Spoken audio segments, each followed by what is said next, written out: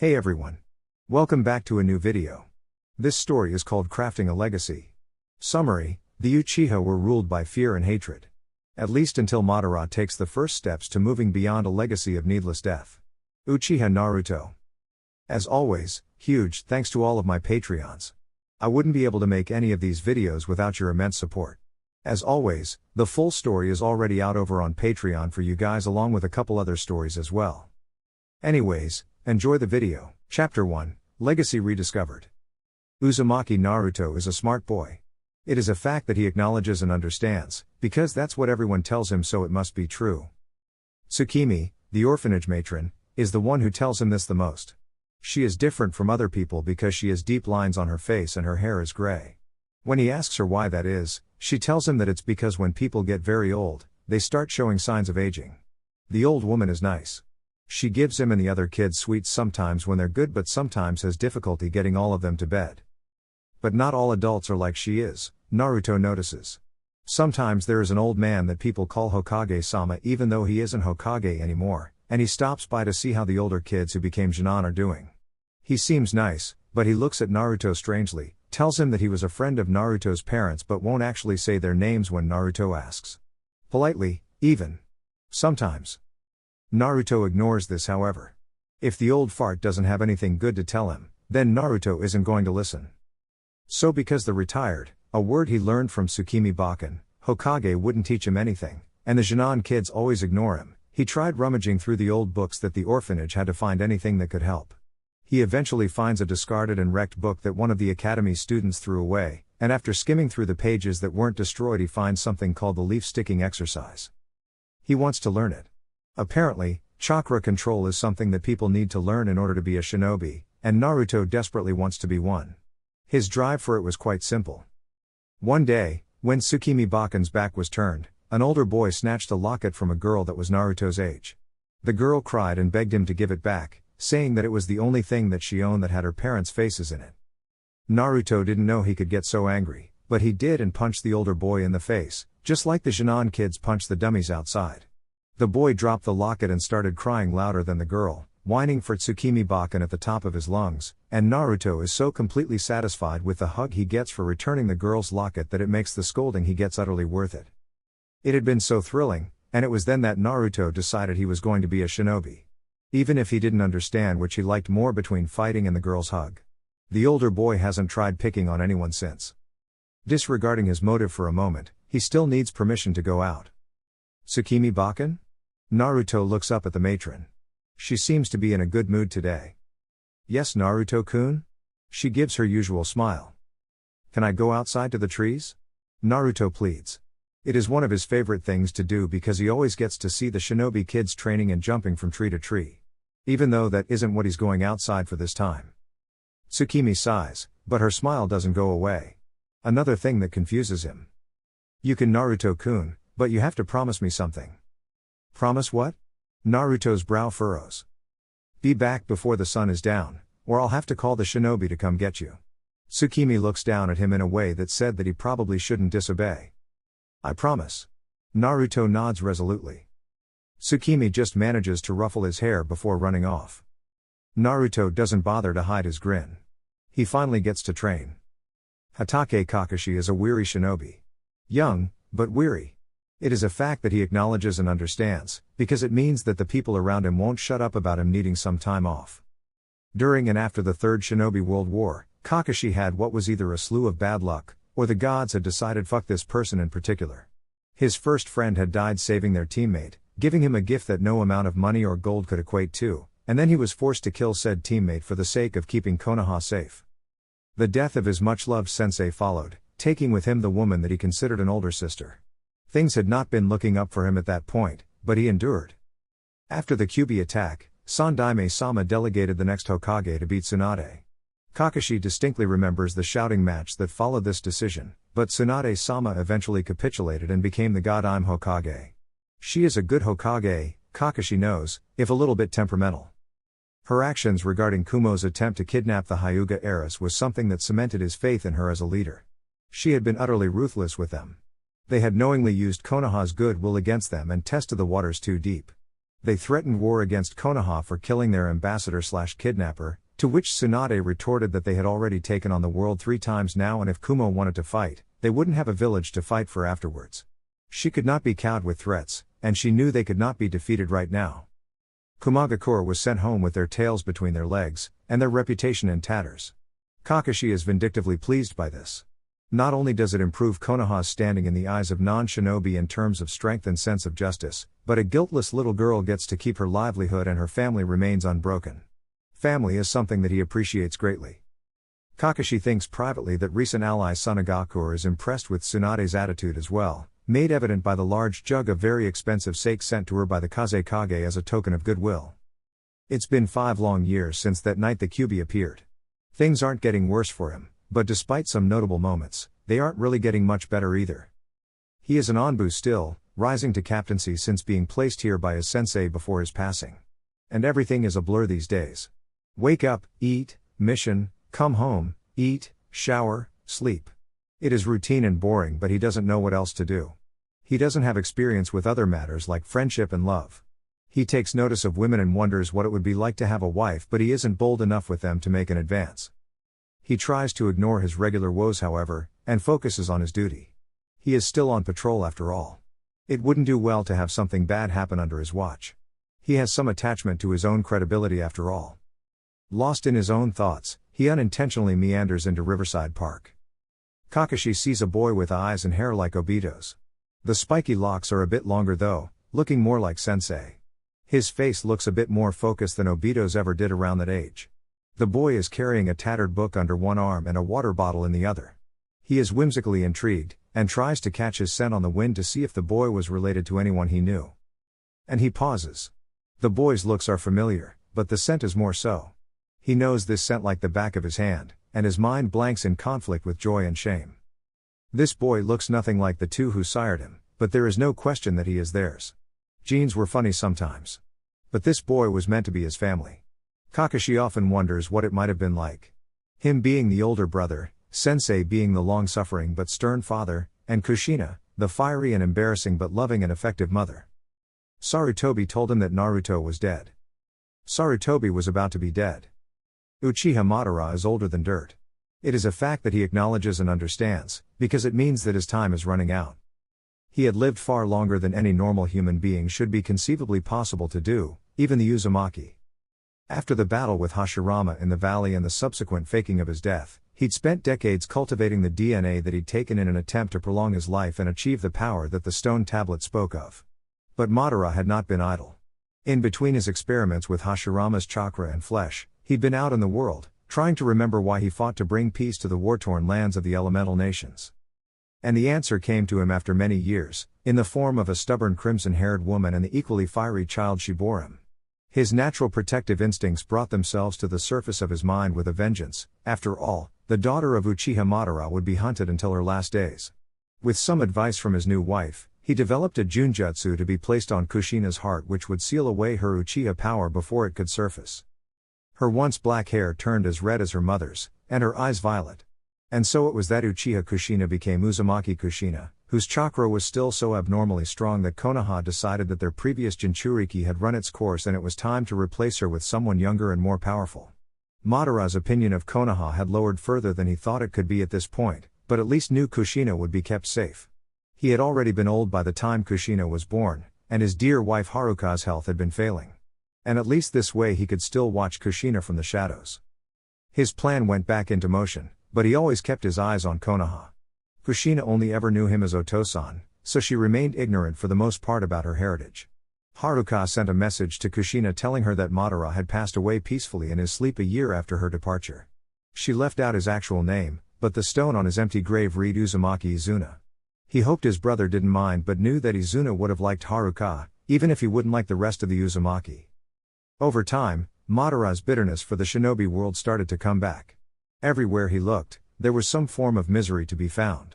His wife was falling incurably ill, the side effect of being treated with infected tools after a scuffle with some Iwa shinobi prodding Uzu's borders. Smaller nations suffered, with orphans created by selfish larger nations. Around every corner of the world, the shinobi nations caused pain. Haruka's death had only made Madara accelerate his plans. By then he had awakened the Rinnegan and summoned the Geto Mazo before he transplanted the eyes into an Uzumaki orphan whose own chakra would sustain the eyes, whilst keeping a spare eye on a boy who held greater potential than even Namikaze Minato or the Sandaime Hokage. As time passed and Obito was in his clutches, he entrusted Kurozetsu and Obito to enact the plan and once again faked his death by using Izanagi, programmed to bring him back after 5 years. After transplanting his original eyes back into himself, he spent some time evaluating the changes to the world, and one single, glaring fact stood out and made Madara's blood boil. Kushina is dead. She and her husband died after Obito ripped the Kyuubi out of her, which told Madara something else, that Kushina had also been pregnant. But apparently, Kushina had sensed that Madara didn't know she was capable of, and before the Yondaime could seal away the Kyuubi into their newborn son, she teleported it away with an advanced Jikuken ninjutsu that took the full remainder of her chakra and life force to do but left the child without any Kyuubi sealed in him. Kushina would have died anyway with the Kyuubi ripped out of her, but Madara admired that even on the brink of death, Kushina would not let her son be used for Konoha's greater good. Sacrifices needed to be made, but Konoha's reliance on the Baijuu to maintain the imaginary balance of power was pure weakness. As much as he hated the fact that Kushina was dead, it may very well have been the best decision. If she had sealed the Kyuubi back into herself, she wouldn't have been able to avoid attention from village officials that would attempt to weaponize her. It would have painted a huge target on her back for not only spiteful villagers but other greedy nations. Minato had died too in a combination of chakra exhaustion and giant claw through the stomach, but Madara didn't mourn the man. Such loyalty to a place like Konoha was enough for Madara to dislike him, and with his grandson now free of the Minato's influence, the boy could be taught to think for himself like a true Uchiha should. Madara didn't doubt that Minato would have tried to get Naruto into the trap of village above all and be self-sacrificial. Madara sighed and stood up, his ancient bones actually creaking as he did so. He knew he didn't have much time left and Hashirama's DNA would only support him for so long, but he could at least spend his last years raising his grandson and turning him into every bit the legend Madara himself was. He would make sure of it. Spiky black hair with a slight blue tint. Check. Charcoal black eyes and a fair but healthy skin tone. Check. Unnaturally powerful chakra and abnormally large reserves. Check. This was definitely his grandson. If it weren't for a DNA test or being able to sense the chakra similarities, no one would have guessed he was Kushina or Minato's son too. The resemblance between Naruto and a young Madara was startling. If he were to hazard a guess, he would say that Naruto as a 5-year-old had as much chakra as Madara himself did at almost 8. Something easily attributed to his Uzumaki genes combined with the Uchiha. Taking a closer look, he saw that the boy was sitting underneath a tree by the artificial extension of Naka River that ran through Konoha from one side to another. This area was particularly quiet regarding civilian foot traffic, which was probably why Naruto chose it for the little chakra control exercise he was doing. It didn't surprise him that such a serene place could be found in Konoha. It was a very large village and there were even a few large parks that could be mistaken as forests within the walls. A leaf was stuck to his forehead. By the bored look on the boy's face, Madara could tell that Naruto had been there a while and had most likely mastered the exercise not long ago. He inwardly praised the patience it took. With reserves like Naruto's, he'd probably been out for hours. Still, that control would remain with him for the rest of his life. Madara also reasoned that now that Naruto had mastered the exercise he grew bored with nothing else to occupy him. He looks up to the sky. Perfect.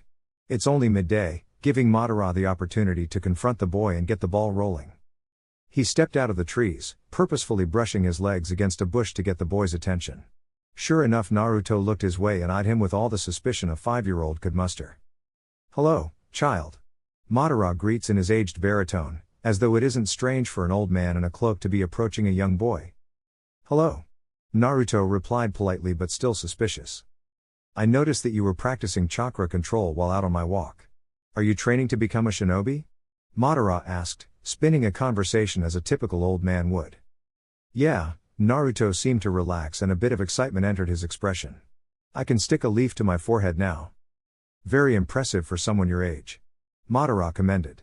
"How long did it take you?" "I dunno," Naruto shrugs boredly. "But it was ages. I came out when I woke up." "How did you learn the leaf sticking exercise? You have to be much older to join the academy." Madara was genuinely a bit curious. "I read it in an old book at the orphanage." Naruto reveals, looking proud, but the look was replaced with an annoyed frown. "The rest of the book was all wrecked though. I don't know what to do now." Madara's lips twitched. So that was why he was looking so bored earlier. You must be good at reading then? He asks conversationally. Naruto nods, expression proud. Yeah. Tsukimi Bakken lets me go early since the other kids can't read so well yet. The woes of advancing faster than your peers. Prodigies often knew it too well. You know, I could teach you something too. Madara offers slyly. Like what? Naruto walks up to him, reservations and suspicion temporarily forgotten. Madara nearly smiles, wondering if he had ever been this trusting as a child. Well, I could teach you some more chakra control. I was a shinobi once too, you know. A strong one. Madara reveals. Really? Naruto seemed doubtful.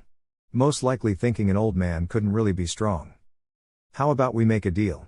If you can master this new exercise before the day is up, I'll come back and teach you ninjutsu tomorrow. Naruto is almost visibly vibrating in excitement.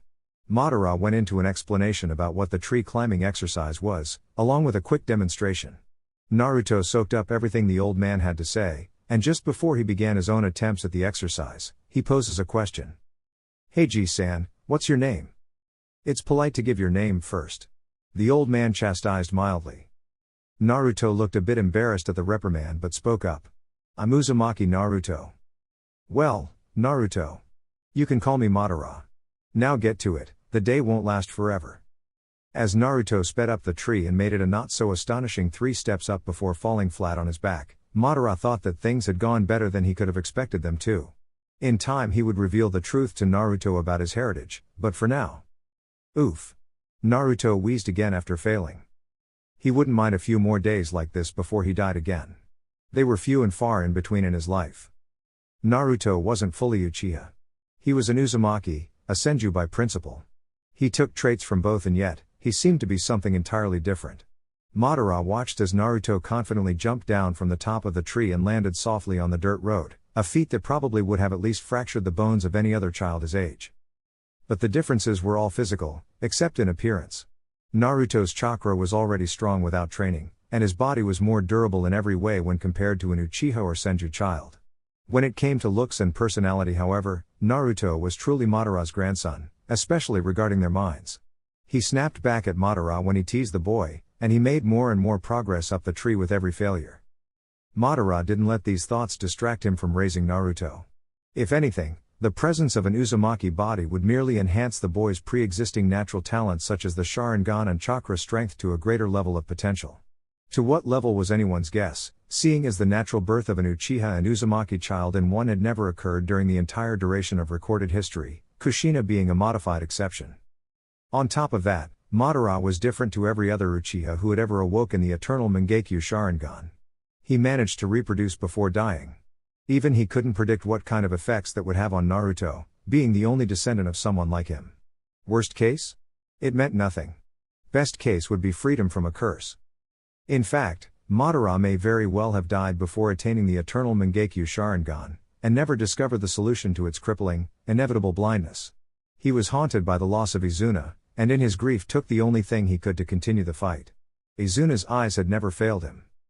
Madara would always remember that day. The day he lost his last brother, and the trust of his clan. I did it. Naruto cheers, snapping him out of his thoughts. I got to the top. You said that you would teach me ninjutsu. I said that I would teach you one, and tomorrow.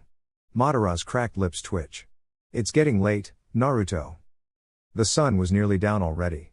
As much as he would like to spend more time with Naruto, it would be suspicious if the boy didn't go back to the orphanage. And from what Madara understood, this was the first time that Naruto had ever trained in the shinobi arts. No matter how much energy and chakra Naruto had, his body wasn't ready for that level of rigorous training yet. Madara would wait until he was certain that Naruto could handle it. Naruto looks around and notices that it's getting dark. His lips tilt down. I should go, Ji-san. Good night, Naruto. Come back early tomorrow for that jutsu. Madara nods stoically. Naruto smiles a bit tiredly, but picks up his book and water bottle and turns down the beaten path. Naruto. The boy looks back and takes in Madara's sharp expression. Don't tell anyone about me. Not even the person you trust the most. Naruto picks up on the seriousness in his tone, and gives him a nod. His expression slackens. The younger between them gives him a wave and runs off. That brat. Madara chuckles wryly. Only 5 years old and mastering Jinan-level chakra control exercises. 2 in one day. That kind of determination was scary in the shinobi world, especially with a lineage like his. He hadn't asked for help, instead going purely on trial and error. He heaves a deep sigh and manages to pick himself up off the bench, using his cane for balance. Things can be taken slowly for now, but he is still plotting. He toils over a plan in his head on how to make his grandson reach his full potential. He is not a good man, but he would do anything for his loved ones. Madara does not stop thinking until he reaches the village wall and the stars are out. He is careful in making sure that no village guard sees him and taps a part of the wall lightly with his cane, just hard enough to push a panel in. A wooden hatch opens up, enough for him to duck under without too much stress on his back. He built this entrance to an underground hideout for his personal use up until he left the village. Judging by the amount of dust that had gathered and how his belongings were all untouched, it seemed as though no one had yet discovered it. No matter. For now, it was just a place to hide between the times that he got to see Naruto. He takes a seat on the wooden throne, dust exploding from the cushion despite the gentle dip, and falls into a deep sleep instantly. Naruto drops into his bed after he eats dinner and has a bath. Big day, Naruto-chan? Tsukimi teases after tucking him in. He doesn't answer. But he does let out a quiet snore into his pillow. Hiruzen has barely a chance to blink before he is picked up by his throat and slammed against the wall of his office. He does take note of a masked man with a red left eye, giving him a glare of pure hatred. Oh dear. This wasn't how he expected his evening to go. Kakashi. Sarutobi splutters, choking on his words. You lied to me. Kakashi's voice is comparatively calm compared to his eyes. Someone steps into the room and gasps in shock. Kakashi. What are you doing? The newcomer shrieks. Sarutobi recognizes it as Shizune, Tsunade's young apprentice. You told me that he was dead, so why? Kakashi's grip tightens. Did I find a child with sensei's and Kushina's scent? The copy nin's voice rose with every word, angrier and angrier. Sarutobi cannot answer. Partly because he doesn't think that the for your own good and his excuse will do anything to soothe the Onbu's anger. Mostly because his throat was being crushed. Suddenly he is dropped and he falls to his knees. He gasps for air, mouth moving like a fish out of water. Kakashi. Another voice barks. Tsunade this time. What the hell was that about? Answer me. He told me that Naruto was dead. Kakashi's voice is consumed in frustration, enough to ignore protocol. I found Naruto playing near the river. Why? Why wasn't I told? Naruto? Tsunade's hard tone is replaced by confusion. What do you mean you thought he was dead? Sarutobi realizes that things will not go well for him when she finds out what he has done. After Sensei and Kushina, Kakashi swallows thickly. Died, Sarutobi told me that their son was dead. But I found him. He was meant to be my responsibility. Kakashi, I need you to calm down. Kakashi heeds her words, but does not stop his hateful glare. What's your excuse? Tsunade asks him, a bit menacingly. Lying to one of my shinobi like this? The village, he rasped desperately. The village was weak. Kakashi-kun was needed. Kakashi would be of greater use with passable mental health. You're going to have to come up with something better for undermining my authority like this. Tsunade interrupts him ruthlessly. Tsunade turns away from him in mute disgust. It breaks his heart that another one of his precious students feels that way about him. Shizune, take Kakashi to the waiting room. Tsunade orders. I need to have a word with my former advisor. Why yes, Tsunade-sama. Shizune hoops her arm around Kakashi's and drags him out, pointedly looking away from Hiruzen. Kakashi allows her to lead him out, but his Sharingan is glinting more viciously than any Uchiha that the old man has ever met. There is a moment of silence while the Sandaime drags himself back into his chair. He wasn't going to lie to himself, he was truly terrified of what Kakashi could have done to him if Shizune-chan and Tsunade hadn't been there to save him. There was a reason that he was only an advising old man. He was well and truly beyond any combat capacity he might have had a mere few years earlier. I don't think that I need to tell you that you're being asked to leave. Tsunade starts off. This manipulative behavior has a time and place, when it serves to protect Konoha and its subjects. Hiding this from Kakashi was a bad idea, but what I'm confused about is why you thought it would even work, even if it had been the right thing to do. I can't trust your input any longer. The hardness in her tone has returned. But it is the truth that hurts him more. So he nods silently. Good. Tsunade nods in satisfaction. Tsunade steps out of the room, no doubt to assess Kakashi's current state. Hiruzen silently despairs at her cold dismissal, But having things put into perspective like that makes him realize that he had probably only made things worse, and he knows that he has brought his suffering upon himself. Deep down, Hiruzen acknowledges that maybe he had put the village itself before the subjects too often. He thought he was doing what was best, but it should have been obvious that an emotionally traumatized boy like Kakashi could have been thrown completely off the deep end and become a gigantic flight risk. Because of his stupidity. Kakashi's constant enduring of underappreciation and mental stress speaks well of his character, but not of the people he is supposed to protect. They remain ignorant of the perils he goes through each and every day. Hiruzen wipes his eyes and picks up his belongings. He has no right to interfere anymore. Orochimaru was lost to him long ago and Tsunade was seeing him for what he truly was. He only hoped that his last student would see him as he always had. Tsunade sighs as she steps into the hall. It was just one thing after another today. Though to be fair, she hadn't expected Kakashi of all people to assault a former Hokage. Seeing Naruto must have riled him up beyond his normal sense of calm. Naruto. She'd heard whispers of another prodigy to be from teams that babysat at the orphanage. They would complain about one boy in particular that was a handful, even for the Jounin.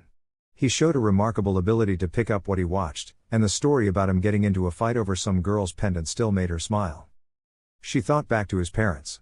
She wasn't actually well acquainted with Kushina, despite the relation, but she did know Minato. Mostly because Jiraiya wouldn't shut up about him when the kid was his student and always brought Minato with him when he saw Tsunade, if only to show him off. The kid was flaky and annoying, but both he and Kushina had been taken before their time.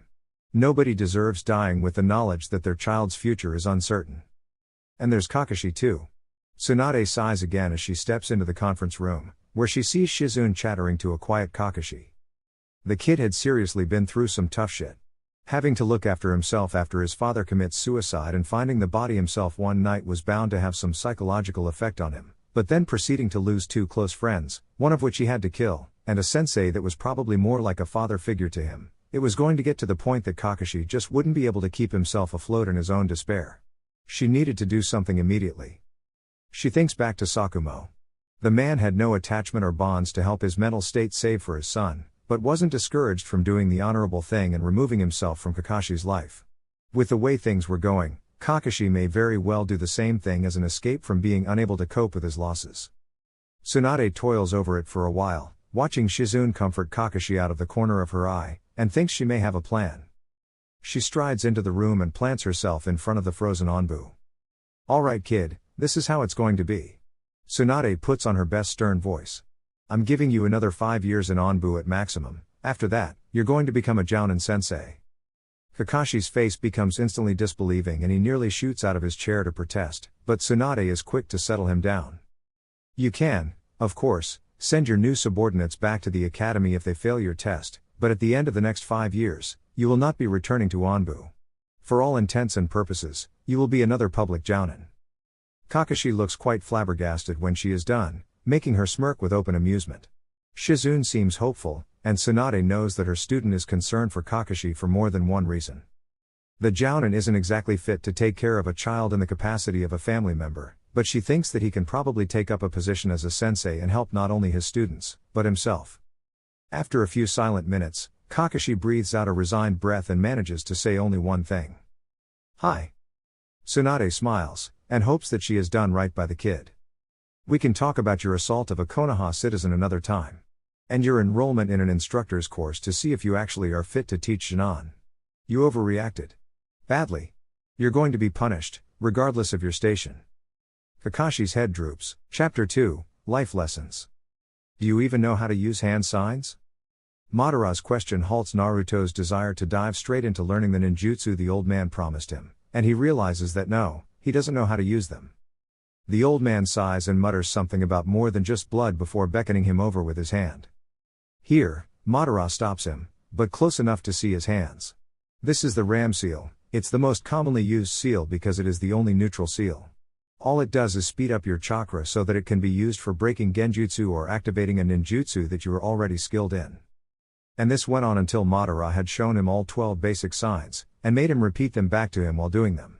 A correction here and there, and nearly half an hour later, Naruto could perform all of them well enough to perform a jutsu. The seals you need for this jutsu are first, tiger, ram, monkey, boar, horse, and tiger again. Madara weaves the signs as he says them and takes a deep breath. Facing the river, he breaths out the jutsu. Katen, Gokakyu no Jutsu. Naruto gulps when a house-sized fireball engulfs his vision. The old man's hair billows behind him as the jutsu boils the water and cooks whatever is unlucky enough to be caught under the gigantic flame.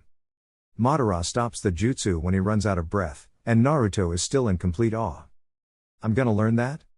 He is given a gentle push from Madara's cane and it's enough for him to clumsily fly through the signs 3 times before getting them right enough for a first attempt. Madara turns and sits on a wooden bench.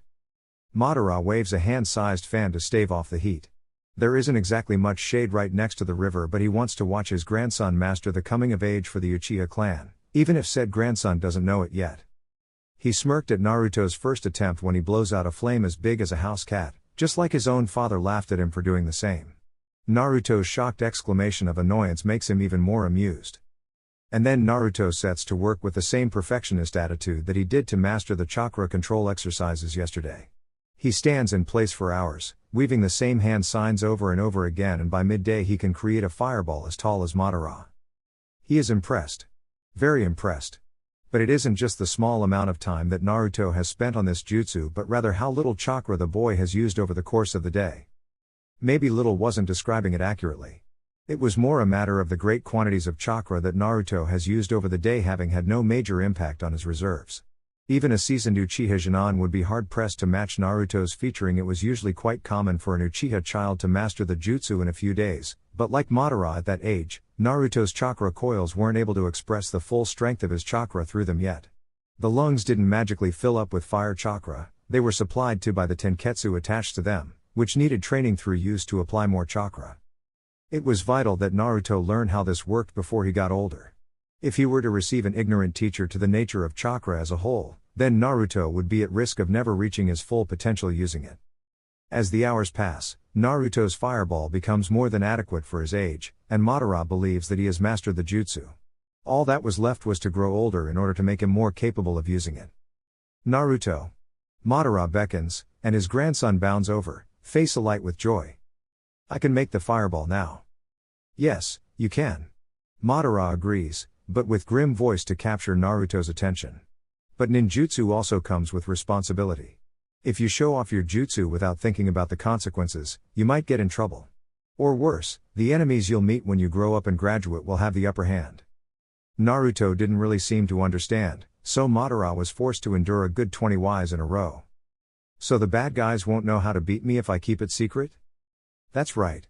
Good lad. Naruto beamed. It is the first of many lessons subtly taught, enough that Naruto's young mind would keep it up without questioning it. Over the course 3 years, Madara was forced to realize that in his current condition, there were just some things he could not do for Naruto. Naruto had just turned 8, which meant he was finally ready to start Shinobi Academy. He would be bouncing if Gigi hadn't been strict about being too emotional or whatever. He was done with kiddie school. He was allowed to be happy. Tsukimi Bakken had equipped him with some flip-flops and a kimono shirt, and some pencils and books that he was supposed to need. He recognized one of them as a book he learned the leaf-sticking exercise from. It was nice looking at a new one instead of the tatty one he had before. Gigi always said you should take care of your belongings, especially your equipment that you need. There were lots of kids around. He guessed they were going to be his classmates. It was kind of funny how they all looked like baby versions of the adults standing with them. Was that normal? Maybe he needed to ask Bakken. Gigi knew a whole lot too. Uzumaki Naruto. His name is called by a man with a scar on his face. He steps forward, arm raised. Here. Several adults look at him. It makes him feel a little shy, the way they speak to each other in hushed whispers. Naruto doesn't like it. Who can tell me the 2 founding clans of Konohagakure no Sato? A pink-haired girl raises her hand. Your name again, please? Iruka-sensei is very polite. Not like the previous teachers. Haruno Sakura. She chirps, standing up. The Senju clan and the Uchiha clan. Very good, Sakura-chan. Take a seat. Now, can someone else tell me who the leaders of those clans were? Senju Hashirama. A boisterous voice shouts from the back row. Naruto looks back and doesn't recognize them as one of the clan kids. Raise your hand if you would like to answer. Iruka-sensei ignores the shout, so Naruto raises his hand. Name? Uzumaki Naruto. He stands up. Senju Hashirama was the leader of the Senju clan. That's right. Take a seat. He does so as the loud boy in the back squawks indignantly. It almost makes him smile. Iruka speaks up again. I heard one of the clan leaders' names, but not the other. Can someone tell me who the other leader was? His eyes seem to trail deliberately over another dark-haired boy's. Said boy raises his hand. Uchiha Sasuke, he stated without being asked. The leader of the other clan was Uchiha Madara. What? Naruto couldn't stop thinking about the name Uchiha Madara, but he didn't see Madara for nearly a week. I waited for you but you didn't show up. Naruto scowled. His youthful petulance had only been tamed so much. Don't be so quick in jumping to conclusions. You failed to notice that you were being watched last week. Watched? Naruto looked alarmed, but was also trying to hide his guilt at sounding so pushy to the old man that was teaching him. Yes, I did not reveal myself because it seems that your fellow orphans decided to follow you here. Madara revealed, purposely adding a mite of annoyance to his voice. You need to practice taijutsu anyway. An old man like me can't do anything more than tell you what to do. That might work for jutsu but not for things that will hit you back. Naruto looked more guilty, but it seemed he didn't want to completely concede fault. He could have a worse trait in Madara's opinion. Not wanting to give up was a valuable behavior, but knowing the facts and choosing his battles was another thing Naruto needed to learn. But why does that matter? You could have taught them too. I also don't want to train them, Naruto. I chose you to train for a reason. Madara baited. But why? Was the golden question. Madara smiled. All I will say is that we have a connection, and you have vast potential. You can find out yourself exactly why it is that I am interested in your growth in particular. Konoha has a wealth of information at its disposal, and its history since the foundation of the village is well recorded. Figure out our connection, and then you will understand. You have my name already, and you have yours. Start there. Naruto stayed silent while Madara sat down on the bench.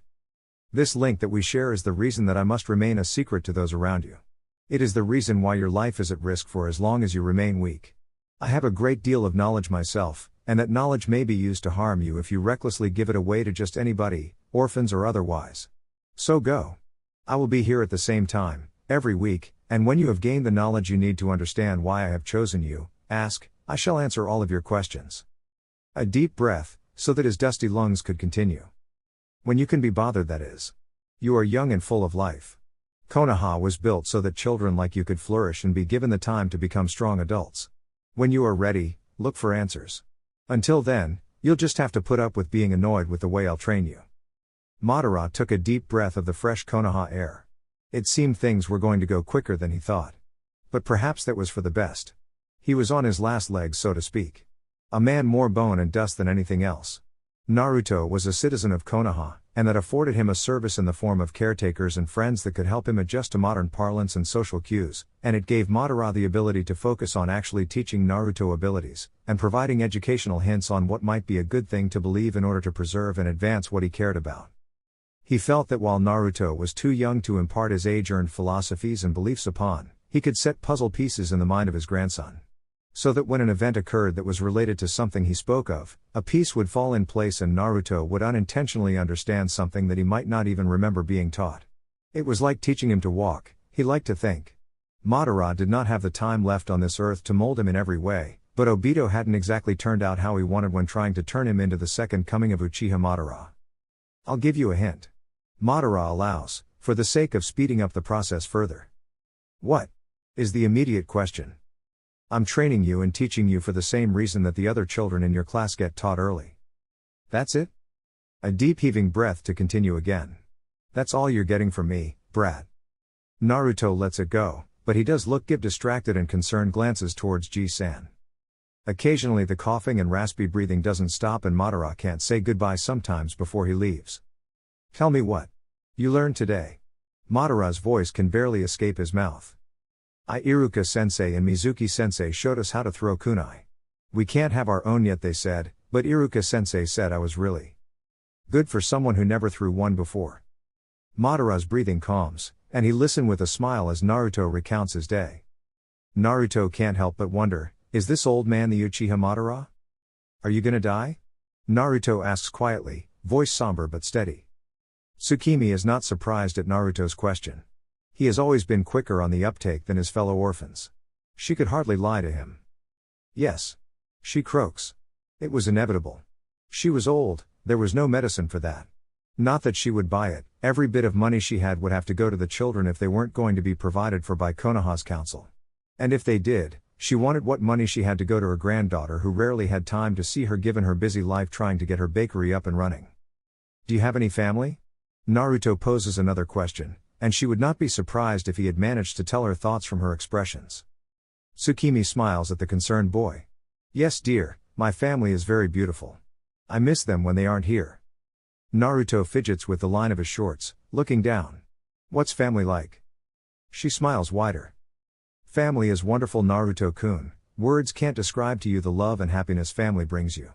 One day you're going to have a family of your own, and you'll realize too that there is nothing you won't do to protect and make them happy too. She goes on to tell stories both funny and sad at Naruto's behest, and unknowingly impresses upon him. Family is wonderful. Naruto and the other orphans are not woken up by Tsukimi the next morning, and Naruto has decided it's his responsibility to let someone know. His first and only stop is the Hokage's office. He doesn't bother going to the academy for the rest of the week. Tsukimi Bakken died. I dunno what to do now. Shizune kneels down before the crying boy and pulls him into a hug. Don't worry sweetie, everything's going to be fine. Naruto is one of few that are given their own apartment, with a caretaker that stops by once a week with some frozen meals and teaches him how to cook and clean. He is one of the only kids at the orphanage who isn't placed into foster care after the process is rushed following Tsukimi's death. And he thinks he knows why. His first encounter with death is something he remembers intensely. Gigi. Are you my grandfather? Yes Naruto. I am. Single Tomoe Sharingan meets triple Tomoe. Training barely changes, but Madara is going in full force teaching in comparison to before. It is true that small chakra reserves are easier to control at first, Madara agreed after listening to what the academy instructors had to say about it from Naruto. However, easy doesn't always mean best. Some chakra control exercises can't be learned unless you have a certain amount of chakra. People not born with the potential for large reserves like you or myself could never hope to achieve the utmost perfected chakra control. Why can we learn it and other people can't? Naruto asks astutely. Madara had known at some point he would need to explain exactly what made them different to normal people. He hadn't expected Naruto to catch on so quickly. Shared smarts was a blessing and a curse. I will only explain this to you once. You must never tell anyone what I am about to tell you until you are powerful enough that it won't matter. Do you understand me? Madara's question was firm, and his eye dangerously sharp. Naruto only nodded in response. His Sharingan read Madara's lips so that he could remember forever. Good, Madara sighed and leaned back into the wooden throne. I will first need to tell you the history of the Uchiha and Senju. And it went on for nearly 2 hours. Naruto sat patiently but enraptured with Madara's tale. The Uchiha bloodline's origin, the link between the Senju and Uzumaki. Just what it was that he and Madara were different from the rest, with an embarrassing speech on how babies were made thrown in. To Naruto, it may have well been torture. He regretted asking after the first 5 minutes. Your mother, while not showing it in any way, possessed my genes which were passed on into you. That is why you look so different to your parents, because you look like me instead. But why aren't they here? Naruto asks morosely. Why did they die if they were so strong? Madara stays silent for a few moments, looking at his hands on the top of his cane. It is because of me. Madara states in monotone. My dream to bring peace upon with world drove another like-minded man to take up my goal, Tsuki no Mi. What? Tsuki no Mi was my plan to force the world into an inescapable, perfect genjutsu. One that would control all beings to submit, and each person would have their individual utopia to reside in forever. The problem with my plan was that I needed the Rinnegan, the combined DNA of Uchiha and Senju, along with a 9-by-Juu, and a lifespan that would allow me to fulfill the plan at the correct time. I did not have that time, so I made an apprentice out of an Uchiha to fulfill it for me. What's that got to do with Ka-san and To-san being dead? Naruto asks, stomach dropping. Madara looked up from his hands, and Naruto is reminded that the old man isn't strong enough to keep the Sharingan on all the time anymore. A fading charcoal eye looks him in his crimson ones. Naruto held his tongue. He wanted to shout out all of the anger that was boiling in him. He didn't want to say something that would turn the only person he had against him. Naruto. Madara calls, softer than he ever had. No matter what I have done, and how evil I may appear to you now, you can always trust that from now on, I would do anything in my power for you. How am I supposed to believe you? Naruto leapt to his feet, face red with fury. You still haven't told me why they're dead, and now it feels like you might have killed them. I haven't done anything since meeting you to make you believe that I am your enemy. At least listen to my words before you decided to kill me. Naruto looked stunned.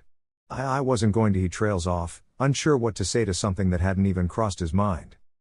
Madara looks like he misjudged the reaction too by the way he sucks his lips in, a semi-frustrated expression.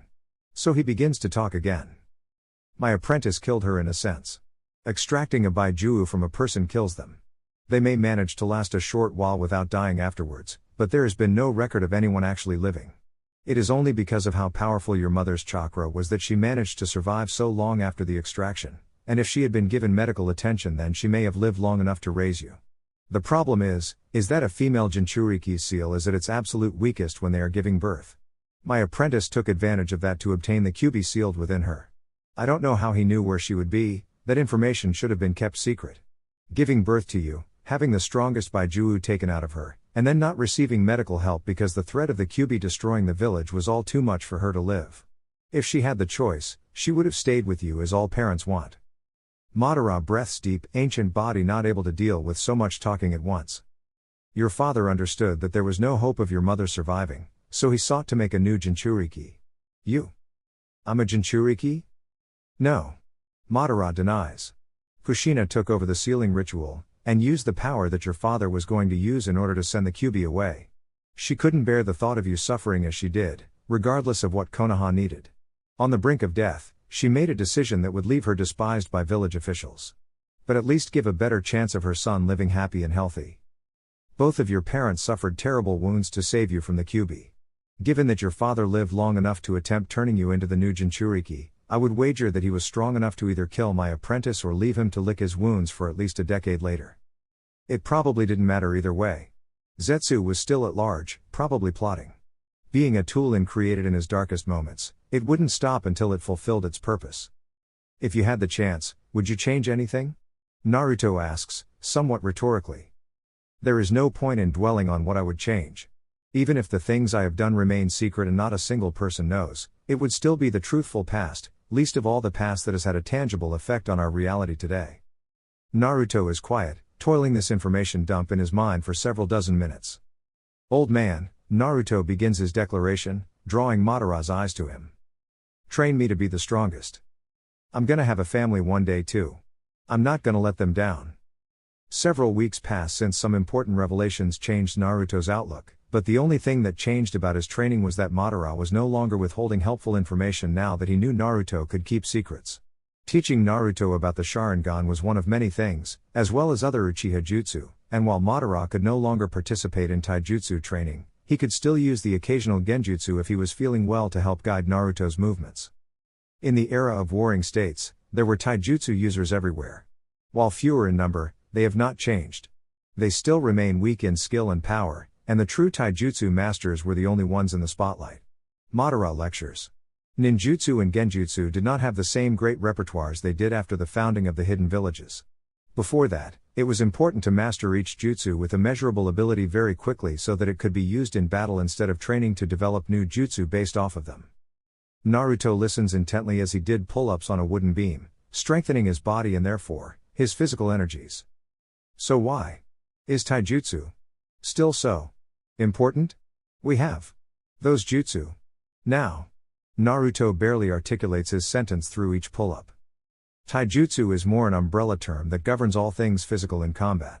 It is not just forms of martial arts, it is the chase as an enemy runs, it is the speed at which you evade kunai, shuriken, sword strikes, and even jutsu.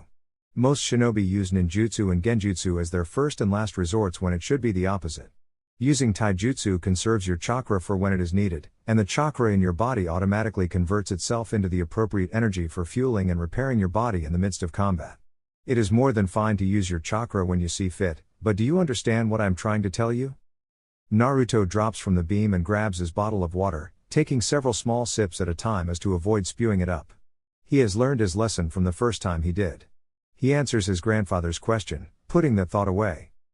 Don't leave gaps in your skills. Naruto states. And what do you mean by gaps? Madara presses, making sure that his charge had practice in conversation and also to find out if he had taken his teachings to heart. If you rely on any skill too much and it doesn't work, you might not have any other options to win. Naruto sits down, legs sprawled out. You can't do anything if the only thing you're good at keeps getting countered. If you're not the best as you can possibly be in a world where people can pretty much do anything with chakra, there's always going to be someone better than you to take away everything. Good. Madara leans back in his chair, but not taking his eyes off of Naruto's exhausted but thoughtful face. Something was clearly bothering him though. Could he have the right answer, that took him so long to discover himself? What bothers you, my grandson? Ji-san. Naruto addresses quietly as he looks up at Madara. Can your chakra get stolen? Close. So very close. It depends on what you mean. Madara indulges. I mean, taken away forever. What if I couldn't use chakra anymore? Perfect. Possibly, Madara replies. But it is not a simple matter of just being unable to use chakra ever again. Chakra is built into our bodies from conception, to birth, and to death. If you took chakra away from someone who wasn't a shinobi and never learned to use it, the same effect would be created by doing the same to people like us who train our lives to use this power. They, and we, would die. Naruto looks a bit disturbed at that, and with good reason. I thought Naruto cuts himself off. Didn't you say that the Rikudo Sennin gave humans chakra? Why would he give us a weakness like that? I told you the legend of how the Rikudo Sennin brought peace to the world, by giving humans chakra and teaching them ninshu for cooperation and the active facilitation of peace. Madara corrected, inwardly thrilled that he actually has someone to talk about the point with. You say legend like you don't believe that's the truth. Naruto observes, dark eyes showing curiosity and not disregard or rejection. Legends are often derived from actual truth. Madara acknowledged. But just the same, they are hardly ever the real truth. You observed yourself just now that the glaring weakness of all beings is that their chakra can be drained from them, killing them, so it stands to reason that we should question why exactly that is. Did the Rikudo build this weakness into us on purpose, or is it something necessary tied to our biology that we need to have this weakness for the Rikudo to teach us how to use chakra in the first place? Naruto considers this for a few moments. I think both could be as likely as each other. Naruto thought aloud, eyes narrowed in thought. I don't know anything that could say that the Rikudo Sennin was really a good guy fighting for peace. Maybe he used pain and death to terrorize people into submitting to his will of peace? Reasonable, given the information I have taught you. Madara admits. But the Rikudo would have left a darker legacy upon the world had that been the case. After he died, his sons continued a legacy of war between them, as evident by the never-ending conflict between the Uchiha and Senju, and it could easily be argued that they are the cause of the 1,000-year strife in the era of warring states. It was they who showed the world how to use chakra against your fellow man. It could have been that they were using what they were taught by their father, but it is more likely the reason behind the conflict was because of personal behavior instead of their father's legacy. Why is that more likely? The sage is just a legend now, it's not like there's anyone left that still practices ninshu. True, Madara admits. But consider what I told you before.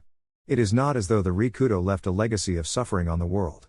The hearts of the people he brought peace to did not change, only their perceptions of his sons. He went far and wide, to every corner of the world to spread his religion, and they passed on their knowledge to their offspring, teaching them that the sage was a man of goodwill and that his sons were misguided and irresponsible, and that is a legacy that was still visible in the world until less than 100 years ago. The Uchiha and Senju were regarded as nothing more than warmongering tribesmen, undeserving of the power they were born with. But then they forgot. Naruto realizes. When the Uchiha and Senju banded together, everyone else banded together too in desperation so they would have the power to fight back, when the Uchiha and Senju both wanted real peace for once. And so they forgot their own legacies, and brought upon the age of the hidden village. Madara smiles, pleased at his grandson's reasoning. They sought more and more power and then forgot why over the span of 100 years, before sinking into the same pit they sought to never fall in. Might is right. They became even worse than the Uchiha and Senju ever were. They employed tactics such as attacking small and harmless communities to provoke responses from other villages, and kidnapping children with Kekkei Genkai in order to give themselves strength, instead of earning it on their own. Like Ka-san. And the Hyuga girl. Indeed. Was all Madara had left to say on that matter. But back to what I was saying earlier. Everything has a weakness. Individual jutsu have weakness in opposing chakra natures, genjutsu can be broken, but only think on this weakness of possessing chakra that could be stolen as something you need to improve all of your skills for. Chakra can only be stolen by jutsu more powerful than the chakra itself. It is a natural weakness in your body, but it can be improved, even though the answer for the occasion may not be as simple as having stronger chakra. We have talked about this. Do not rely on a single thing to save you, or that thing will betray you by not being what you need it to be. Not even the Sharingan can be the key to open every lock. A labored breath. Perhaps it's better that you experience it for yourself. Combat will be revealing for you. Madara hands the boy a fresh-looking, small book. Bingo book, Land of Fire South. Pick your mission well, and do not leave until you are certain you are ready to. Getting blood on your hands for the first time is no simple matter. A terrible incident involving their distant relatives occurs, and Madara has little good to say about the dead. He seemed to have a view on family that kept his immediate relatives in higher regard. They got what they deserved. How cruel, grandfather. Do you not love your family as you love me? Madara doesn't so much give an eye roll in his grandson's sarcastic remark. Naruto was well aware what Gigi thought about those who betrayed him. There was only one survivor. Sasuke is in my class and it was his big brother that did it. Weak. He didn't finish the job. Mean. Madara goes off on another lecture. The fact that even one survived means that there may be some foul play, and I doubt that just one man killed an entire clan. No, there may be more to this tale than meets the eye. Perhaps my apprentice lived after all. Naruto narrows his eyes. Madara smiles at that. It was easy to stoke the flames of determination within a hot-blooded boy like his grandson. What would you do if I were to die tomorrow? Before or after I stopped laughing? Naruto is back to being dry. Madara's brow twitched at his grandson's response. Suddenly, his sense of humor wasn't so funny when it was turned against him. As it was, however, Madara whacked him on the head with his cane. Ow! You're a wily little fox. What happened to the rugrat that used to beg me for jutsu? He realized he was getting the jutsu either way. Naruto made an annoyed face. Too bad you're a brat who can't use them all yet. Madara dismisses that comment. His grandson might think he was going soft. You'd keel over if you tried one at your age, old man. Children these days. No respect and no skill. Old people. Mush for brains and smell no matter how much they shower. Naruto yelps when Madara strikes him again with the cane. All right. Under the cover of night, 9-year-old Uchiha Naruto moved swiftly through tall trees and windy weather. His grandfather told him this would be his final test. If a shinobi was to thrive in this cursed world, no matter their lineage, then they must learn to kill. Naruto had spent the past week tracking a group of missing nin that had been terrorizing neighboring towns of Nami no Kuni. He had a sword tucked to his waist in order to compensate for the lack of reach he had on adults. No matter how unskilled they were, they still had bigger bodies. If they managed to grab him at his size and physical strength, it could be all over. He extends his sensory ability, and finds his prey within it. 13 signatures. Good. They're only a few hundred meters away. His Sharingan swirls into life, and 3 Tomoe in each peer ominously into the darkness. Naruto reaches the camp, and sees what his sensory power could not. 4 women and a child locked up in a slave's cage, looking unharmed for the most part but still terrified. Their chakra resonates in distress. Don't you worry now, sweethearts, a shabby-looking man leers at them. We're going to take real good care of you, ain't that right, boss? The man looks around when he doesn't get a reply. Boss? Bo-urk. He drops to the cold ground when a kunai hits him between the eyes, and unfortunately draws the attention of the rest of the camp. Naruto swoops in behind another bandit before more alarm can spread and puts his sword through the rogue's back out of his chest. There he is. Another howls, and the last 5 turn to the intruder. He's just a kid. The same one exclaims. That brat still killed the boss. Get him. The bandits draw the swords and descend upon Naruto. One swipes clumsily, hoping to catch the boy in the chest and end it quickly. His underestimation rewards him with a quickly flicked kunai in the throat. The remaining 4 are more cautious in approaching. But to Naruto, it doesn't matter. They all die tonight. Not fighting the surge of adrenaline, he attacks the one who is holding his sword a bit too loosely and gives the blade a good push to one side with his own. He quickly makes a chopping motion against the bandit's hand, lopping off several fingers. He is forced to dodge an incoming kick from another before he can finish the man off, and reels back when the erratic swipes attempt to make him flee. His attacker resembles a weed in the wind with how haphazardly his arms are moving, and all Naruto needs is one swift cut to the culprit's head, going straight down vertically from the top of his head, and when the sword stops, it is resting in between two halves of a nose. The last two attackers halt in their tracks unwillingly, and drop to ground like puppets with their strings cut upon gazing into Naruto's hypnotic eyes. Naruto has a perfect line to finish of the two unconscious bandits and the other one currently screaming his head off after losing his fingers. He sheathes his sword and weaves his hands through several hand signs as he takes a deep breath. Katen, Gokakyu no Jutsu. The screaming intensifies for only a moment, and disappears before their ashes do in the wind.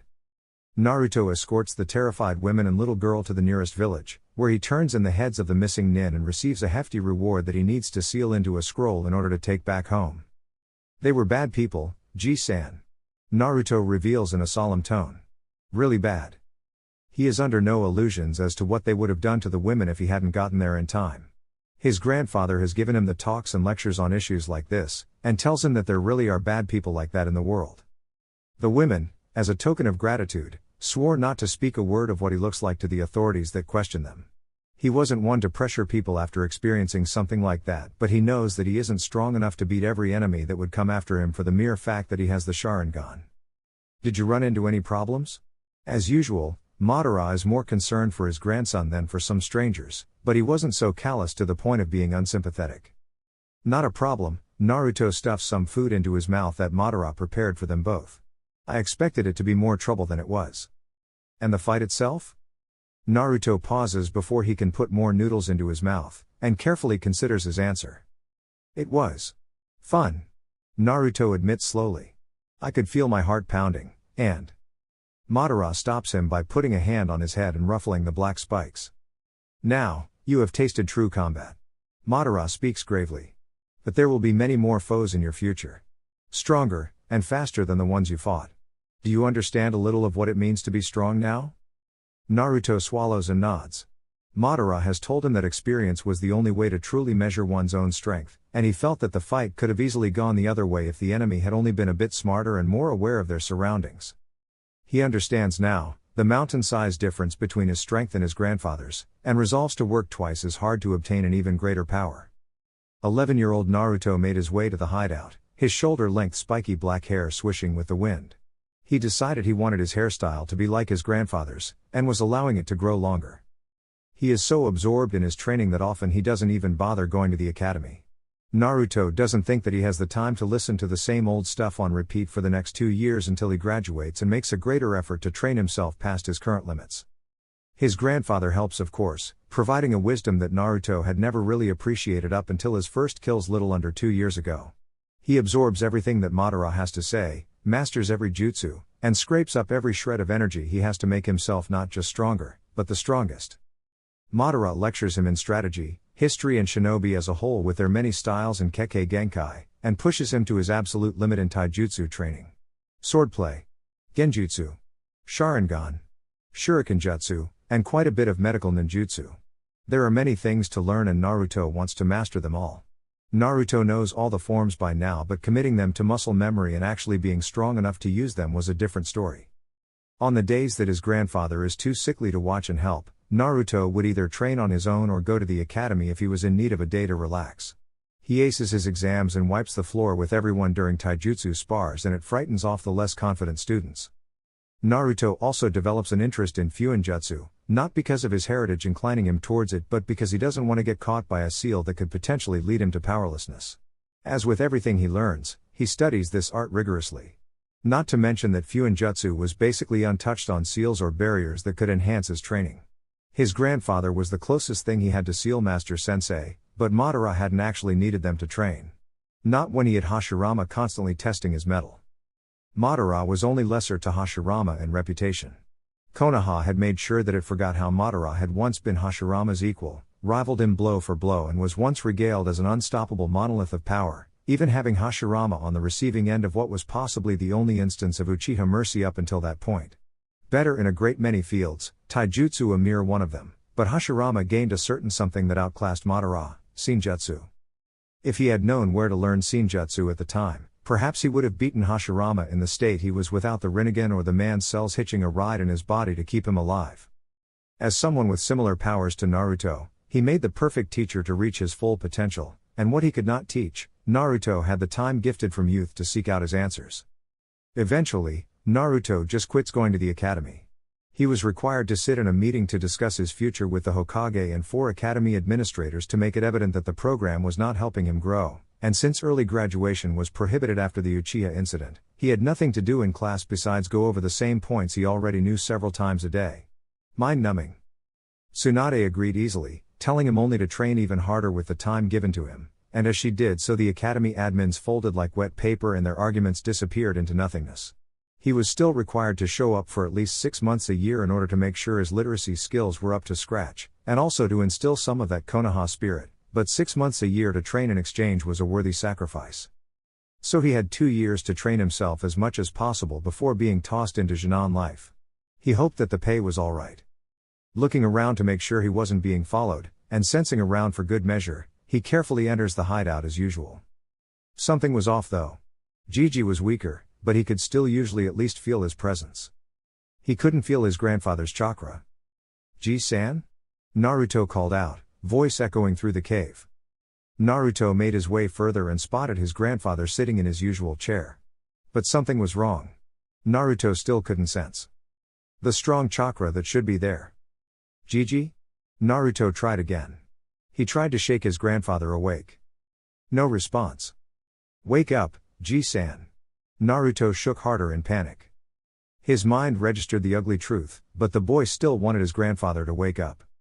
Naruto collapsed to his knees, and for the second time he could remember, broke down crying. He sat there on the dirty cave floor, and remembered the times he shared with the last of his family. 6 months later. Tsunade smiles as the young Uzumaki enters her office. Naruto picks the days well to ask for help, seeing as no one else was around. Happy 12th birthday, Naruto. More stern and serious than she remembers. Thank you, Hokage-sama. What you here for? She asks him casually. I want to take the graduation exam. You have good timing. Your age group is about to go through their own exam. If you can wait 2 weeks, you can take the test with them. I can. Naruto replied simply. Good, Tsunade smiled. I need you to wait while my assistants get the paperwork ready. You will need to attend the last few weeks, but I probably won't be able to get you in time if you sign up any later. Are you sure you still want to go through with it? I am sure. I do not want to wait any longer than I need to. All right then. Take a seat in the waiting room. Shizune will be there as soon as she can to help you fill in the forms. Soon being 10 minutes later, and yet it still felt like forever. Uzumaki Naruto? Shizune calls. Naruto stood up and approached her, glad the eternity of waiting was fading away. Sorry to keep you waiting, Shizune gives a sheepish smile.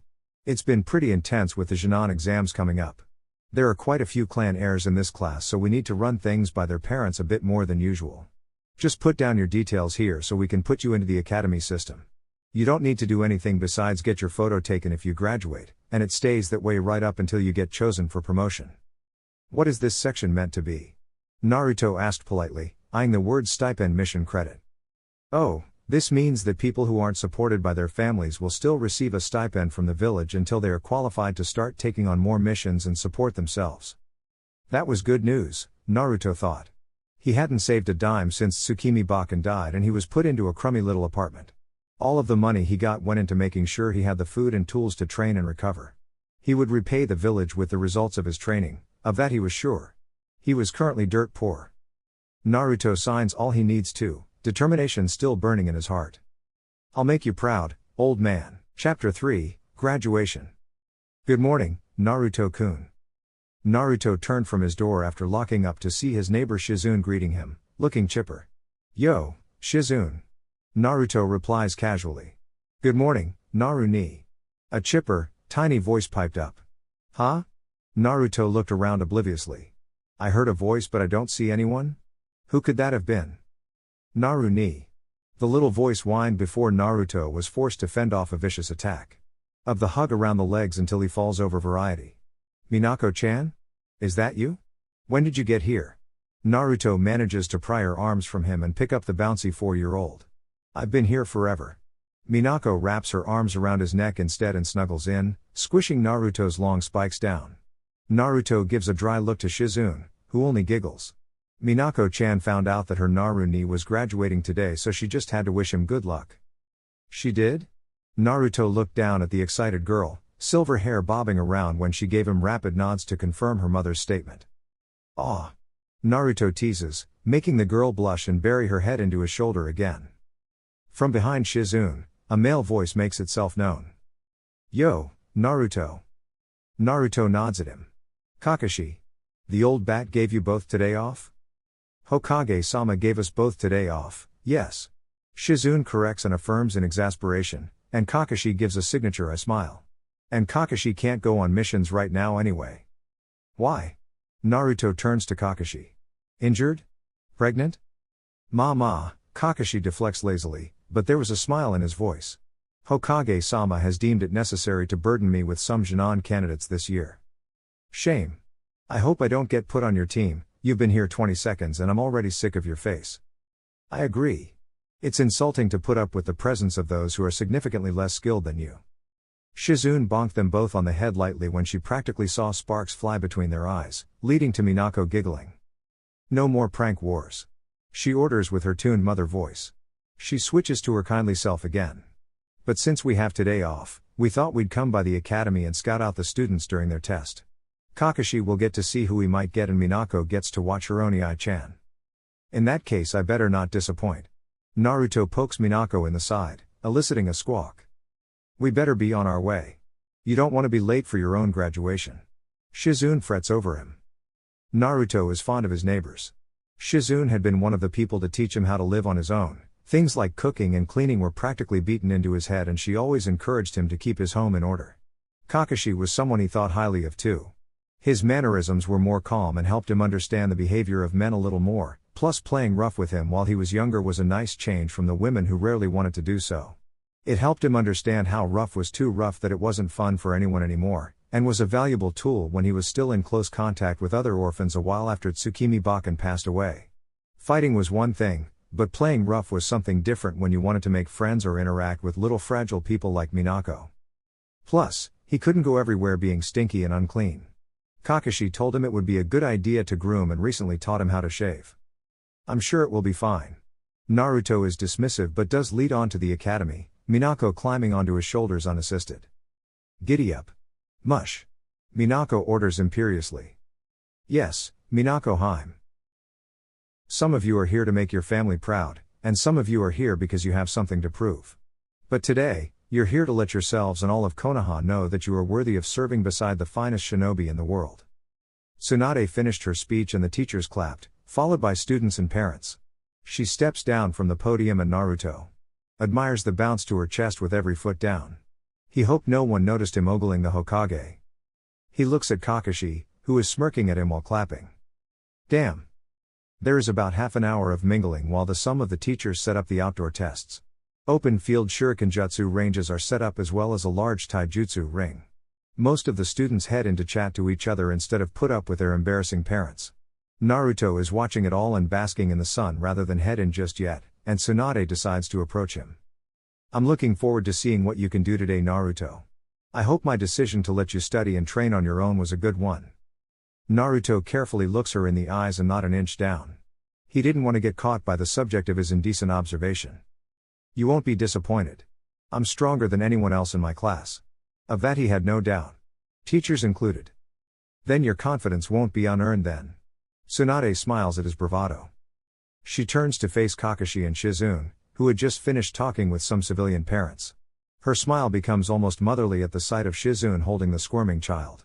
She turns her attention to them and Naruto heads into the academy. Tsunade-sama.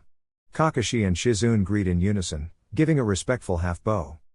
I see you decided to see who you'd be sending back to the academy this year. Perhaps I'll be unfortunate enough to have a good batch instead.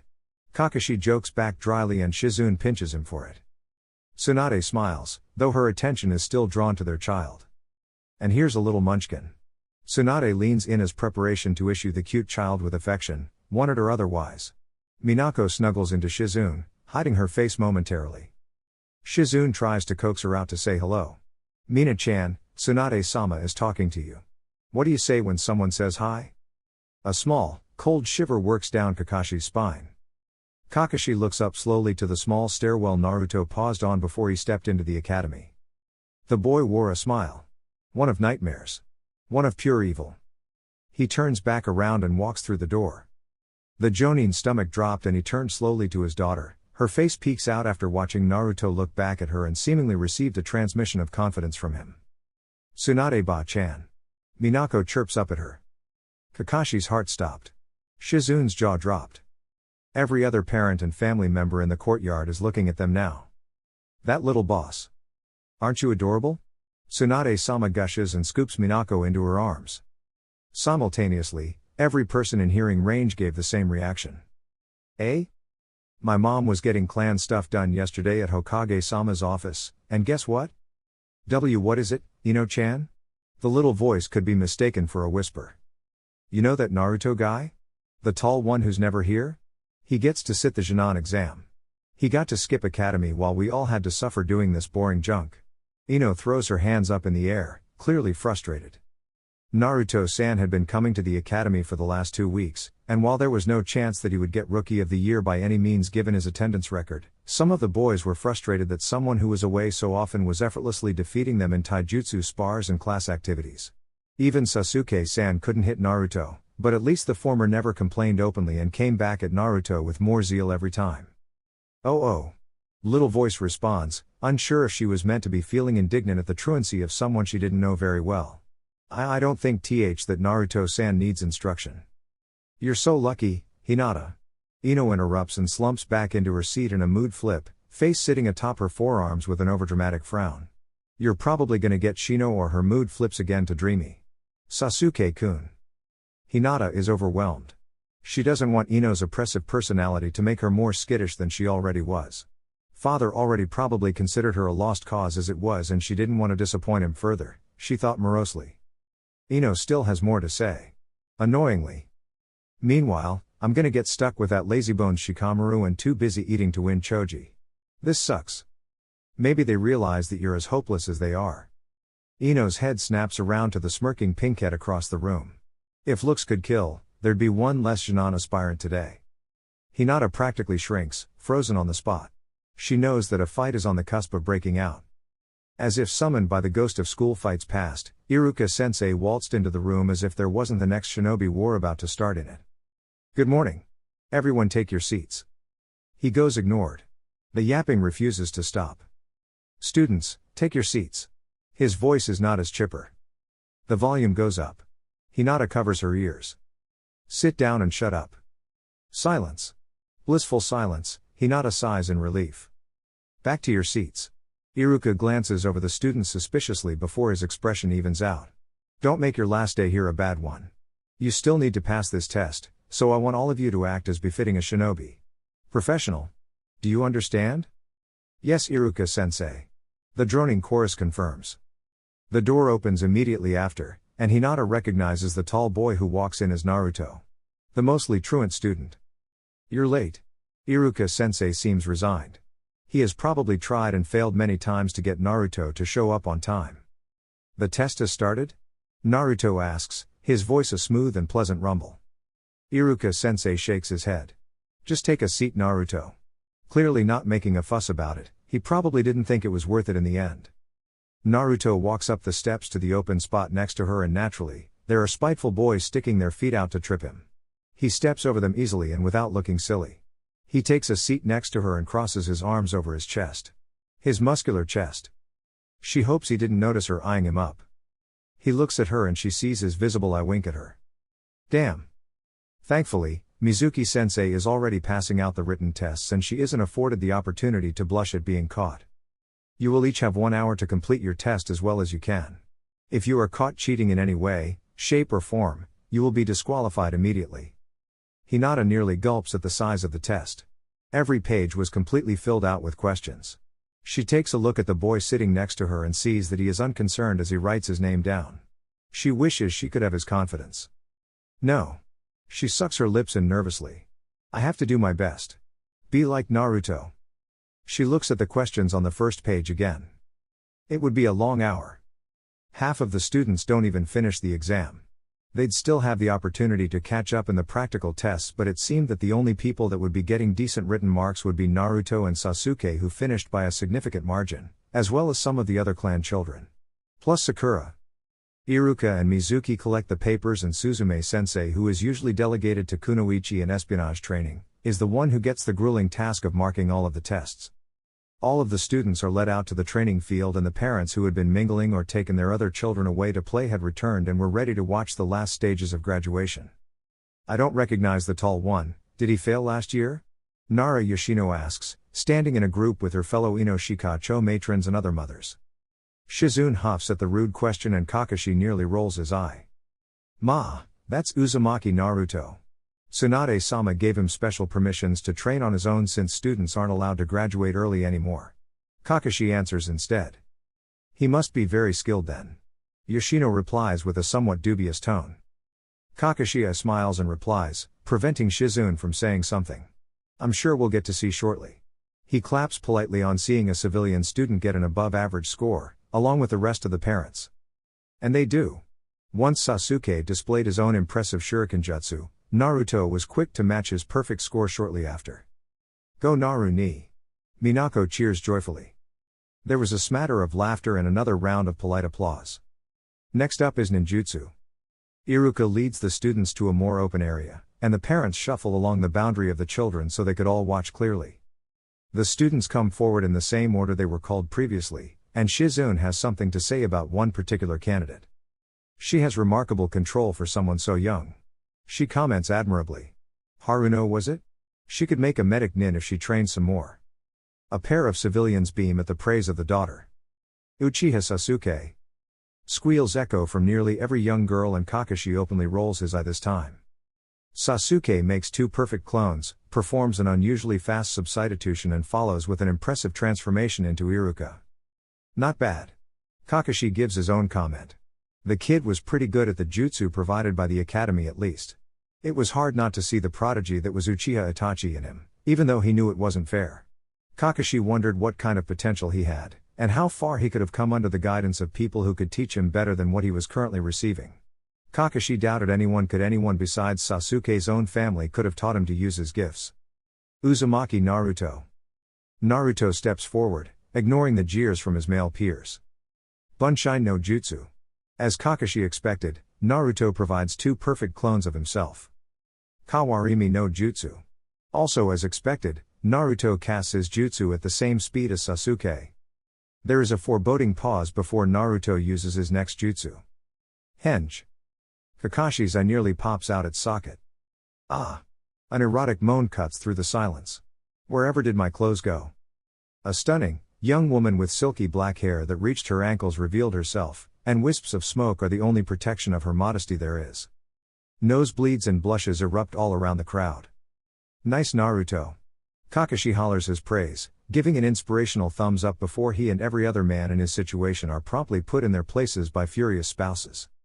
Uzumaki Naruto. Shizune's voice was like death calling, sending shivers down the transformed boy's spine. Iruka plugs his nostrils with his fingers. You idiot. Don't use perverse jutsu like this. I should have known. Tsunade, who had been mostly silent thus far, slaps her forehead in exasperation. Of course a young boy left to play with jutsu on his own would do something ridiculous like this. The crowd calms down and Naruto dispels the transformation, although glares from every female including the Hokage are enough to keep him behaved for the moment. He transforms into Iruka flawlessly, and it is the concluding jutsu of the exams. Next is taijutsu. I hope you've all got energy left for this one. Most of the fights are pathetic to say the least. Even a pair of the famed Inoshika-cho trio children aren't happy to engage in a taijutsu spar. Shikamaru throws lazy unenthused punches at Choji and Choji barely deflects them at all. It could be suspected by any observer that they only put up the display at all was because their mothers were watching. Honestly. That boy. Yoshino gripes and Choji's mother also gives an over-the-top sigh. The boys are rewarded with poor marks. Kiba and Shino provide a more interesting match-up, something their mother and father respectively seem happy about. Your boy is as gifted as you are with your clan's signature style. A Burama Shibi compliments after said boy defeats Shino. He's got the vigor for it. Sume agrees with a proud smirk. But he really needs to learn not to just throw himself around like that. The you nearly took it from him with that blind spot attack in the middle. Goes to show brains matters just as much, huh? Shibi nods in agreement, silently impressed that his son had the will to fight even knowing he was outmatched. Uchiha Sasuke and Uzumaki Naruto. Step forward please. Both students form the seal of confrontation before moving into more comfortable positions. Kakashi observes Naruto and Sasuke through the ear-rattling noise generated by fangirls, and sees that Sasuke looks quite pumped up. Naruto too takes on a more serious demeanor. He hadn't actually seen Naruto use shinobi techniques before. Their relationship was more akin to uncle and nephew than teacher and student. For him it was quite bizarre to see him take an unrecognizable taijutsu stance, and look more akin to a seasoned warrior instead of the teasing big brother and semi-prankster that stayed up far past his bedtime. He knew that the Naruto knew wasn't just a mask, there was real joviality in him, but he couldn't help but wonder how much Naruto was hiding if he could display such technique with seemingly no influence from the shinobi forces. Are you both ready? Mizuki is proctoring this time, raising his arm into the air. Naruto and Sasuke nod. Hajime. Sasuke rushes Naruto with impressive speed and tries to kick Naruto's legs while throwing the first punch. Naruto strafes instead of moving backwards and sweeps Sasuke's legs from the side. Mid-fall, Sasuke spins and flings an axe kick quickly enough that Naruto catches it with his hand. Naruto isn't content to let Sasuke control the fight and throws a punch with his free hand that collides with Sasuke's chest and knocks the wind out of him. Sasuke blocks the follow-up strike and tries to disrupt Naruto's footing by swinging over his head. Naruto lets go of the foot he's clinging to instead of falling for it and springs into a kick at his opponent's stomach, sending him tumbling away. The Uchiha boy rights himself immediately and is forced to defend from the larger and faster Naruto, who has decided to take the lead. Rather than try to block, he deflects and again tries gaining the advantage by controlling Naruto's footwork. The other boy is quick meet every retaliation kick with steady leg blocks. This is not two students fighting. Kakashi is floored by the speed and skill. This isn't even two Genin fighting. Sasuke strafes and dips low. He goes for a strong kick to get Naruto in the air, but it doesn't work on the faster boy. Naruto reeled back instead of blocking and attacks as Sasuke reaches full extension. Sasuke does a push-up and thrusts another kick too, which is pushed away roughly enough to flip him and expose his chest. A powerful kick is the greeting for it, sending Sasuke rolling across the ground again. The academy teacher seems content to merely watch on as the spar gets rougher. Naruto has yet to take a hit, but Sasuke still seems to have energy despite the strong blows. You've gotten stronger, Sasuke. Naruto grins, looking quite pleased, and the seriousness bleeds away. Come at me. Let's dance some more. Sasuke throws himself into a high-speed flurry and kicks, punches and deflections. Naruto's hair billows as the pace of the fight continues to climb, and he answers every strike faster and stronger than Sasuke can match. Sasuke's face gets red from exertion and Naruto is happy as escalate. The shorter boy's form begins to deteriorate but keeps up his vicious assault with cry of adrenaline-fueled vigor. Unreal. Sume utters beside them. She is as stunned as he is. Those boys aren't anything to scoff at. Kakashi mostly ignores it, his eye is wide as he notices one thing that he doubted the others had yet. Sasuke's steam was running low, but he seemed to be reacting better than before. His moves are more efficient despite being tired and is doing better at defending from Naruto's blows than before. He is too tired out to attack effectively, but his movement was more fluid. He immediately realized what had happened when the glint of Sasuke's eyes was revealed. This spar has gone on too long. Shibi disapproves, probably having caught on as well. It is unusual that this is allowed to continue. Kakashi silently agreed with the assessment. It had escalated too far if it could incite a change of that magnitude in Sasuke. It could be the emotional frustration at losing or being pushed harder than he had ever before. But there would be people pleased with this development. The instructor Mizuki seemingly comes to his senses once everyone else has caught on to the change, and calls out the result. This spar is over. Uzumaki Naruto and Uchiha Sasuke receive full marks. Sasuke slumps instantly, having been drained of all his stamina. Cheers erupt at the display of taijutsu prowess. Unsurprisingly, no one had expected to see that when they came here today. Naruto walks over to Sasuke while the girls crowd around the fallen boy. He at least gets a clear view of Sasuke's face. I guess I should congratulate you, Sasuke. The panting boy manages to get a look at Naruto through the fangirls blotting out the sun around him. Naruto pays no heed and sticks out two fingers. The start of the sign of reconciliation. Sasuke takes them in his own without thinking, and is pulled to his feet. Along with two helpful females. Naruto pulls out a kunai slowly and angles it squarely for Sasuke. The boy looks at the reflection of his eyes in stunned disbelief before he collapses again. Oh no. Sasuke-kun. Most of the attending adults exchange their own looks of disbelief. Much time is wasted as they discuss the happenings of the fight and the noise level steadily increases. Iruka is quick to rush over with a bottle of water. Drink it slow, Sasuke-kun. We don't want you throwing it back up again. Sasuke nods placidly, the most cooperative he'd ever been for Iruka. Said teacher looked over at Mizuki with a questioning look, clearly wondering if the other instructor was up to something but decided to leave it for later.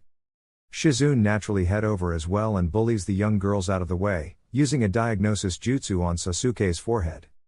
He's perfectly fine, just physically exhausted and a bit battered. Her hands start to glow as she transferred a small amount of chakra into him and provided some first aid to his developing bruises. A younger voice has even more to say. That was amazing, Oni-chan. You were all like Fuwa. And he was like blue. And then Iruka and Mizuki quickly tally up the results of the practical exams along with Suzume, who brought out her own. A couple of Jinan who had been tasked with helping out the academy today were the ones to set up a display table with fresh, brand new Konoha headbands. The blue fabric didn't have so much as a speck of dust. Generally exam results were kept private, but seeing as a considerable amount of clan children would be participating in the graduation, it was decided that a spectacle would be made out of it to help provide motivation to students who didn't pass, and show parents who weren't as keen on the shinobi business as clan parents were what was required of their kids to help guide them better. Students who didn't pass the exam would be held back and provided a same-day retest, and if they failed their second attempt they'd be brought in with their guardian to determine if they were to stay another few months to get them in fighting shape or have them drop out entirely and pursue conventional civilian education. Never let it be said that Konoha doesn't give ample opportunity for growth in its walls. Although today's display may have the opposite of the intended effect. Seeing a pair of boys outclass them in such a way might dampen one's motivation and stop them from being shinobi at all. The aggressive and unnecessarily violent spar was eye-opening for some. But seeing as it was the last spar of the day, hopefully the graduates would be encouraged to work harder. Or at least have their parents make them work harder. Uchiha Sasuke, step forward please. The exhausted Uchiha stand to attention in front of Iruka. Today you have proven to yourself and Konoha that you will be an excellent and worthy addition to our shinobi. You received the title of Rookie of the Year, for your dedication. Congratulations on becoming a Jinan. Claps sound all around and enthusiastic cheers come from a cooing squad of girls. Hooray for Sasuke-kun. Ino and Sakura shout in unison before glaring at each other. Sasuke ties the forehead protector around his head and takes his seat again quietly. This time, he is right beside Naruto. Uzumaki Naruto. Step forward please. Said boy stands and his spot on the ground is taken instantly by a dog pile of frothing fangirls. Naruto. Iruka starts with a smile. I'll admit that I didn't expect what we got out of you today, but I see that Tsunade-sama's intuition has proven right again. Wear this with pride, and welcome to the forces. I know you'll make a fine Konoha shinobi. Thank you. Naruto answers politely and ties up his own forehead protector. Thankfully for him there is plenty of free space this time. There is applause for him as well. That concludes your graduation. I am honored to have taught such fine young shinobi. Iruka is soft-hearted, and can't help the wide and proud smile. You've only got one day left, I swear. Come back tomorrow morning for your assignment to your Jinan squad. Naruto is accosted by the people he arrived with. My goodness. When were you going to tell us you could do that? I wasn't. Naruto replies honestly, adjusting his headband to try and get a good fit. Didn't think that it mattered. Well, Shizune huffed, holding her sleeping daughter and being careful not to raise her voice too much. Iruka-sensei wasn't lying, you're going to make an excellent shinobi if you keep that performance up. It's kinda weird that Mizuki-sensei had it go on for so long though, but it's cool that Sasuke got the Sharingan. Naruto ponders thoughtfully. Indeed it was. Kakashi smiles, but his thoughts are also along the lines that the spar was allowed to continue. Well, time for my celebratory ramen.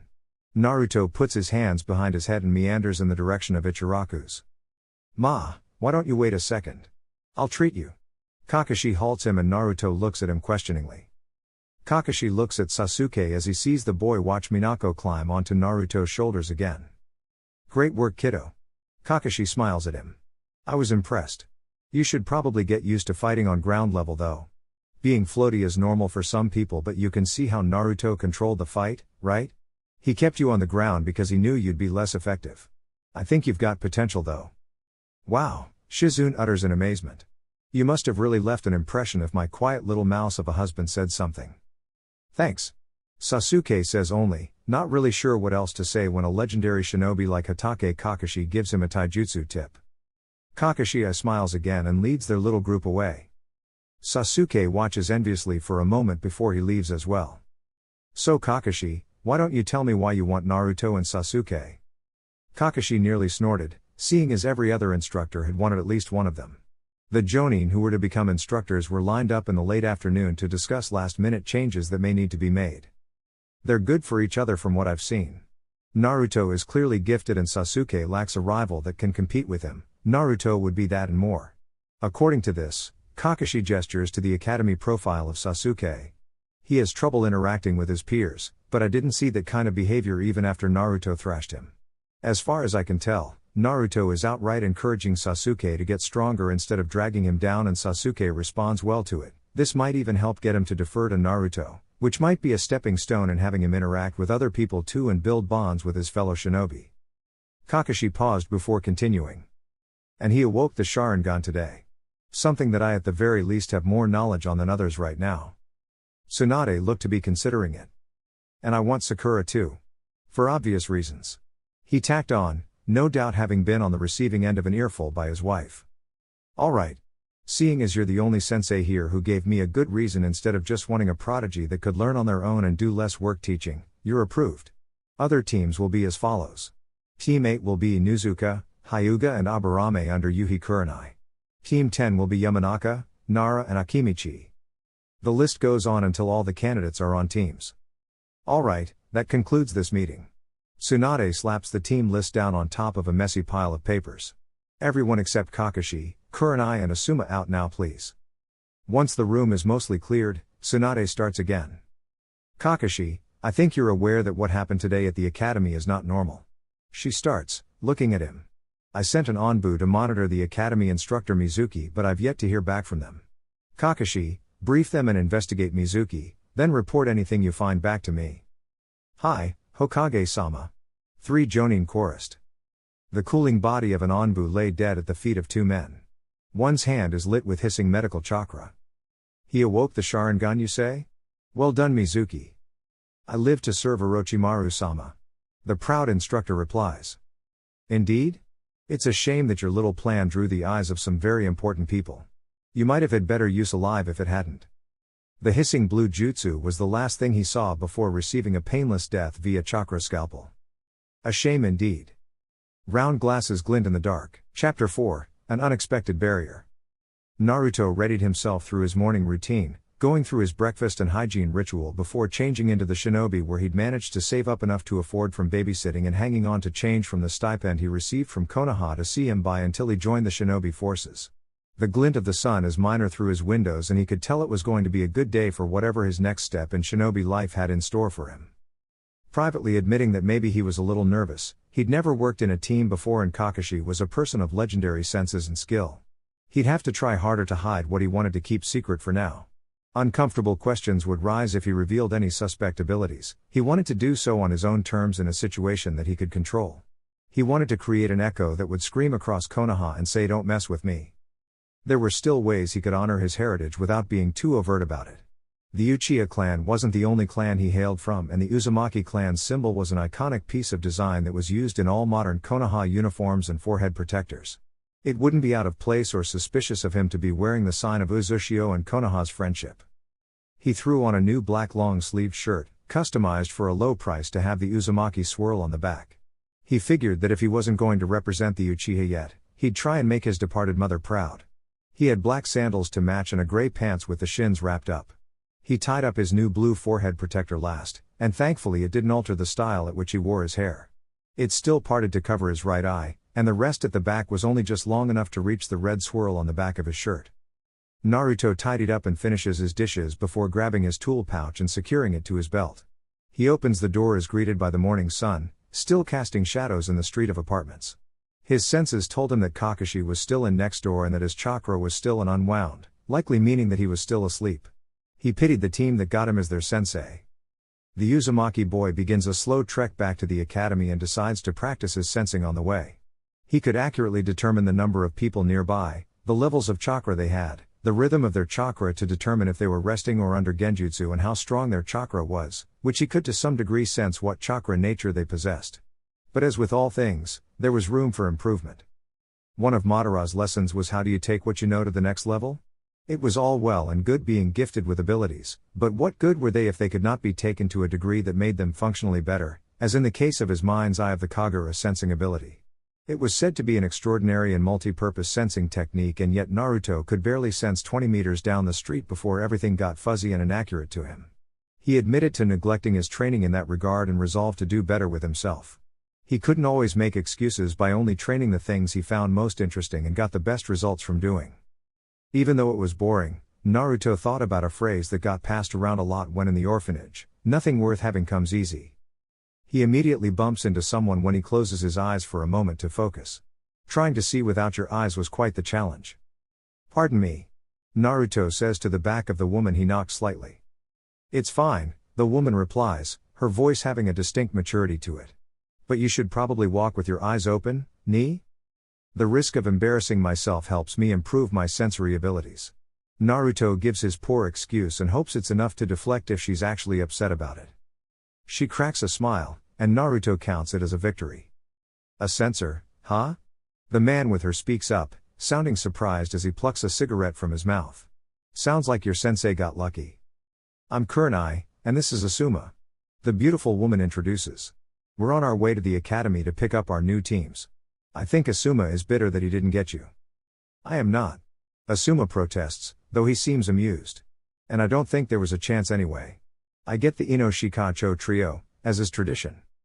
Most of the teams were made up before the graduation anyway, but things had to be discussed to account for dropouts and latecomers." Kurenai reveals, apparently not seeing any need to be secretive with the information. "She's bitter that she didn't get you either." Asuma clearly fibs.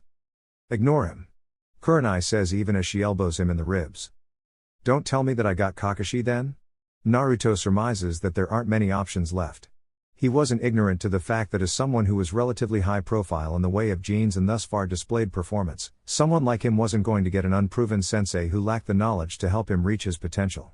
The higher-ups didn't know that Naruto knew of his heritage, but if he could turn out even half as strong as his father who was the Hokage, then clearly it would be a good investment to give him a talented and powerful teacher. The way Kurenai and Asuma exchange amused glances gives it away. Naruto sighs but doesn't complain. Even a tardy teacher can be a good one. "Well, sorry for bumping into you, but I should set an example to my sensei by showing up on time."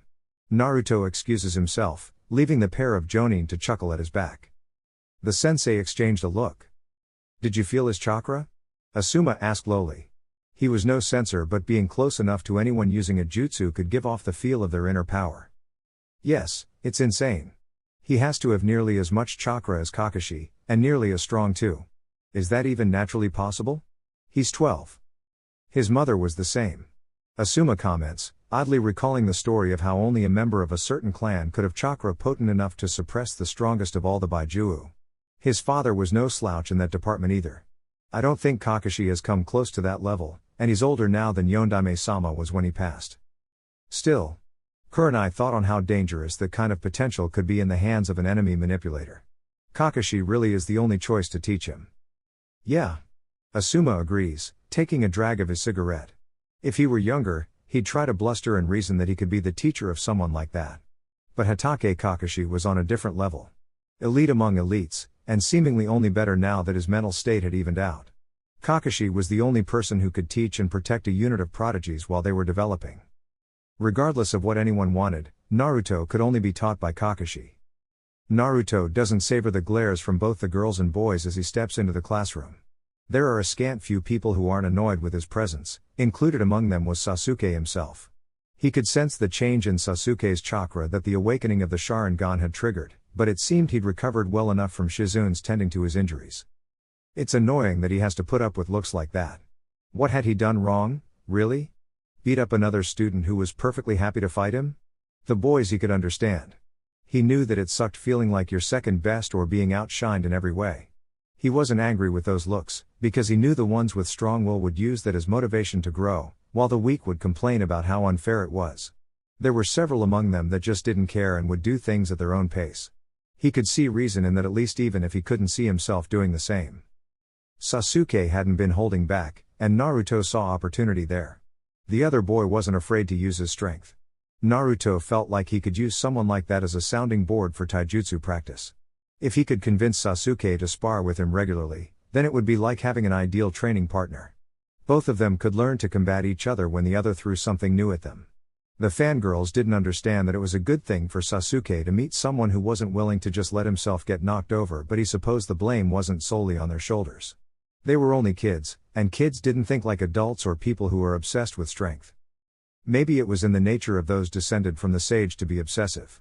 Whether it be power or love, no one had accused Uchiha, Senju or Uzumaki of being entirely sane.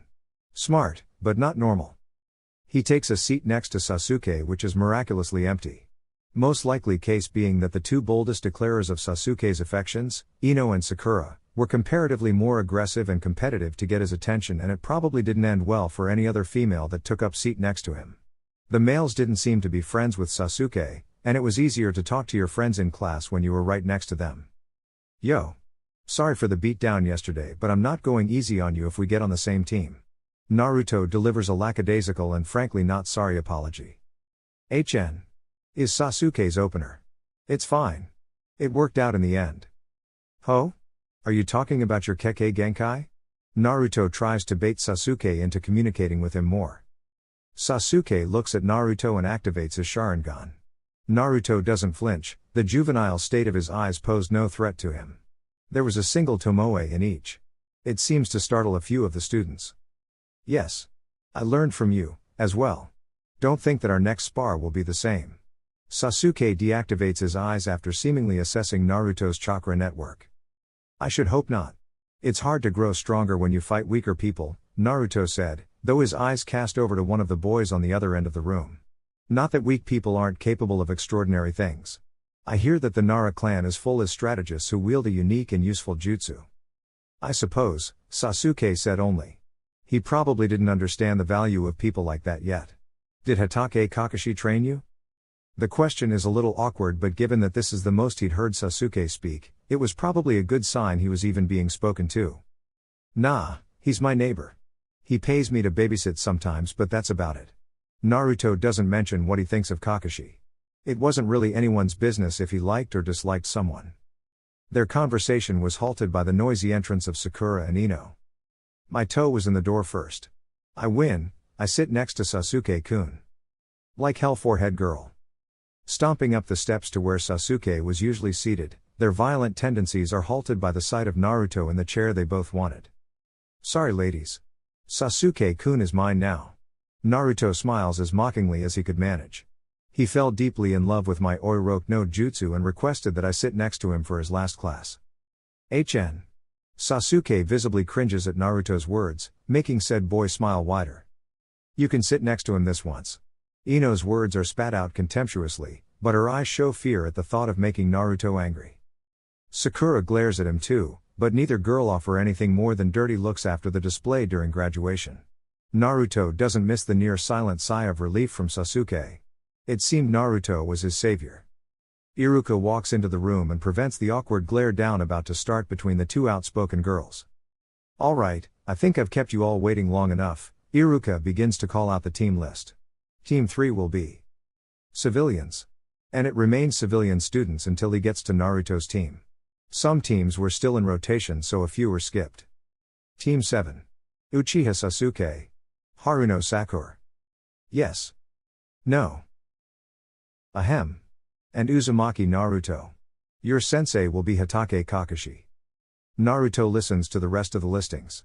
Classic Ino Shikacho, a recon tracking squad, and some other teams likely thrown together based on teamwork capacity rather than skill sets.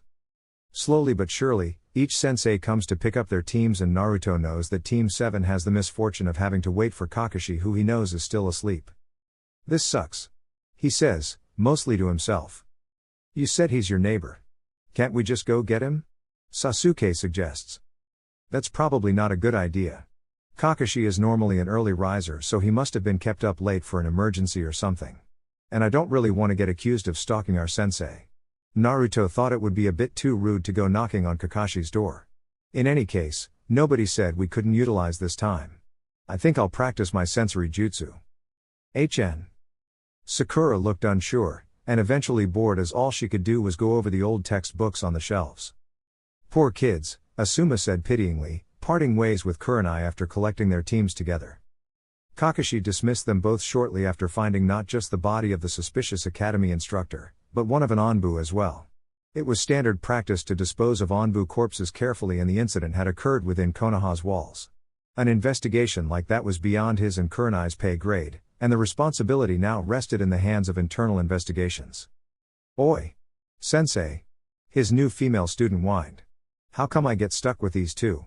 I got some of the best marks in all our class, I should be one Sasuke-kun's team. Troublesome.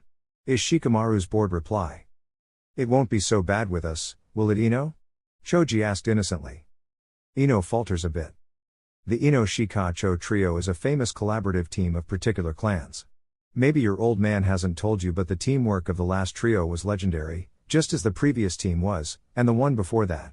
Asuma's voice is stern. At least be happy that you're part of an effective combo and on a team with people that don't hate you. Most Jonin don't get that luxury. Shikamaru and Choji look up at Asuma now. Or, you could be. If not for one small detail. What detail? Shikamaru asks/demands with narrowed eyes. Asuma smiled. You're not really Jonin yet. You still need to prove you're worth my time training you. What? Ino's voice explodes in fury. Your former classmates are a bit unlucky. Their sensei isn't going to be up for a while after how busy he was last night. And Naruto-kun doesn't like to waste his time. Hinata stammers out quietly. He won't sit still for long. Who cares what that asshole is doing? What are you gonna teach us, sensei? Kiba bursts out, clearly brimming with energy at the thought of training and finally doing something that wasn't schoolwork. Kurenai levels him with a red-eyed glare and makes Kiba flinch. Shino wisely remains silent. Don't be rude. You three are in for an unpleasant surprise if you think the academy was the hardest thing you're going to be doing as a shinobi. In fact, you're going to prove to me that my time is better spent teaching you than going on regular missions. I still have one last test for you, and if you fail, back to the academy for another year. Kurenai finished with a grim smile. The three Jonin look up at her in horror. Naruto wasn't brooding, he promised himself. He was just a tad frustrated at his sensei being late. 3 hours late.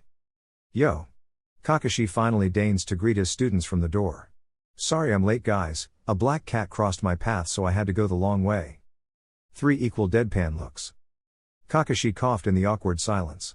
Anyway, let's have a nice chat on the roof. And walks out the classroom door. The three Jonin plod after him all the way up, and they eventually find themselves in a decorative little rooftop balcony, well shaded for students' lunchtime leisure. Introduce yourselves, Likes, dislikes, any dreams and hobbies? Why don't you go first, sensei? Sakura asks him shyly. He nods, couldn't hurt, right? Well, I'm Hatake Kakashi. I have no desire to tell you my likes and dislikes. My dreams for the future. Kakashi trails off boredly. 3 expectant looks. As for my hobbies. I have lots of hobbies. Useless. Weird old man. Just his name? Sasuke, Naruto's and Sakura's simultaneous thoughts. You first, Sakura-chan. He gives a nice smile at her dull look. My name is Haruno Sakura. I like. A distant and dreamy look at Sasuke. I dislike Ino Pig. She develops a fiery look. My dreams include. Back to point 1. Oh brother. What an emotional spectrum. HN. Kakashi, Naruto's and Sasuke's thoughts were all unexpressed outwardly and remarkably similar inwardly. Well, Naruto starts off, shaking off his dry reaction. I'm Uzumaki Naruto. I like training and cute girls. Sakura growls and Naruto fights hard to keep the smile out of his voice. I dislike when people underestimate me. Dreams? I want to have a big family that I can be strong enough to protect. In the confines of Sakura's mind, an inner voice awes. And hobbies, well, I don't mind learning new things, I guess. Naruto finished lamely on realizing that his only real hobbies was training and winding people up.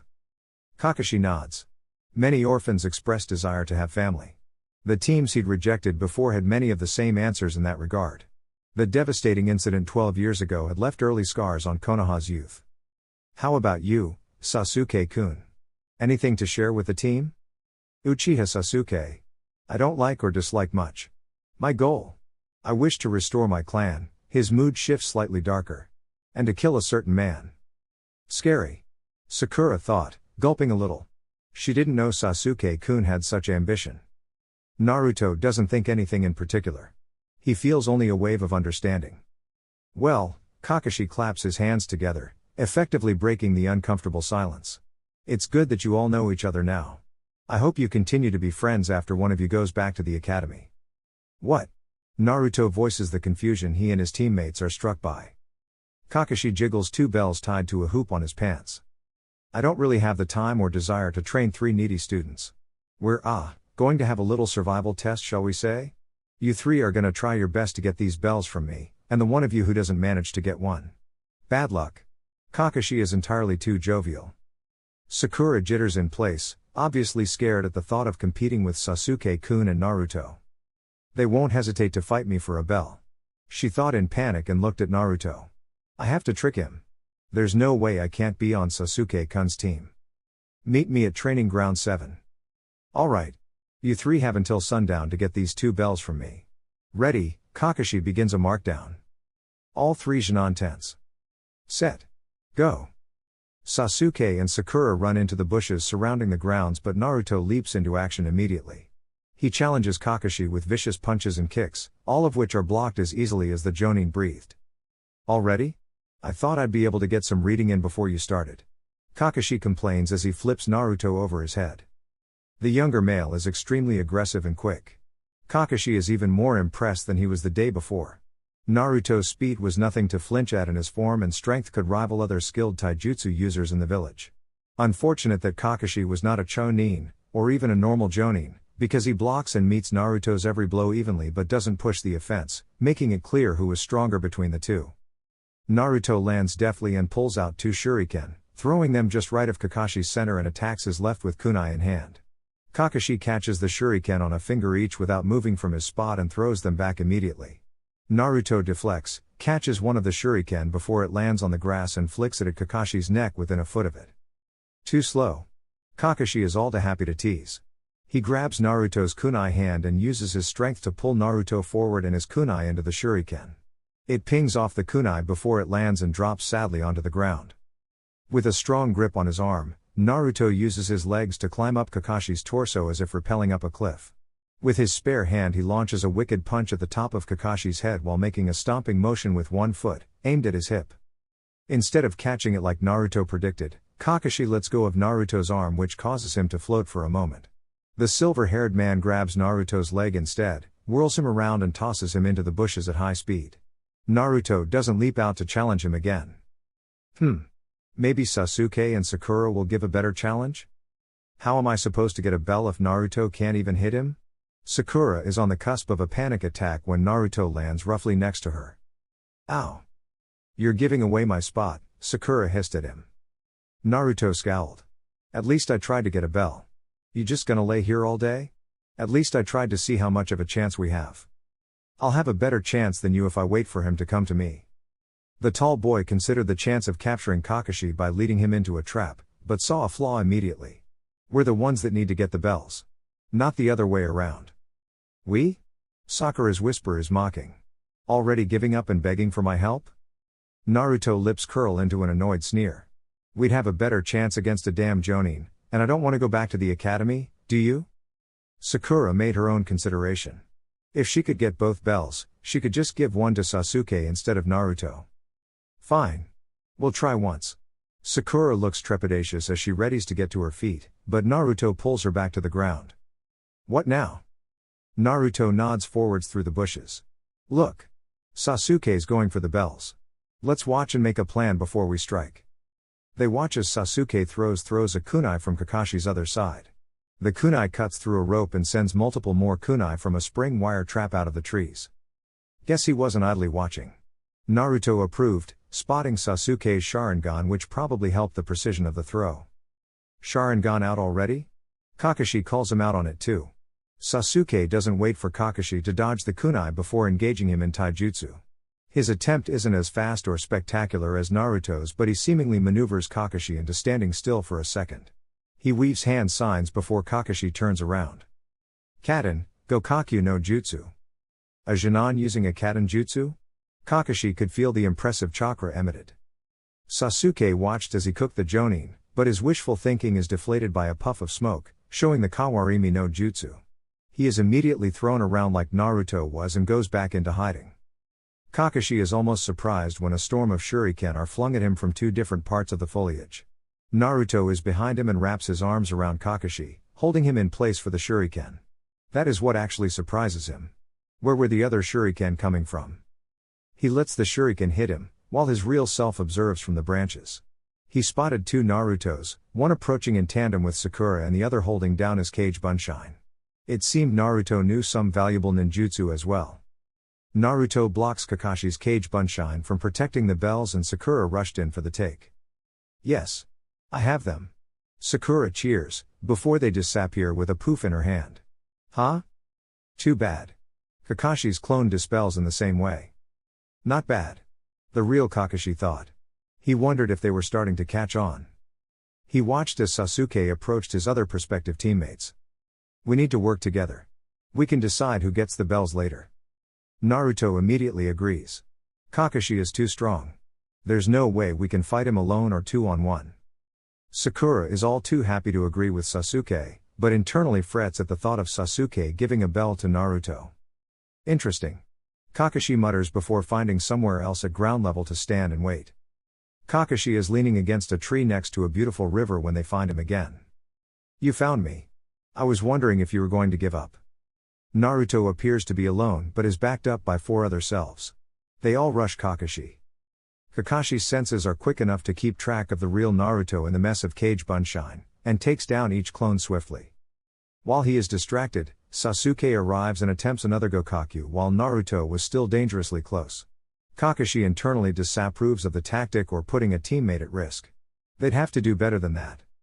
Kakashi vanishes and reappears in the tree, watching the scorching fireball decimate the ground and force Naruto to cartwheel back. While in the tree, he is met by what he is beginning to understand as the only thing Sakura can currently do, thrown shuriken until she runs out. Disappointing.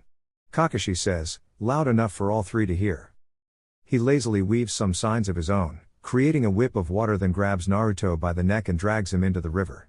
He vanishes again and places Sakura under a genjutsu, causing her to scream at whatever nightmare he'd concocted. Sasuke's eyes roam the opening in a panic and he is suddenly pulled into the ground with only his head sticking out. You 3 are running out of time. Kakashi pulls out a book and walks away. Sasuke is the only one that can scowl at him. Naruto looks like a drowned cat when he reunites with his fellow Genin prospects. He digs Sasuke out of the ground and dispels the genjutsu that Sakura is under. Kakashi is only using as much power as he needs to stop each of us from getting the bells. He reveals, pulling his wet hair out of his face. He's pushing us to get them, but he's a jonin for a reason. I don't think there's any way we can actually get the bells at all, and if he wanted us to get them then one of us would have won by now. Sasuke nods, seeing that Naruto may be onto something. The test probably isn't about getting the bells then. He lied to get us to compete for them. There's a hidden meaning that he's letting us uncover on our own. But what haven't we tried yet? Sasuke asks pointedly. Maybe a plan? Sakura suggests nervously. We keep throwing ourselves at him and it's not working. Naruto nods to the suggestion and offers more of his own input. We all attacked together and it looked like we were getting in each other's way to him. I think we need to show him that we actually can work together, not just that we're willing to. Any ideas? He's just standing there. Sakura offers up a simple plan, but both Naruto and Sasuke were frustrated and beyond caring about how simple it was. The goal was to get Kakashi to pass them, not to get the bells. The sun is getting dangerously low, and the 3 Genin steel themselves. Their next attack is swift. The remainder of their shuriken are weaved into ninja wire in an attempt to capture him and send a fireball at him. He escapes easily. Kakashi notices that a clone of Naruto is guarding each of Sakura and Sasuke's backs, as well as one for Naruto himself. Clearly a prevention method to stop Kakashi from taking them by surprise at the rear. Every time he dodges, they push him into another trap of logs, taijutsu assault or ninjutsu. Kakashi weaves through them all before he is body slammed by the exhausted Genin. It's enough to surprise him, and his arms and legs are held tightly by Sasuke, Sakura and their clone bodyguards.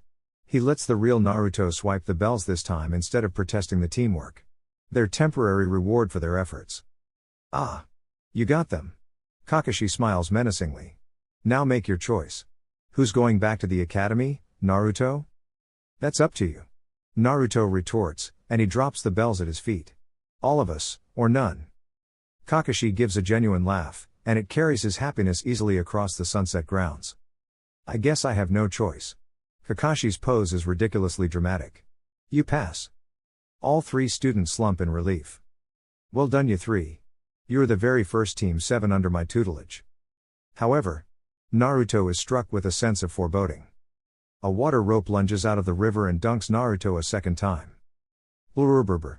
Naruto chokes on the cold water. That was for giving me the scare of my life yesterday. Meet me at the Hokage's office in the morning. Kakashi vanishes in a puff of smoke.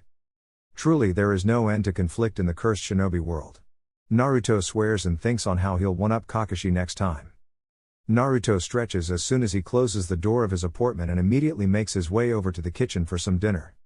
He really should have known that Madara wouldn't give him any useful advice on a test like that. But that was his grandfather's way, teach him to learn on his own instead of spoon-feeding him the answers. He grins at the thought of finally going on official missions. The hidden Uchiha does some light reading in Fuinjutsu theory for a short while before practicing his sensing once more before bed. Sakura only had time to eat her mother's cooking before passing out and needing to be carried to bed by her father. Sleep tight, baby girl. Kazashi tucks her in lovingly. Sasuke has a harder time sleeping, despite his exhaustion. His excitement had overwritten his tiredness. One step close to you. Nisan, Chapter 5, Blood in the Water. Are you sure you don't want another D rank? Tsunade asks, clearly bemused at the forced work ethic that Kakashi has imposed on his three students. Said students looked quite annoyed after another round of cat chasing and potato farming, but they had yet to make a complaint about it. Kakashi smiles. Ma, I think I'll head home and get some beauty sleep. It's not easy rearing a child. Sleep is a well-enjoyed commodity. Believe me, Kakashi, there aren't enough hours in the day. Naruto chips in needlessly, ducking a half-hearted swipe from his sensei. The Jonin isn't blind to how frustrated Naruto and Sasuke are becoming, however. While D-rank missions provided an opportunity to learn skills for blending in and for home use, hot-blooded boys often wanted more. Sasuke's clear motivation was power. A kind of power that isn't earned by chasing cats. Don't be rude, Naruto. Sakura scolds the unusually tall Jinan. Bless her heart, always there to defend her precious sensei. Did you know that Kakashi's hair used to be blonde? Naruto outright lied. Convincingly. What? Is Sakura's dumbfounded reply. Her loud voice drowned out Tsunade's own quiet and amused repeat of the question. Naruto nods, looking quite solemn. D-rank missions have been categorically proven to cause a number of negative health effects. Hair loss, loss of hair color, degenerative joint conditions, excessive hair growth, rapidly changing facial features in the form of moles and dental conditions. Why do you think Kakashi wears that mask all the time? He's shy and feels ashamed of his buck teeth and big lips. Sasuke actually looked interested once Naruto brought up the mask. Be careful, Sakura. We can't do D-rank missions forever. Unless of course you want to turn out like Yamanaka Ino? No. Sakura snarls, before righting herself and refusing to fall for another of his idiotic shenanigans. Shut up, Naruto. Kakashi decides to step in and get the last word. Don't worry, Sakura-chan. What Naruto forgot to mention was that the sensei of any Jinan squad knows the address of all their Jinan, and therefore they have nowhere to hide for surprise midnight revenge D ranks. And as a Jinan unit, the other members of that team are also obligated not to leave their misbehaving peer behind. Naruto's visible eye twitched, and he seemingly struggled to maintain his innocent idiot look when his two teammates turned to glare. Ahem. Team 7 turns to the bemused-looking Hokage. Come back tomorrow for another mission. Dismissed. The silver-haired Jonin observes his cute little students. Kakashi doesn't consider himself ignorant to the fact that he has certain liberties as a Konoha shinobi, but as with most powerful shinobi in Konoha, all of them are given leeway for their eccentric behaviors under the unspoken grounds that they serve Konoha and only Konoha. It's this minor tidbit of knowledge that he uses to assess his most peculiar student, Uzumaki Naruto. So far, The boy hadn't shown anything to him besides just being better than even the prodigious Uchiha Sasuke. Sure, he could throw around Cage Bunshine with enviable ease. And yes, Kakashi has never seen a boy that age of such prowess in taijutsu. But Naruto's chakra levels and strength are far too powerful for him to only have Cage Bunshine at his disposal. He is hiding something, perhaps many things.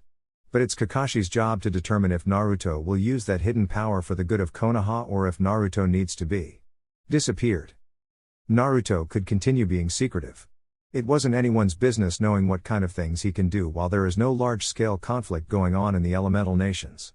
Naruto was the only person that these secrets are actually hurting. He could be given more leeway and allowances if he proves to Tsunade and the other higher-ups that he is someone worth controlling, and he is taking more opportunities away from himself by keeping things too close to his chest. But that's Naruto's decision and responsibility. Kakashi can show him the doors, but Naruto needs to open them. And besides, Naruto's abilities so far have been well within the realm of possibility for someone self-taught. Taijutsu skills could have been honed in spars against fellow children bully Jinan when he was younger, and he clearly also had an outright aptitude for it. He is naturally talented in the art. And Cage Bunshine, while a forbidden jutsu, is clearly used frequently by skilled members of the forces throughout the village. It isn't a stretch to assume that monkey see monkey do could be applied, and without anyone to teach him the responsible use of ninjutsu and the importance of not attempting anything without knowing what it is, Naruto could just be lucky to have a high chakra threshold and could use a jutsu like that without just dying instantly. Naruto's behavior isn't so easy to read. Sure, he jokes and messes with his teammates, but Kakashi has known him for good part of Naruto's life. He knows that the Naruto that is seen throughout the village is merely a persona. Kakashi has seen Naruto express actual rage at people trying to pick on him. He has seen Naruto be down in the dumps, which was at its worst when someone he liked died roughly half a year before he'd graduated. Naruto's true personality bled through his rare instances, but it may take a catalyst to see what truly lay under the mask. The spectrum of his attitude may be slightly concerning, but Kakashi feels that he's a good enough judge of character to tell if someone is suitable to be alone around his child, especially in the case of babysitting. It's not too worrying that Naruto keeps to himself. For now, all three of his fresh Jinan suffer through their D ranks as fresh Jinan should. They do their teamwork drills at the end of each mission, something that Kakashi insists upon in order to evaluate how long it will take for them to be C rank ready. Sakura is making the most obvious progress. She is perfectly willing to cooperate with Sasuke and has at least warmed up to Naruto considerably over the course of the 2 weeks they'd been in a team. The two boys are a slightly different story. Naruto and Sasuke are both very independent. They are only going through the teamwork drills to appease their sensei, that much is clear. The whole team is on the cusp of being ready for a C rank, and he can only hope that the information he'd been trying to impart upon them was sinking in. Neither of them like doing drills or learning formations and Jinan class combo attacks when they could be doing their own very vigorous training. It's too deep into their lifestyle to expect either of them to change just from a few lessons in working together, but Kakashi didn't think it would take something catastrophic to remind them to watch each other's and Sakura's backs. Kakashi took a breath and pocketed the book he'd been too distracted by his own thoughts to read. Team 7 had packed up their gardening tools and were clearly waiting for instruction. He takes in Sasuke and Sakura's marginally disgruntled looks and compares them to Naruto. He seems rather unfazed at the menial labor. Kakashi was reminded that the stipend that independent miners received from the village was said to be quite small and that Naruto in truth was probably relishing the increased income. Sasuke has deep coffers to support him and Sakura has working parents, but Naruto needs these missions, which is why they end up doing one once a day. Kakashi hasn't interacted much with the other Jounin sensei since the team was placed in his hands, but he expects that Team 7 has the highest mission count among the rookies. Good work, Team 7. Kakashi offers his praise. Positive reinforcement. I'm deciding to treat you today. To lunch? Is Naruto's immediate inquiry. Nope. Kakashi refuses cheerily. We're going to be doing some combat training. Sasuke expectedly perks up. Come along then, my kawaii Jinan. Kakashi chirps. Time to tire you out proper. Sakura is hit with a sense of foreboding. The team slowly makes their way to the same training ground that was used in their bell test. The Jinan make quiet conversation on the way. Do you think Kakashi-sensei wants us to spar? Sakura asks nervously. Probably. Sasuke replies, almost completely insensitive and uncaring to Sakura's clear fear. Sakura-chan. Kakashi catches her attention with a mild stern inflection to his voice. You can't get any better at fighting if you don't practice fighting. I need to make sure that you're ready for more difficult missions. The boys will go easy on you, but I expect you to do your absolute best. Alright. Her reply is tremulous. And besides, I said combat training, not just sparring. I'm sure you three can team up against me and do better than last time. Kakashi makes it quite clear in his voice that there would be consequences if they didn't, especially after all their teamwork training.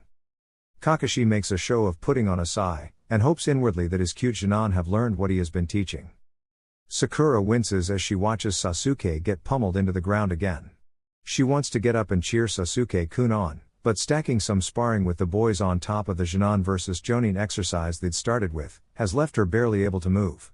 All she can do is sit against the tree trunk, patting down the sweat and silently hope that Sasuke-kun beats that infuriating Naruto. Unlike the previous team training sessions, Kakashi-sensei is permitting the use of ninjutsu and genjutsu. Sasuke hasn't had much opportunity to show anything off with Naruto hounding him with his superior taijutsu ability. Oh, how she wondered at what kind of powers Sasuke was keeping secret. The mystery just makes her to know more. She starts as Sasuke leaps to his feet and tries to get away from Naruto. Naruto seems surprised as well.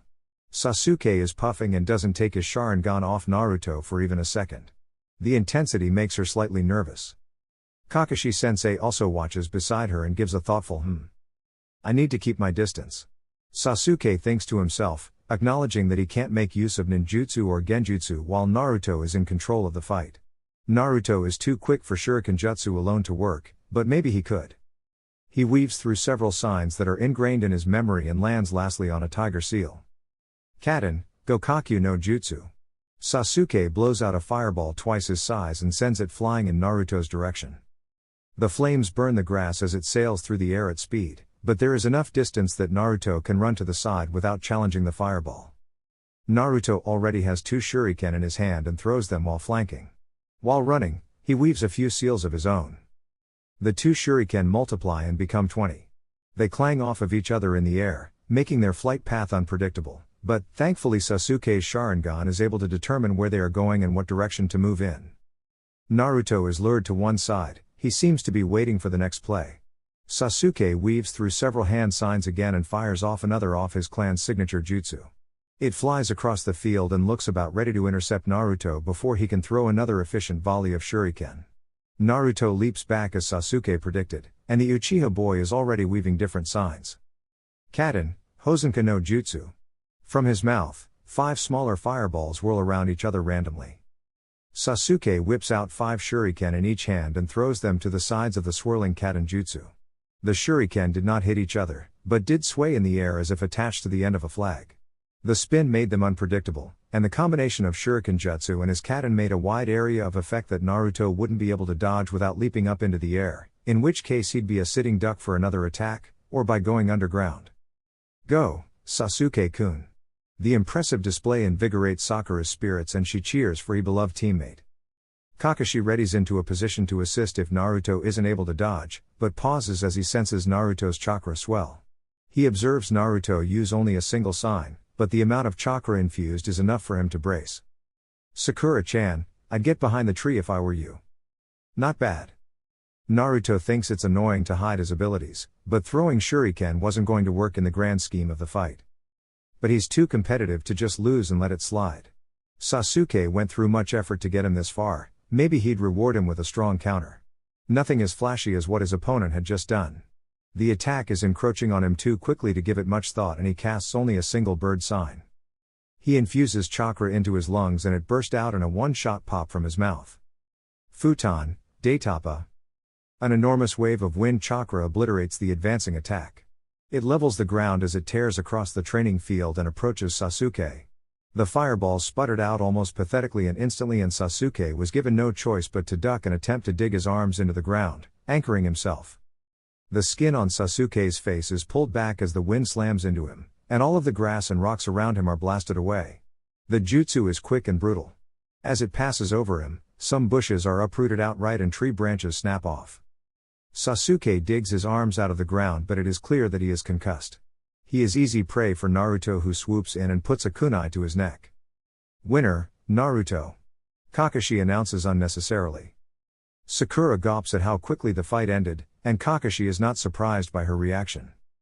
Wind release, excessive chakra capacity, enough stamina to make a squad of Jonin jealous, and quite possibly the best taijutsu user his age I've ever met.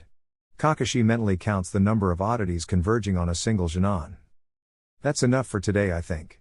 Kakashi dismisses the team, looking over to check how injured Sasuke is. Nothing his lovely wife can't tend to quickly. Tadaima. Sakura croaks. Her mother turns around from making dinner and greets her daughter. Welcome home, dear? Mebuki pauses and takes in Sakura's beaten appearance. Sakura collapses into her usual seat at the dinner table, and she looks quite obviously worse for wear. My goodness. What happened? Her mother puts the cooking down the priority list as frets over the exhausted girl. Training.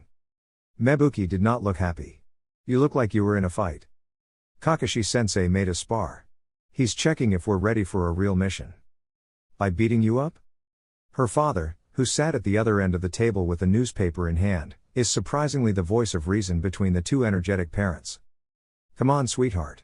Kakashi-sensei can hardly send our little Sakura-chan out before she's ready now, can he? I think we'll all be happy if Team 7 gets into trouble and everyone can handle themselves. Kazashi twiddles his mustache as he speaks. Sakura is grateful that all her mother can respond with is a nagging humph. Not that I'm not worried. Kazashi continues. But your sensei is a famous shinobi for a reason. He knows what he's doing. But that also means that my precious Sakura could see what was coming a mile away, but was too exhausted to move. Whittle baby girl, apple of my eye, my pride and joy. Kazashi wraps the helplessly squirming girl in a bear hug. Sakura-chan is growing up and leaving for the first time. Otosan. Sakura's weak protest into his shoulder is readily ignored.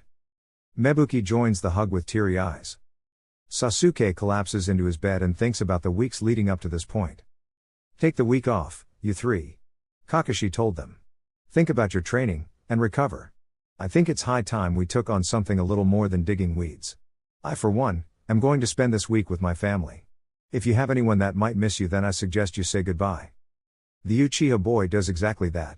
He lets the young couple who own the bakery he visits know that he's leaving, and gives them his apartment keys, as is the usual practice for shinobi leaving the village for possibly extended periods of time. Sasuke likes the couple and has come to trust them somewhat. They do not sneer at his goals, they do not ridicule him for being born into a legendary clan, and they do not try to control his life. Sasuke is cautious, but these things also happen to be traits of his newly found rival, Uzumaki Naruto. Naruto is certainly an anomaly to him. Unlike his other peers, Naruto didn't ignore him or make mention of his goals. Naruto didn't seem to care, all he wanted was for Sasuke to get stronger. He had been tempted to ask Naruto outright why, but he knew that Naruto could be infuriatingly evasive, seemingly for no reason other than his own entertainment. If Naruto wanted him to know something, he would just say it. So Sasuke had to try and understand for himself just what Naruto's motive is for encouraging him. But the conclusion he came to makes him feel bitter. Naruto has no equal in their age group. Once, it had been Sasuke in that same position.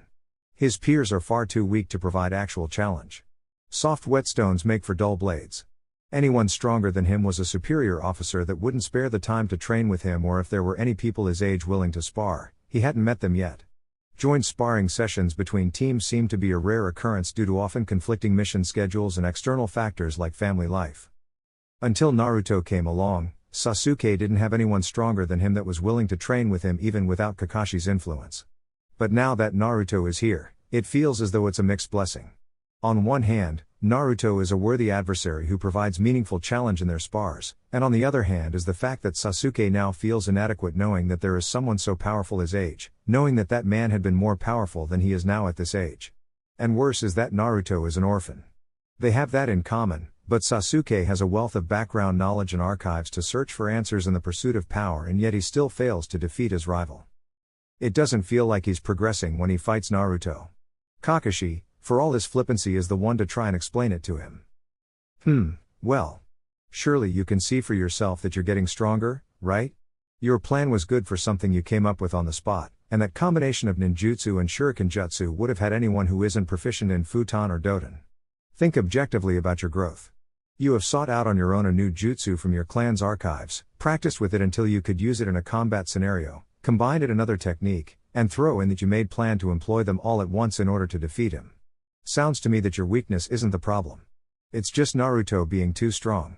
You can't see that you're growing stronger because the only people that you're fighting are stronger by a margin that gets shorter every time that you use your own initiative to gain strength. But how could he hope to defeat his brother, if he could not defeat his Jinan teammate? And he asked as much to Kakashi, which makes him look back on that question with a sense of shame at his frustrated, juvenile behavior. Listen to me. Kakashi's eye zones in on Sasuke. It's slightly intimidating and Sasuke doesn't know if that's intentional. Itachi had everything that you don't. Even before he became a Jinan, the way I hear it is that your father wasn't easy on him, even by normal strict parent standards. Itachi was told to train in every waking moment, so much that it took a toll on his health. When he was recommended to join Anbu, I personally refused it because of his reduced effectiveness in combat from his stress and fatigue evaluation. He had an entire clan of people with the same genetic gift that he has that he could defer to for advice on how to master it. He had teachers of clan jutsu rather than just scrolls, and when his second Anbu application went through once he cleaned up his excessive training, he had Anbu trainers and experiences to draw knowledge from. There are many factors as to how Itachi is so powerful and only one of them is raw, natural talent. Kakashi's catch-up breath through his mask is audible. He leans against some railing in the viewpoint they stopped at after he'd suggested walking home together, so that Sasuke or anyone else on a different occasion can talk to him privately about their concerns. You know Sasuke, I was in the same boat as you for a very long time. My father committed suicide when I was 5 years old and I was left with only people who wanted me to live up to be the same legend that he was. No one wanted me to be Kakashi, and I could have easily been the predecessor of Itachi when it comes to infamous traitors. But in the end, I found connections and bonds of peers and friends. It was through those connections that I grew stronger and began to understand myself. Not as the son of Hatake Sakumo, but as Hatake Kakashi, who is his own person. Sasuke is very still when Kakashi next speaks. What I want you to understand is that you are the sum of everything that has happened in your life up until this point. Own it. Understand that you cannot possibly hope to gain power like Itachi did. His life at your age was very, very different, and you don't need to match his life when you have already proven to yourself that you can learn both on your own and with the help of your team. You are not as strong as he was at your age. Who cares? You can still become stronger than him. You can still be Uchiha Sasuke, not the second Itachi. Kakashi walked him home after that and Sasuke didn't say a word. All he could feel was the pounding of his heart and the tightness in his eyes. Sasuke wonders what else his sensei has lost. An adult had surely lost more than they care to say. He wonders what Naruto has lost. He wonders what Sakura has lost. He wonders what the Hokage, what Jonin, even Chunin and Jinan have lost and thinks that maybe he is not alone in despair. He is on his back. His head rests on his pillow. One hand comes up to cover his eyes. I am Uchiha Sasuke, he states to himself. Tears trickle down the sides of his face despite him trying to clutch them in. They disappear into his hair. A half sob comes out of his throat. It is uncomfortable and dry. The weight of vengeance grips his heart. I will not become you. It is a promise. Kakashi is wearing a smile before he even steps foot inside. The noisy, off-tune singing of his daughter lightens his heart after trying to lift up someone else's. Tadaima. Kakashi says, but mostly goes unheard. He leaves his sandals and flak jacket at the door and makes a beeline to his wife. Shizune doesn't so much as jump when Kakashi wraps his arms around her waist and put his head on her shoulder. I take it that you're back on the mission runs? Shizune leans into his embrace, taking a moment to enjoy it. Yep. Have you sorted out your replacement? Yeah. Tsunade-sama had me train up the new boy. Good timing I guess, he officially replaces me tomorrow. I'm glad. Kakashi's voice rumbles lowly. They wouldn't be able to rely on Naruto as much for babysitting anymore, but at least Shizune would be around full time. Papa's back, is the enthusiastic greeting her receives from the other special girl in his life. She's been waiting for you all day, Papa. Shizune returns to cooking. She has had something very important to tell you.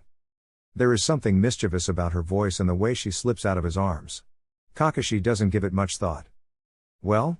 What do you want? Kakashi is teasingly flippant when he looks down at Minako. Up. She stretches her arms up to him. Up? Up what? Kakashi looks at the ceiling to spot something she was telling him. I don't see anything. Minako blows a raspberry at him. I want you to please pick me up. It is not a question. It is a demand. But since she said please. Kakashi obediently hefts his baby girl up. I have made the decision, Papa. Minako's face turns serious as she sounds out a longer than usual word. What have you decided, Minako? Minako leans in and looks her father in the eye. I am going to marry Naru. There a pause. One only a few seconds long, and yet it felt like an eternity to Kakashi. Oh God.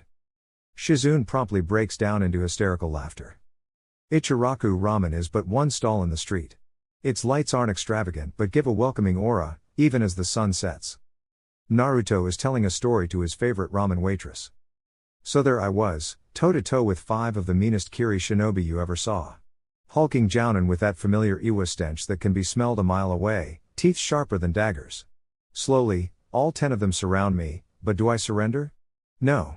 I summon my highly trained killer instinct and pounce on those Kumo shinobi. Chew. Ha. Haya.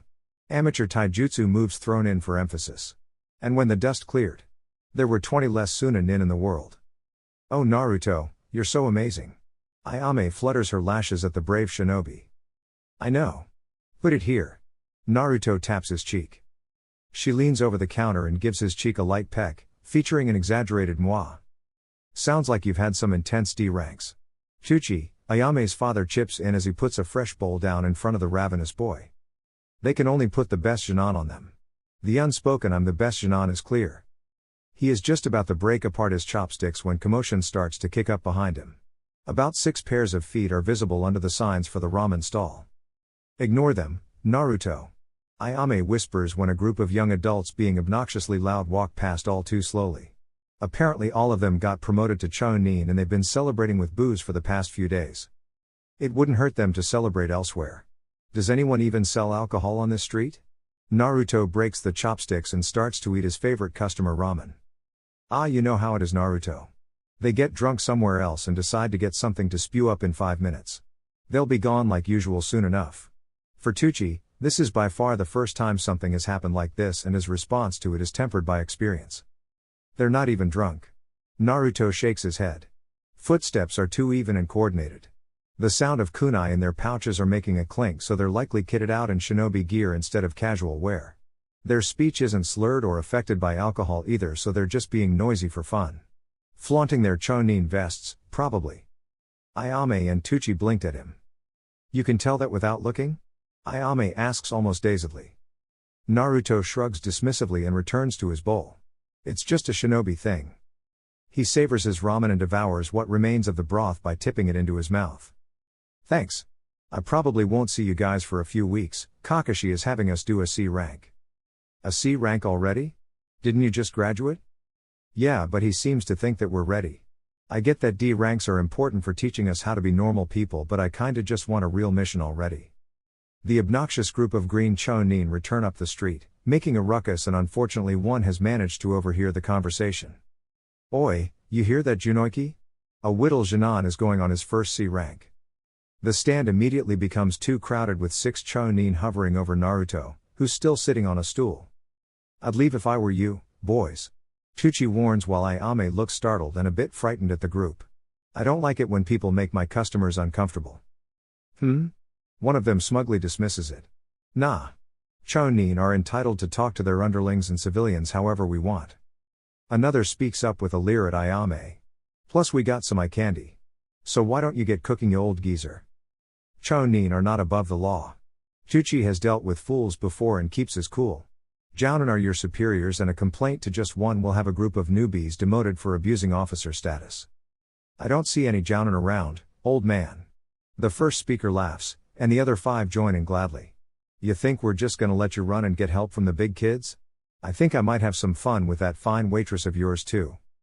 Tucci shuffles in front of his quivering daughter. You're going to wish there were. The dark threat from the boy who'd been silent up until this point catches them off guard and reduces the noise level to near silence. Spectators in the street were preparing to look for help but watched for a moment when the chonin close in around Naruto. Oh? What did you say, Jinan-chan? A hand reaches out to grab the boy's shoulder. I said, you are going to wish that the Jounin were here to protect you from me. Tucci swallows as Naruto's face hidden to the chonin, spiked with hatred and rage. His fist that had been clenching the chopsticks had veins bulging on the back of it. Fucking poser Jinan. The one grabbing his shoulder has his hand clenched into a vice grip. Naruto yanks harshly and pulls the chonin's shoulder out of the joint and punts him into the wooden fence on the opposite side of the street. The Chonin breaks the boards with the speed that he'd been thrown through the air. He is screaming in pain once his mind catches up. What the fuck? Junoiki throws a punch at Naruto's head. It is so slow. So damn slow. And Naruto has all too much rage built up to be satisfied with these weaklings. Naruto doesn't even need to dodge. His counterattack comes before the punch even lands. The boy throws a brutal haymaker at Junoiki's head and he is sent tumbling to the ground with a broken nose twisted in an obvious way. The other four waste no time and jump to the rescue by attacking instead of using their heads and running. Naruto deftly uses one as a springboard and stomps on the collarbone of another, sending his victim crashing down and squealing. He lands, dodges and deflects punches on three fronts too fast for them to manage before throwing off the balance of one of them with a trip. Without looking, Naruto kicks out the foot of one attacking from behind. The Chonin falling face first is met with whirling punch that instantly makes him black out. He isn't conscious to feel being thrown meters away, or having his jaw broken. The other three are still attacking despite the assault, a good sign on why they were promoted. They are quick enough to be Chonin for sure. A shame that their steps are too weak to dance with him. Weaving his way behind one of the three remaining, Naruto is quick and strong enough to throw the young man's legs up, making him fall backwards. Clenching both hands together, he slams down on his stomach midair and leaves a Chonin coughing up blood from the force. He takes down the last two simultaneously. He runs at them and they're too afraid to know what else to do besides try and meet Naruto head on. Naruto jumps, pushing aside two punches and delivers an snap kick with each legs to the sides of their heads. They spin around and fall to the ground helplessly. The one with the broken collarbone gets to his feet despite the pain and tries futile kicks to stop Naruto from getting closer. His reward having his leg grabbed and pulled so he fell down. The amateur move was something seen in playground fights. Naruto delivers a kick much like his first to the sides of the ribcage and sends Mr. Broken Collarbone tumbling with more broken insides. Only Junoiki is fighting condition. Gasps erupt from the observers when a kunai is pulled from his thigh holster. Alright you little prick. Junoiki's snarl sends spittle of the blood dripping from his nose out. The smartest thing you could have done just now was run. Naruto's voice takes a dominant tone. It is near shiver-inducing. His stance isn't really a stance. It's more a smug, superior pose as if to say you've already lost. Junoiki lunges with a roar. Fool. He can't even get in range. His kunai hand is caught by Naruto's right quicker than he could even perceive. Naruto crushes the wrist of the idiotic Chonin. The kunai drops at his feet and Junoiki drops to his knees. Naruto uses his other hand to grab the underside of Junoiki's jaw and squeezes tightly, preventing him from speaking well. All he can do is give a pained moan as the exhale from his nose spittled more blood. Here is how it's going to be. Naruto's dark tone is not something put on or practice. It's a genuine representation of the bad things that would happen to the group if they dared to disobey. You and your friends aren't going to bother the people in the street anymore. Fuck you. Junoiki manages to sputter out from his clenched jaw. Naruto tightens his grip immediately and the Chonin's jaw is fractured. The responding scream of pain is muted by Naruto's hand. Spectators watch in the street while making sure their children couldn't see, but didn't turn away themselves. Naruto's face is cast in shadow. The bright light from the ramen stall amplifies the shadow cast by his hair. Junoiki can only see one eye but it is making him quiver at the promised retribution that is still clear on the boy's hatred-filled visage. Junoiki moans pathetically as his jaw begins to pulse. You will leave these people alone, and you will behave yourself. If you so much as dare to mutter an insult under your breath, or look at these people in a way that I find disrespectful, I will end you. The Chonin nods fearfully, unable to speak. Naruto nods, good, and shoves him to the ground. Nice work, kid, is the mutter he hears from the crowd, although the others remain in silent awe. A Jounin is soon on site after someone called for help, and he collects the reports from witnesses. Tucci and Ayame give an accurate recount. The Jounin is soon joined by two medics from the hospital to patch up the soon-to-be Jinan. Naruto tries to leave but is stopped by a glasses-wearing Jounin. To his credit, Aoba looked apologetic. Sorry kid. Gotta get your side of the story too. Aoba looks too tired to deal with the ongoings. You're not in trouble. As Tsunade-sama would say, they had it coming. Naruto is cleared of any charges he might have received by the operating Jounin. His behavior is deemed as unnecessarily violent, but is given a pass due to the clear threat the vagrant Chonin posed to him and the stall staff. His assessment of the incident linked up with what his grandfather told him about the behaviors of shinobi. His power had prevented harm from coming to those people that he considered close to him. And Tucci had tried to reason with them. Words weren't enough sometimes, and the six fools only understood that what they were doing was a bad idea after they had it literally beaten into their heads. Shinobi were often given leeway in terms of their behavior. It was just how Konoha's system worked. Keeping shinobi loyal by giving them certain freedoms, and then keeping them in line using the ranking hierarchy that was based on the power and talent of those in the higher tiers of Konoha's network. When shinobi misbehaved too much, the next highest ranking person would be the one to put them in their place, and so the importance of strength and responsibility in the cage of a village was placed in maximum importance to the ecosystem of the village. He came to realize that the only reason that he'd gotten away with what was essentially assault by civilian standards, was because he was strong enough to defeat 6 Chunin. He was worthy of being a Konoha shinobi. He'd be of more use in the field than in a jail cell. It was as though he'd had a eureka moment. As if he was finally understanding something that he was taught long ago. Team 7 unites in the early hours of the morning on the same day, 1 week later. Tsunade starts reading out the available D ranks preemptively. Actually, Tsunade-sama. Kakashi interrupts her as politely as he can. Team 7 is ready for a C rank. The Genin have had a week to prepare for their mission. Naruto and Sasuke look as perky as can be, but Sakura regresses into a fearful visage. Tsunade looked surprised before she shrugged and smiled. Alright. You're the first of the new batch to ask for a C rank. They've been nabbed up by a few experienced teams today, but I'm sure we have something here. Tsunade pushes the intercom button. Are the new mission scrolls ready yet? Yes, Hokage-sama. Shall I bring them in for you? A young adult male answers professionally. Bring them in. The young man walks in with a scroll carrier in one hand. He refills the near-empty stacks from the bottom and refreshes the supply for the empty C and B ranks. Will there be anything else, Hokage-sama? No, thank you, Kabuto. Return to your duties. Kabuto bows politely and takes his leave. Shizune's replacement? Kakashi asks rhetorically but gets an answer anyway. Yep. Tsunade pops the P and leans back lackadaisically. Kid's good, damn good medic too. He can give Shizune a run for her money, that's for sure. Really? High praise indeed for someone so young, from the Hokage herself no less. Now, your mission. Tsunade takes the first C rank off the top and starts to inform the team. The client is a bridge builder from Nami no Kuni. His primary concerns are local crime syndicates causing trouble for him and his workers, and so he needs protection from a more skilled security detail than non-shinobi nations can provide. You'll be escorting the client back to Nami, and oversee the remaining work until the bridge is finished. 2 weeks at most, but the client has impressed on us that the deadline needs to be met without further delays. Tsunade pushed the intercom again. Kabuto, send in Tazuna. Not a moment later the bridge builder enters the room. He is an older man reeking of alcohol and looks none too impressed with the selection of shinobi before him. This is what I paid for? Tazuna's voice is nearly slurred. 3 brats and a cyclops? How the hell am I supposed to be safe? You are entitled to a refund, of course. The nearest shinobi village is a mere 3 weeks away if finishing your bridge isn't as urgent as we were led to believe. Tazuna wisely shut his mouth.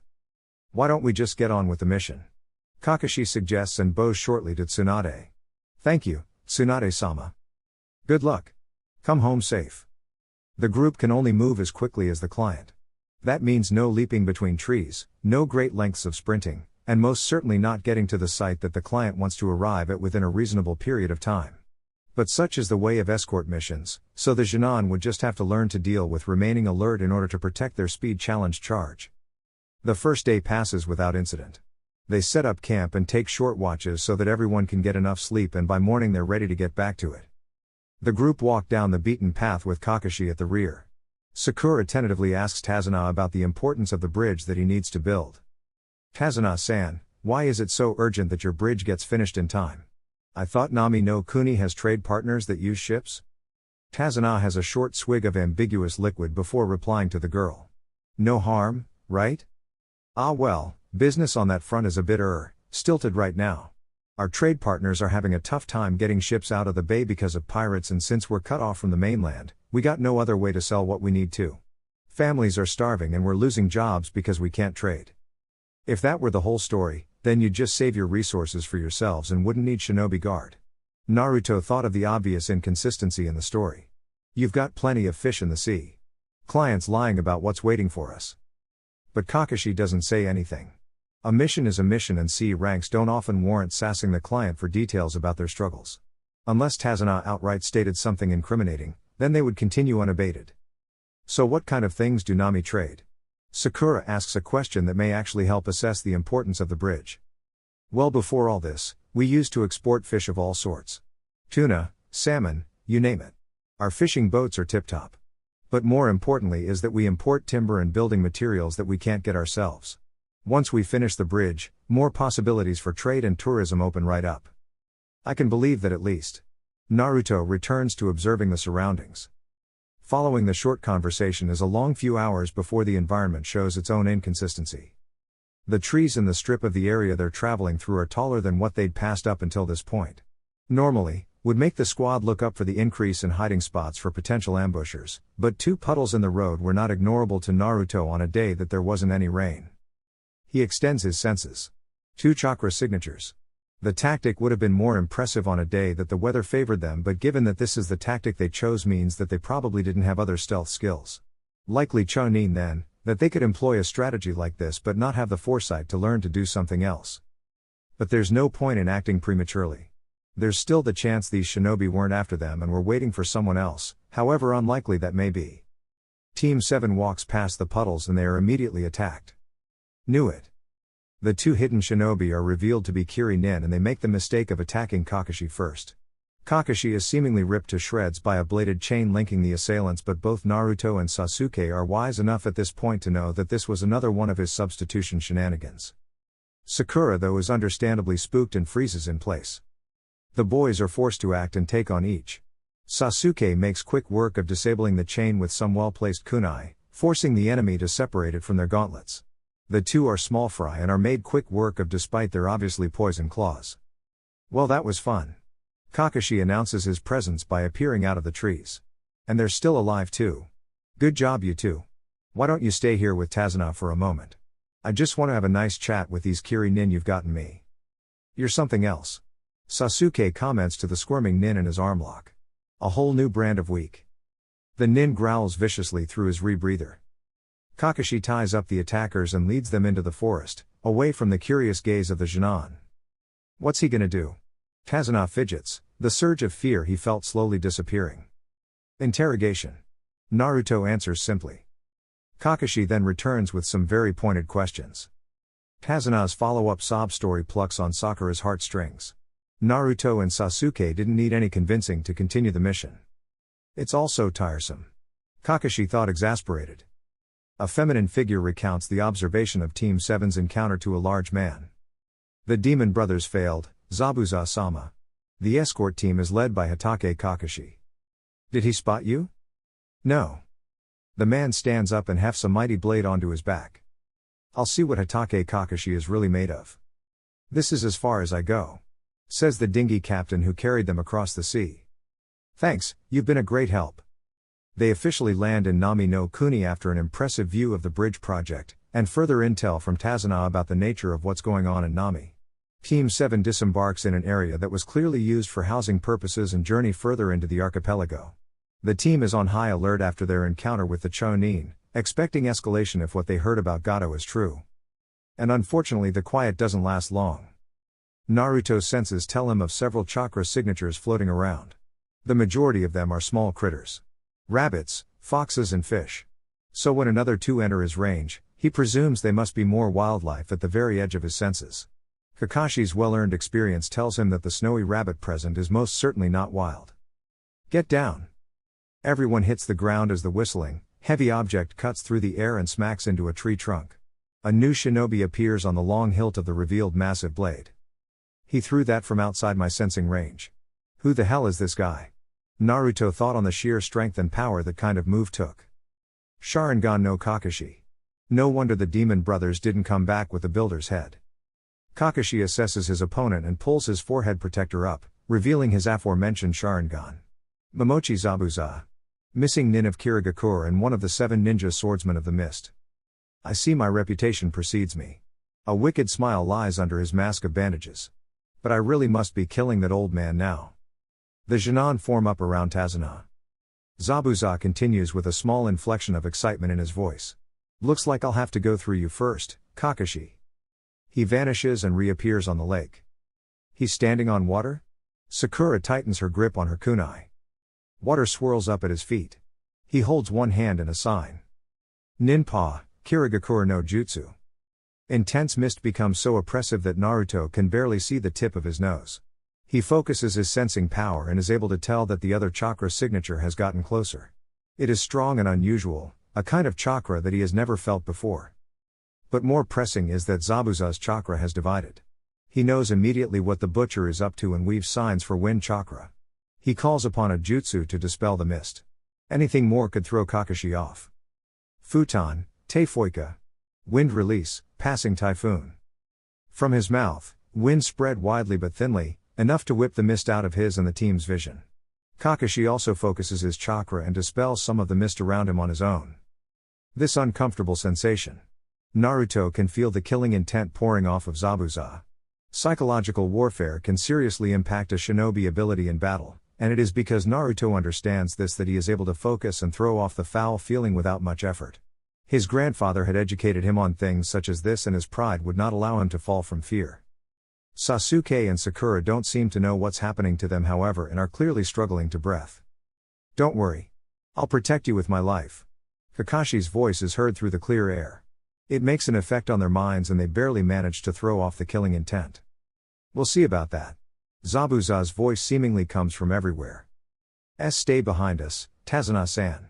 Sakura stammers out, gripping her kunai extremely tight. Zabuza appears right next to them. Like that'll help. A projectile of violent wind comes out of Naruto's mouth and blows away what is now revealed as Zabuza's Mizu Bunshine. Another Zabuza appears behind Naruto and it is Kakashi who intercepts by stabbing him in the stomach. Water pours from the wound and this Zabuza falls into a puddle. The real Zabuza appears and splits Kakashi across his waist. Sensei! Sakura screams helplessly.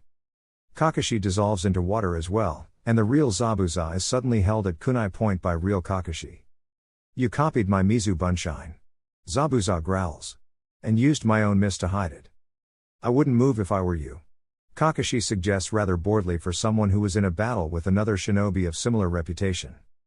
Zabuza replies calmly for someone in the same situation. Shame. I thought you were better than this. Before he dissolves into water. What? The swordsman rushes out of the bushes at high speed and kicks Kakashi with enough force that he is sent flying through the air and into the lake. Zabuza reappears above Kakashi. Suten, Suru no Jutsu. Take the client and run. Kakashi shouts before he is captured in an orb of water. The dense water made it impossible to move. You are some burden, old man. Naruto realizes that escape wouldn't be possible unless they left Tazuna behind. Tazuna is too frightened to reply. A new Mizu Bunshine sprouts out of the water and charges the squad, Zabuza's skill with Suten so great that he could maintain both the Suru and Mizu Bunshine at once. It kicks Sasuke away from the client before Naruto manages to send off his jutsu. Kaden, Gokakyu no Jutsu. The fireball from Naruto's mouth collides with Zabuza's clone. He holds the jutsu in a flamethrower variant to ensure that the clone wouldn't survive. The fresh steam and disappearance of chakra tells Naruto that he killed the clone. Another Mizu Bunshine appears and goes after Sasuke. Naruto stays at the side of the client and waits for an opening to kill the clone without injuring Sasuke. This Zabuza seems slower than the rest to the point that Sasuke can counterattack. He uses all the speed and predictive ability his Sharingan can manage and uses the same combination that he attempted on Naruto during their spars. The Hosenka no Jutsu crashes into the clone and after trying to reconstitute itself, fall into a puddle. I've got you all figured out, kiddies. Another Mizu Bunshine forms at the edge of the lake and walks onto the shore, ready to attack again. Naruto's assessment of the skirmish allows him to form a plan. The clone was slower than all the previous ones Zabuza had used, meaning that his stamina and control were getting weaker. He's not attempting anything besides Mizu Bunshine, meaning that he can't rely on a stronger jutsu while he is maintaining Kakashi's prison.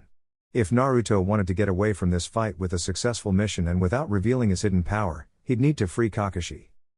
Calm down. Naruto takes control of the team.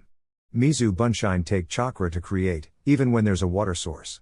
Every time he creates one, he's weakening himself and Kakashi stands a better chance at beating him. He only says it to give Sasuke some good morale. Sakura wouldn't be effective in the remainder of the fight. That'd be smart thinking, kid, if you hadn't revealed your hand already. You got nothing left to kill me. Zabuza mocks. He thinks that we're going to do the same thing again. He's not expecting raw power. Get ready, Sasuke. Naruto orders with narrowed eyes. He whispers his next order. Follow me up with something to get at Zabuza's hand.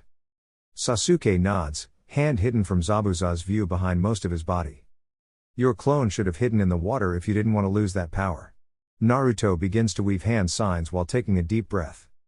Katen, Goryuka no Jutsu. An eruption of flame from Naruto's mouth constitutes itself into a massive dragon head. Clone Zabuza's eyes widen as the fast-moving jutsu blasts through the air and immediately eviscerates him. The jutsu continues to fly and is pointed directly at the real Zabuza. What the? Zabuza moved behind the water prison, needing to maintain it instead of letting go so that Kakashi couldn't escape. If he sank into the water, the chakra pulsing through his body to maintain the water prison might skitter across his body and make an orb size that he couldn't maintain. The best thing he could do was take cover. His jutsu wouldn't break so long as he maintained control. The Goryuka smashes into Kakashi's cage and water funnels upward to replace and strengthen the jutsu. The water orb is broken enough that Kakashi can just get a quick breath of air before the high-level Suiten reconstitutes and barely manages to disperse the flames. The jutsu protects Kakashi, although he definitely felt some hairs singe. Zabuza, too, is mostly unharmed. Some bret you got, Kakashi. Zabuza snarls at him through the steam. That jutsu would have obliterated anyone else's Suiten. Kakashi is thinking a bit more clearly. The air he'd gotten was not going to waste. If it weren't for the fact that we're fighting on a lake, we'd both be toast. Naruto. You're really something else. Kakashi catches a glimpse of a tiny shadow with the refined vision of his Sharingan. He nearly smiles. And trusts Sasuke to take advantage too. Looks like silent killing works both ways, Zabuza. A shuriken passes the water prison, and is pinged off of the one hiding in its shadow. The shuriken's trajectory is clearly calculated and rips the flesh on Zabuza's arm. ARGH. Zabuza wrenches his hand free from the water. Kakashi falls into the water once the prison breaks down. Zabuza sees that his advantage is lost, so makes his final move. He draws his Kubi Kiribocho and makes a last-ditch rush to assassinate Tazuna. Hold your ground. Naruto orders. Zabuza is closing in and Naruto weaves the signs for a concussive futon jutsu just in case, but it's already clear. He knows that this fight has turned in their favor. Kakashi explodes out of the earth before Zabuza can land the killing blow. He kicks Zabuza's hand enough to throw his arm and the blade backwards and follows up with another kick that had enough force to put Zabuza back on the water. He gets back on the water despite the field advantage that Zabuza has. Clearly, he has predicted the outcome of the fight. He starts weaving the same signs as Zabuza, at the exact same speed. Are you reading my mind? Kakashi finishes, and catches Zabuza off guard by changing the hand signs he was using to a different jutsu. He uses what stamina and chakra he could throw into it. Suiten, Daibakufu no Jutsu. It was as if the entire lake turned against Zabuza. The water forms a whirlpool in the air in front of Kakashi and grows in size and speed, and the maelstrom is too massive and fast for Zabuza to flee. He is pummeled by concussive barrages of water and nearly drowns against a tree. The eruption of water chakra uproots much of the foliage and leaves the Genin in genuine amazement at Kakashi's skill. Zabuza coughs and sputters and has no counter to Kakashi when the Konoha Jounin is pointing a kunai to his neck. Can you see the future? Zabuza vomits up some more water. Yes. And your future is death. 2 senbon to the neck do the deed before Kakashi can finish him off. What? A hunter nin? So now you decide to act. Naruto thought, though the outcome of the hidden ninja killing the missing nin was not entirely what he expected. I thank you for your assistance, Hatake Kakashi-san. The voice is surprisingly young. Now that he is closer, Naruto can tell that his chakra is more powerful than expected. I'll be recovering Zabuza-san now. Kakashi doesn't move away and instead checks for Zabuza's pulse. Dead. He confirms and makes a weary retreat to his team on land. The hunter takes Zabuza's corpse and vanishes in a Shunshin no Jutsu. Kakashi breathes an obvious sigh of exhaustion and relief. Alright team, I think we need to have some rest. Kakashi falls face first. Naruto runs to collect Kakashi and puts him safely on the shore of the lake. We were not far now. Tazuna's voice is shaky. I've got somewhere we can put him so he can recover. I've never been so scared in my life. These kids, they really are shinobi. They make it to Tazuna's home as quickly as they can. Naruto is tall enough that he can at least keep the barely conscious Kakashi up by slinging Jounin's arm over his shoulders.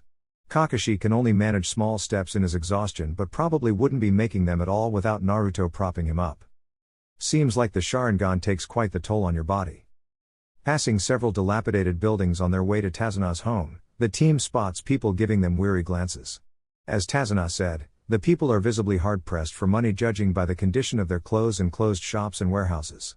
Naruto tries to focus on potential ambushes instead but can't help his mind wandering to the fight. Naruto is impressed at the abject ability that Zabuza has for fighting on and in water. This is definitely something that he can learn from and use in the future. But the fight also made him frustrated. He knew that he couldn't join in without revealing his Sharingan, something that he was saving for a special occasion. It made him consider just showing his team so that he could fight unabated. Unfortunately, the existence of several factors in Konoha's power hierarchy made it unlikely that Team 7 wouldn't be able to keep that ability secret between them. Mission reports would change drastically based on newly revealed abilities and may be made obvious that Kakashi would be trying to keep something under wraps. Naruto couldn't trust that he wouldn't become the center of attention instead of Sasuke and have his eyes stolen by the faction responsible for cleaning up the Uchiha incident before anyone else knew that he had it. If he revealed the Sharingan and further Uchiha power publicly, it creates such a fuss that it would be impossible to ignore that he is an Uchiha. He would be placed under public scrutiny, but that meant friendly eyes on him and making a move on him for his Sharingan would be political suicide. A mission with only a handful of people didn't warrant using his full power, regardless of the strength of Zabuza. While he'd been thinking, they approached Tazuna's place on a riverside. It was homely all things considered. Tazuna at least seems to take care of his family. Tsunami. I'm home. Tazuna announces before getting to the door. Footsteps can be heard pitter-pattering on the wooden floor before the door is opened wide. To-san. Tsunami lunges into his arms. It's good to see you. Tazuna returns the hug. Where's my grandson?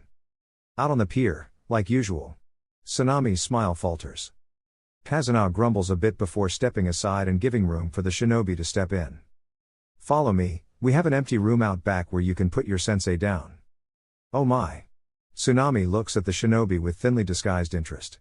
She seems concerned that Naruto is carrying the only adult among them. Naruto sets Kakashi down on a makeshift bed that Tsunami quickly laid out for him. He sits down next to the indisposed Jounin who quickly faded into unconsciousness. That sucked. Is all he can say. What do we do now? Sakura wrings her hands nervously after sitting down. We need to make sure Kakashi recovers. This mission is going to be a whole lot harder without him. Sasuke points out reasonably. He's taking it pretty well all things considered. I thought he'd be out long before we got here. Naruto nods in agreement. But we still have time. It will take a while to replace Zabuza so we have some time to move freely through Nami. Sakura, check Kakashi's pouch for soldier pills. If he has any then they'll have been made by his wife. She's a skilled medical kunoichi. I'm going to set up traps around the house. Sasuke delegates the job to himself and exits the house swiftly. Don't go anywhere without me, Tazuna. Naruto orders the bridge builder. I know that you want to rest and catch up with your workers but the situation has changed. Alright. Gotcha. Tazuna is weirded out by the serious demeanor on the young man. Kakashi continues to fade in and out of sleep. Sakura was looking at Naruto while he addressed Tazuna and didn't see their sensei quickly pull down his mask and flick the soldier pills out of her fingertip grip on them. Eh? Sakura completely missed the movement. Thanks Sakura. Kakashi smiles before falling back again. You're not making this easy for us, Kakashi. Naruto rolls his eyes. It takes Sasuke an hour to set up traps in the trees, in the water and under the jetty of Tazuna's home. They'd been made deliberately with enough wiggle room that only normal civilian exit and entry was possible. Anyone trying to sneak in by jumping on the roof or coming through the water would be in for some nasty surprises. He is soaked when he returns but Tsunami praises his efforts and gives him several towels to dry himself off before coming inside. Having got a better view of the woman while she was fretting over him, Sasuke almost looks like he'd seen a ghost. Reminder of the lost? Naruto asks, quietly enough that Sakura couldn't hear. She looks like my mother. Sasuke reveals just as quietly. He is relatively somber but it's easy to see it as just being grumpy for being in the water. It slowly fades and he begins to look thoughtful instead. Naruto sees Kakashi stir back into consciousness. He looks much more aware than he did when they arrived. You're okay. Sakura looks nearly ready to cry. Kakashi smiles, wincing a bit when he sits up. How long have I been out? A few hours at most. Looks like your soldier pills work the charm. Naruto answers offhandedly, relaxing a bit now that their leader is lucid enough to talk. That's Shizune for you. Kakashi props himself up against the thin wall. I hate to be the bearer of bad news, but I think we have bad news. The Genin really didn't want that to be the first thing Kakashi said to them. I think Zabuza may still be alive. With unfortunate timing, Tazuna and Tsunami walk into the room as he said it. What the hell? You saw what that kid did, he killed that crazy ninja. With Senbone. Not a tool often used for murder, even discreetly. Kakashi goes on to explain his reasoning for why he thinks that the masked nin is actually an accomplice instead of an official of Kiri. It just gets worse. Tazuna bemoans. I understand that you may be scared, Tazuna-san, but remain calm. These two elites have shown their hand a bit in that fight. I have a pretty good assessment of the set of skills that Zabuza uses. The real issue is the accomplice. Naruto makes his own assessment known. I believe that the Hunter Nin is a Kekkei Genkai wielder. He has an unusual chakra that I have never felt before, but I believe that it is Hyotan. Care to explain? Kakashi fishes for more info. I've been refining my sensory abilities to be able to distinguish chakra natures. The chakra nature of this hunter resonates strongly with wind and water, and is unusually strong on top of that. But you don't know for sure? Naruto shakes his head slightly. No, I'm not that good at it yet. But I still think they wield some kind of Kekkei Genkai. It's better than nothing. Good work. You three have your work cut out for you, so I expect that you'll take what I have to teach you very seriously. We're going to train? Sasuke finds the suggestion of training in the middle of a mission a tad unusual. You don't have any choice. Kakashi states bluntly. If you want a chance of survival, then you'll have to learn. And it just so happens that I have the perfect chakra control exercise for you. Kakashi.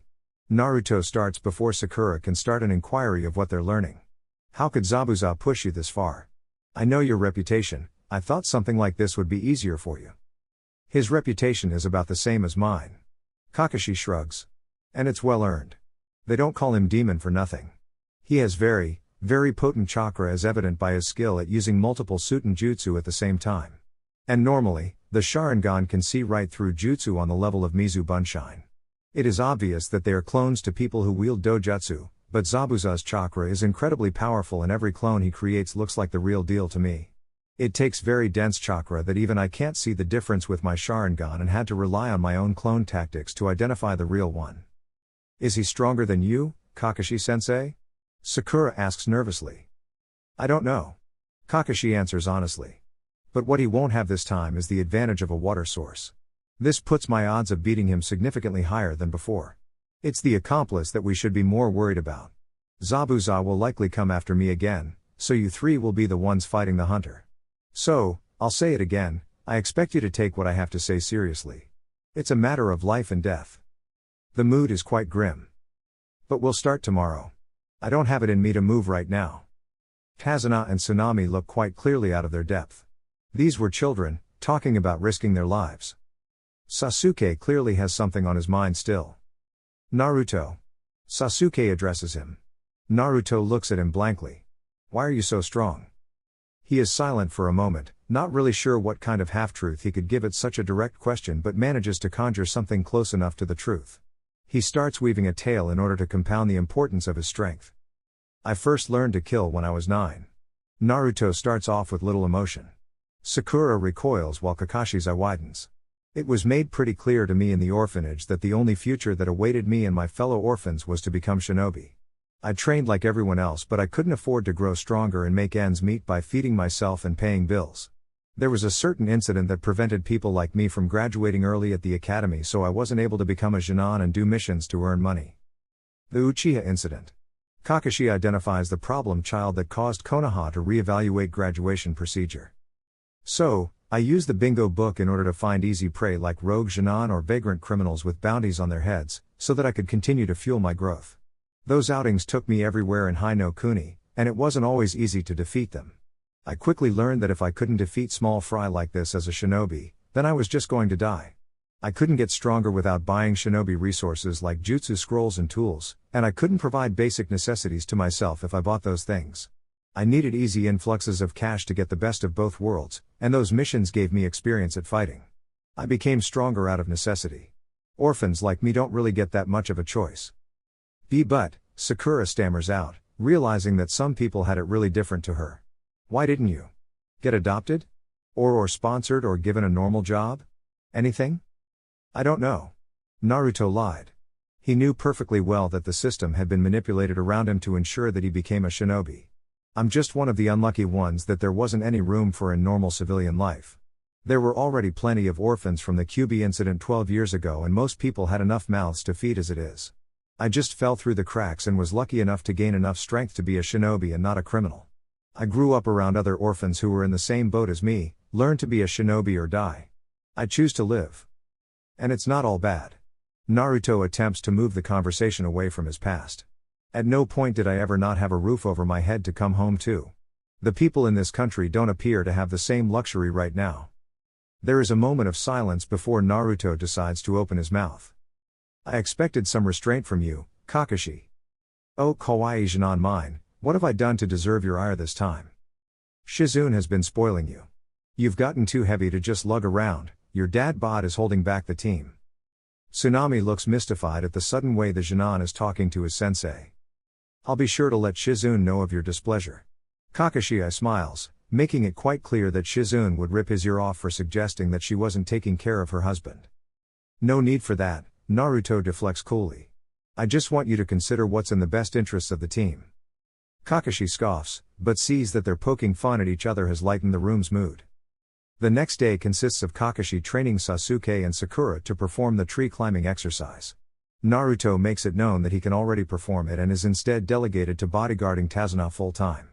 Sasuke has enough jutsu under his belt to make use of the chakra control exercise and instead merely struggles to perform it until mastering it by evening. Sakura is put through her paces after making it obvious that the exercise is too easy for her, and is instead taught a diversionary genjutsu by Kakashi, topping it off with some light taijutsu pointers to make sure she's up to scratch. The team doesn't see hide nor hair of Tazuna's grandson throughout their stay at his home, but Tazuna just chalks it up to the boy being depressed. He makes it evident that he and Tsunami are seeing him, and Naruto has spotted him to make sure that he hadn't been kidnapped and the Inari hanging around the house was the real one. Naruto points out that Tazuna, despite being dedicated to the nation and having the drive to defy a millionaire criminal like Gato, is an emotional man that can be manipulated by his family. He suggests that Tsunami and Inari should be hidden, and one of them should take their place in disguise in case Gato sends men after them.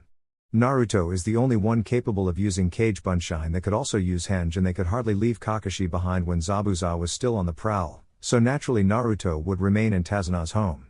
They make this plan discreetly and without Tazuna's knowledge.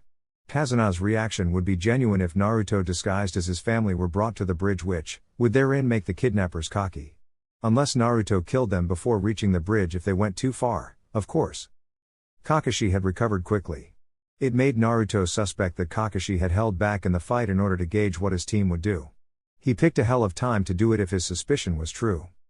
Nothing happens for a full week before drama starts to unfold on the bridge. Tazuna and Team 7 sans Naruto left early. After leaving, Naruto enacts the plan of having a Cage Bunshine escort the family to the section of housing they arrived in when arriving in Nami initially. The real Naruto and another Cage Bunshine remained in wait at Tazuna's home, transformed to look like Tsunami and Inari. The oppressive mist rolls in.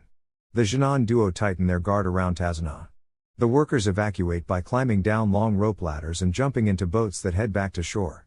Knowing that they are at a disadvantage if Tazuna goes with them in the water, he and Team 7 remain on the bridge. Looks like you're one Jinan down, Kakashi. Zabuza's malicious grin is visible through his bandages. I wouldn't be so concerned about him if I were you. You and your accomplice have enough to worry about as it is. Ha! Zabuza throws on a blustering laugh. Haku isn't some small fry Jinan like your little team. He may even be stronger than I am. Then I'll be sure to end you quickly before that strength can be put to use. Kakashi's voice is no nonsense and confident, like he has nothing at all to fear. Zabuza looks caught off by the demeanor. He looks into the Sharingan of his current opponent and wonders if the man is greater than the legend. Haku. Get rid of the Jinan. Hi, Zabuza-sama. Sasuke has locked Haku into a stalemate. The hunter has revealed the secret of being an ice release wielder, just as Naruto speculated. Sasuke's Sharingan is strong enough now to be able to predict the flight path of Haku's jutsu and is always able to dodge at the last second. Unfortunately, Shuriken Jutsu nor Kaden had any effect on the ice ninjutsu, and that became painfully evident when the masked hunter unleashes a secret technique. Makyo Hyoshu. Mirrors of ice surround Sasuke entirely and cut him off from the outside. He is now singularly dependent on his ability to intercept Haku whenever he attempts to attack. Taijutsu seems to be the only viable option. Haku can't land any blows, but neither can Sasuke, and unfortunately Sasuke can feel his stamina and speed dropping slowly. He employs some rudimentary chakra control to increase speed in his legs to try and finish things off before he got too tired, but Haku has become wise to his strategy and is attacking cautiously rather than expediently. If this goes on, I won't survive much longer. Desperation begins to claw at Sasuke's mind, and unnoticed to him, his Sharingan gains an extra tomoe to cope with the life or death stress. He can't predict Haku's attacks without it, but it's draining his chakra even more now. Naruto. Sakura is happy that the strongest of the Genin has arrived on the bridge. Not Naruto. A Kage Bunshine. Naruto nods discreetly, making it known to Sakura that this is the clone who escorted the real Tsunami and Inari to safety. Shit kid, Tazuna understands that these may be his last moments and everything is on the line. Is my family okay? I'll dispel if the real me is badly hurt enough. Naruto explains. Since I'm still here, your family is fine. Sakura, tell me everything that's happened. Sakura goes on to explain as quickly as she can what he managed to see before the ice mirrors blocked view of everything else happening on the bridge. Sasuke-kun tried using his Kaden, but it barely did anything at all. But something happened? What did the Kaden do? Naruto presses for intel. They melted just a little bit, but they just reformed like nothing happened. He kept trying, but Sakura clenches her eyes shut. Please help him? I will. Naruto assures. Stay with Tazuna. The clone leaps deftly into the air and senses carefully where exactly Sasuke is in the dome of mirrors. To his confusion, the hunter's chakra signature appears to be manifesting evenly in the entirety of the dome. It surrounds Sasuke too much for the Kage Bunshine to get an accurate reading. He has no choice but to jump in instead of risking injury or death to Sasuke. He leaps to the very top, weaving hand signs once he gets a glance of Sasuke in the middle, who is exhausted and about to be skewered by ice senbone. Futon, Shinku Tabaikamu. Wind release, vacuum dive. Naruto's clone is sucked down by swirling wind chakra around his form, through the gap at the top of the dome. The rapid vacuum enhanced dive builds up more wind chakra, and as soon as he lands next to Sasuke, streams of the wind chakra blast out from his legs before forming into a rapidly expanding spinning dome of wind. It blasts away the ice senbone before slamming ineffectually into the mirrors. You should have stayed outside. Sasuke says while panting. I didn't have much choice. After this is over you can thank me with dinner. Sasuke doesn't have a response to that and instead focuses on staying alive.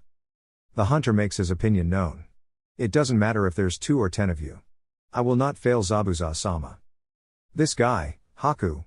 It's like you said, Naruto, his Kekkei Genkai uses strong chakra. It makes unmeltable ice. Sasuke informs Naruto's clone what Sakura had already told him. Not unmeltable, but it doesn't matter. My jutsu is also on another level. Naruto starts weaving signs for a dense Kaden of his own. Kaden, Ryuin Hoka no Jutsu. Naruto breaths out 5 dragon heads, smaller than the one he used against Zabuza but with the same concussive energy and strength.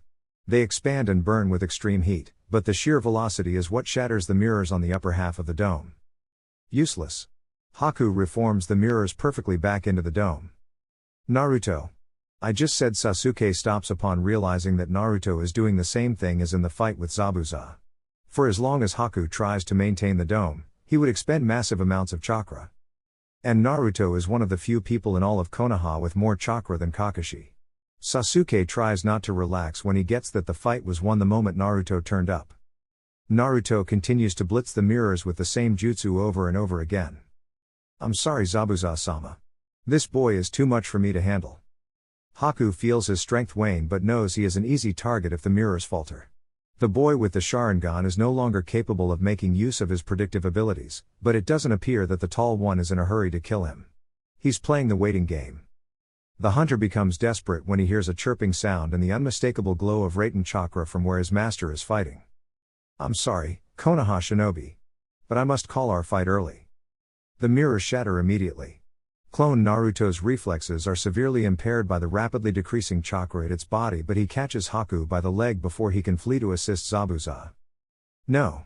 Haku screams, his wild chakra spurts out of his body and the icy surface of the bridge encases clone Naruto in an iceberg. It is too late, however. The time that Naruto brought Kakashi proved fatal to Haku's master. Haku stops on the spot when he sees Zabuza, held completely immobile by a pack of dogs and with a palm of lightning through his chest. There is a pregnant pause. Haku stands completely still looking at the final moment of his master. And then, a howl of despair and anguish sends chills down their spines. You! Haku screams at the frozen clone. He breaks out into a sprint. Sasuke hobbles his way back to Tazuna, but Haku doesn't make it that far. The cage bunshine encased in ice violently explodes, sending out shards that bury into Haku's stomach and arms. He is sent flying and lands midway between the explosion site and Kakashi. His death is quick. He isn't conscious by the time he lands and shards buried in his flesh are scraped out from rolling across the surface of the bridge. There is a long trail of freezing blood. Haku is dead within the minute. It is an unspectacular death that made Sasuke's stomach churn. Kakashi calls them over and away from the end of the unfinished bridge. Tsunami and Inari do not jolt on receiving new memories. The guards surrounding them on the dinghies they had commandeered seemingly have nothing to fear. A small army of mercenary criminals lead them up the workers' ladders to the end of the bridge. They are 30 strong and armed with basic weaponry. And even Gato himself is present, gloating loudly from his yacht before deigning to be the first to climb up to the top of the bridge. With some assistance. His pathetic, stubby little legs were incapable of doing so without help. Naruto imposes a subtle genjutsu on his guides. One to make sure they kept their blades sheathed. He puts on his best acting face. Kyoyu-san. Run. Tsunami screams at her father. Tsunami? Gato. You monster. Kiahei. This little game of cat and mouse is done. Gato grins confidently. He walks forward and stumbles upon the corpse of Haku. I should have known you'd be useless, hee hee. Gato kicks the body with a little giggle. You sick fuck. Sasuke curses and his internal fury burst out of him hatefully. Kakashi's hand on his shoulder prevents him from doing anything. I don't know why I even bothered to bring your family here. Gato strolls over Haku. The mercenaries rally behind him. Looking at you now, so pathetic and beaten down. It reminds of that son-in-law of yours. He grins again. Very nostalgic. And like him, you've been a pain in my ass for too long. I'm glad those tools of shinobi I hired were enough to tire your bodyguards. Nami no Kuni is mine as it rightfully should have been from the start. The battle for this country. Tsunami vanishes and reappears to whisper in Gato's ear. Is over? Gato whirls around to a pop of smoke, revealing that Tsunami was in fact a disguised shinobi. Get him, you fools! Gato screams in fear. Inari's transformation dispels and reveals a cage bunshine of Naruto. Mercenary civilians are but like chopping through academy students. The clone makes use of their own weapons against them. It doesn't so much as bother to use ninjutsu. They cannot advance and the gruesome display of butchery takes apart the traitors to their nation. These men were once citizens of Nami and their greed had nearly destroyed it. There would be no mercy from Naruto. Gato drops his cane and stumbles away from the real Naruto. Naruto walks sedately while Gato attempts to flee down the bridge, continually looking over his shoulder at Naruto who on practically on his heels with no effort. Kakashi lets go of Sasuke's shoulder. The crime lord looks back once more to see Naruto has stopped, and is promptly skewered in the back by two kunai. Rot in hell, you monster!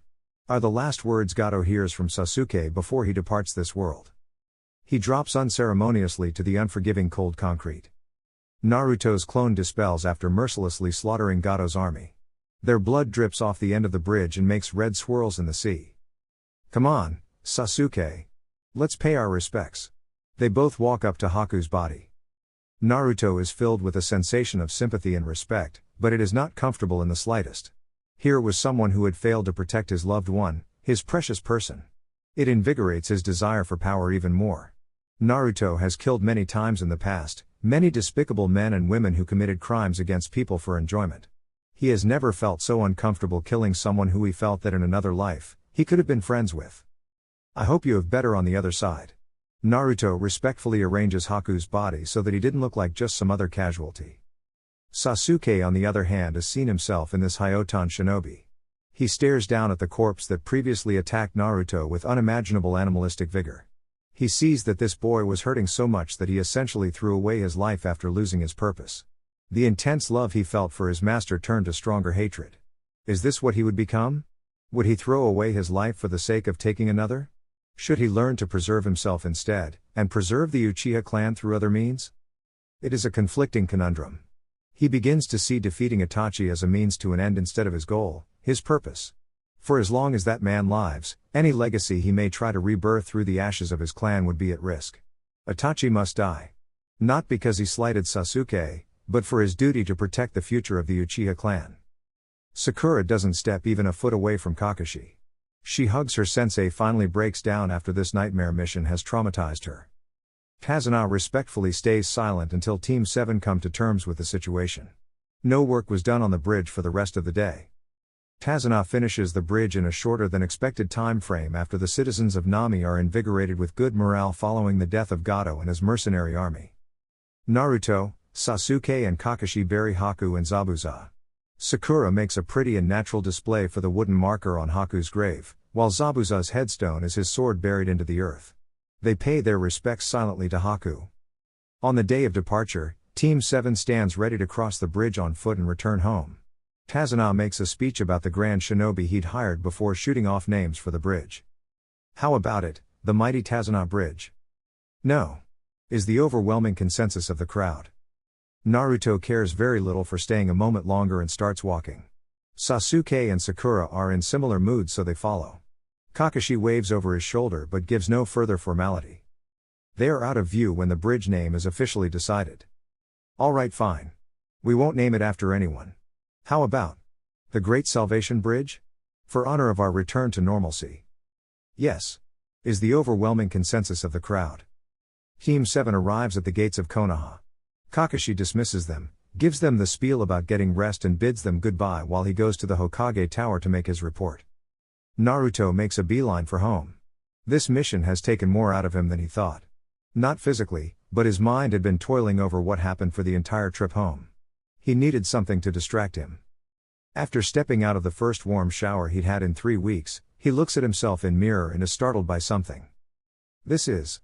Naruto takes in the pattern on his Sharingan. His hands trace around his eyes, he pulls the skin around them as if to get a better look. Bengekyu, Chapter 6, Contagious Morality. We've received a hidden message in an invoice from Kuba Town. They export iron to us to craft shinobi tools. They are currently suffering attacks to steal refined iron before they send it out. Evaluate the situation, act as necessary. It is not a smart idea to steal from one of the big 5 nations. Kuba Town is but one of many sources of Konoha's iron within the Hai no Kuni, but one does not simply steal from Konoha without retribution. If the culprit refused to cooperate and leave town for good, well, they wouldn't be lasting much longer. This is Team 7's 5th C-rank mission. Thankfully none of the C-rank missions they have done since Nami no Kuni have been particularly dramatic or dangerous.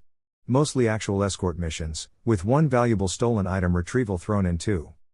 The town is only a day away from Konoha, and Team 7 quickly questions the residents to understand what's happening.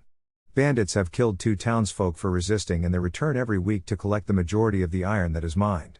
They do not wear any markings that denote them as operatives of a village, although a village may be buying the resource that they're stealing.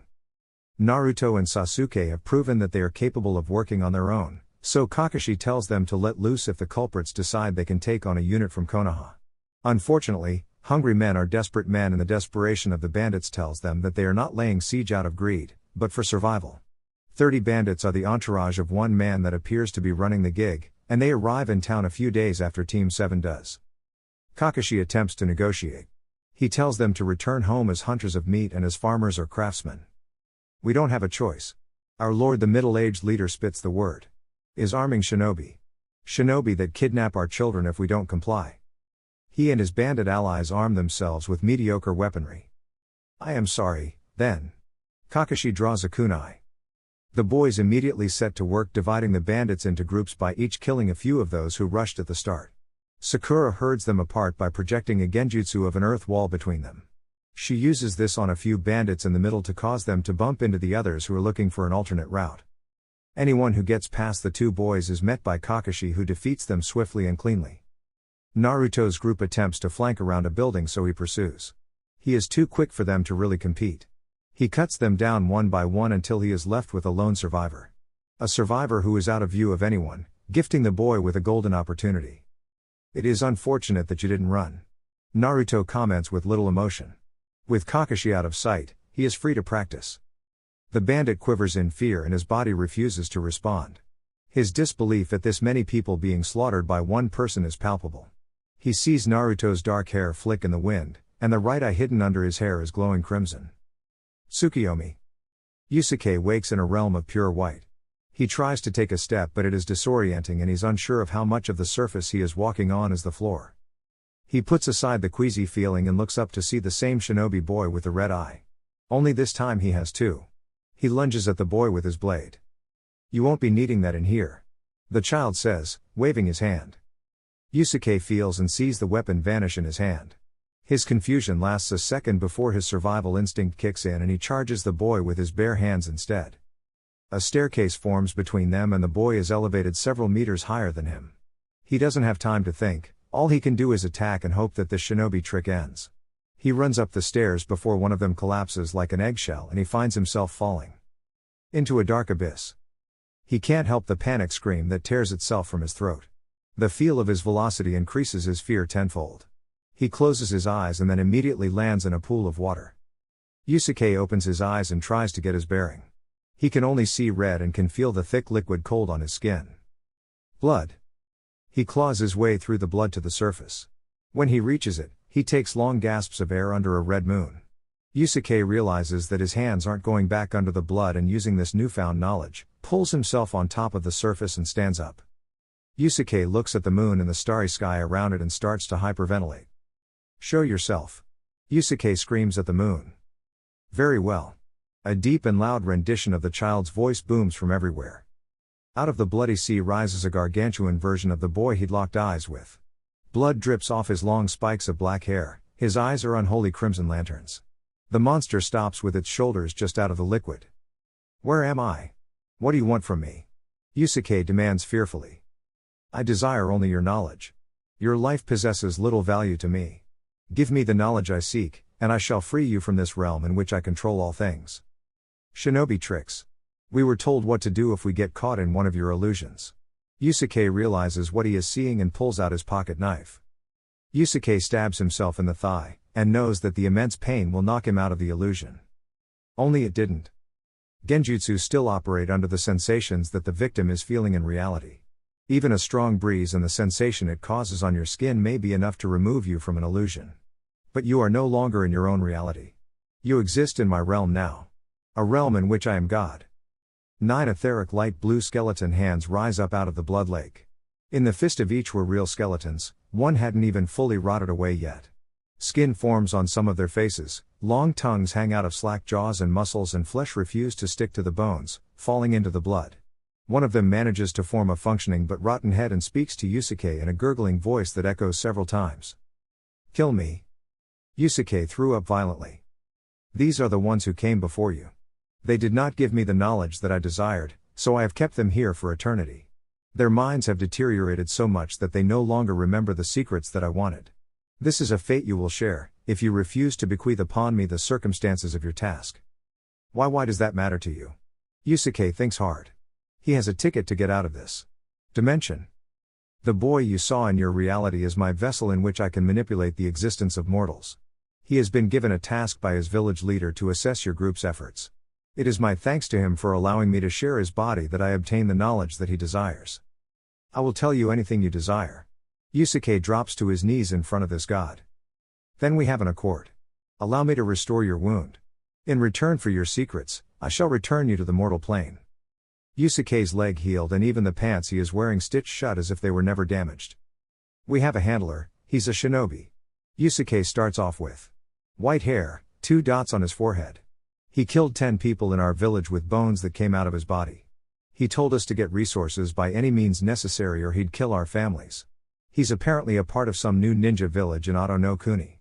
The lord of our land is giving the leader of this new village free rein to do whatever he pleases to us. Naruto cancels that Tsukiyomi early. The stress on Yusuke's chakra network and mind puts him in a vegetative state. He took pity on the bandit and stabbed a kunai into his head. Even if the man could be saved, he'd seen too much. His playing God act had fooled the man well enough to make him spill everything he knew about this new village. It wasn't much but still something. Only a second had passed on the outside while his Tsukiyomi took place, which gives him enough time to fake a scenario in which he could have reasonably extracted that information. He waits a few minutes before returning to the main group and joins Sakura as defense for the townsfolk that they'd ordered to stay indoors and barricade up. Sasuke makes short work of the remaining bandits before Kakashi stops him from killing the last one. This is our chance to practice what we talked about. The Jounin ties up the survivor. Kakashi, Naruto steps in with his new tale of half-truth. I had one of the bandits tell me why they're doing this. They have a shinobi coercing them into stealing the iron. He said if they didn't cooperate, the shinobi would murder their families. This shinobi is using normal people to do his dirty work? Looks like they don't want anyone to find out what they're doing. Sasuke activates his Sharingan, which whirls with 3 tomoe in each while Kakashi holds the man's head still and forces his eyes open. Practicing hypnosis to get information. The hypnosis potential of the Sharingan took much skill before one could be considered a master of it, and even in control of a person's mind it still fell far short of the legendary genjutsu of the Mangekyo, Koto Amatsukami. Using the standard hypnosis could only get gleams of information and shinobi could lock out someone from their mind with some effort. Naruto had wondered what it might be like to wield a jutsu like that, but figured the Mangekyo must be primarily hereditary.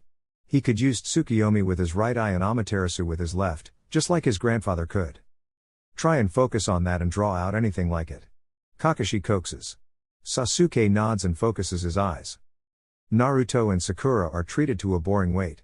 The pink-haired girl had grown far more confident in herself over the 6 months that she'd been a Genin and actually strikes up conversation with Naruto rather than disguising her fear of him with verbal assaults. What do you think it's like? She asks while twiddling her long pink hair. They sit down next to each other on a bench left out at a dengo shop. You might need to be more specific with me, Sakura. Naruto comments, idly shaking his own hair back into place after whipping it around chasing the bandits.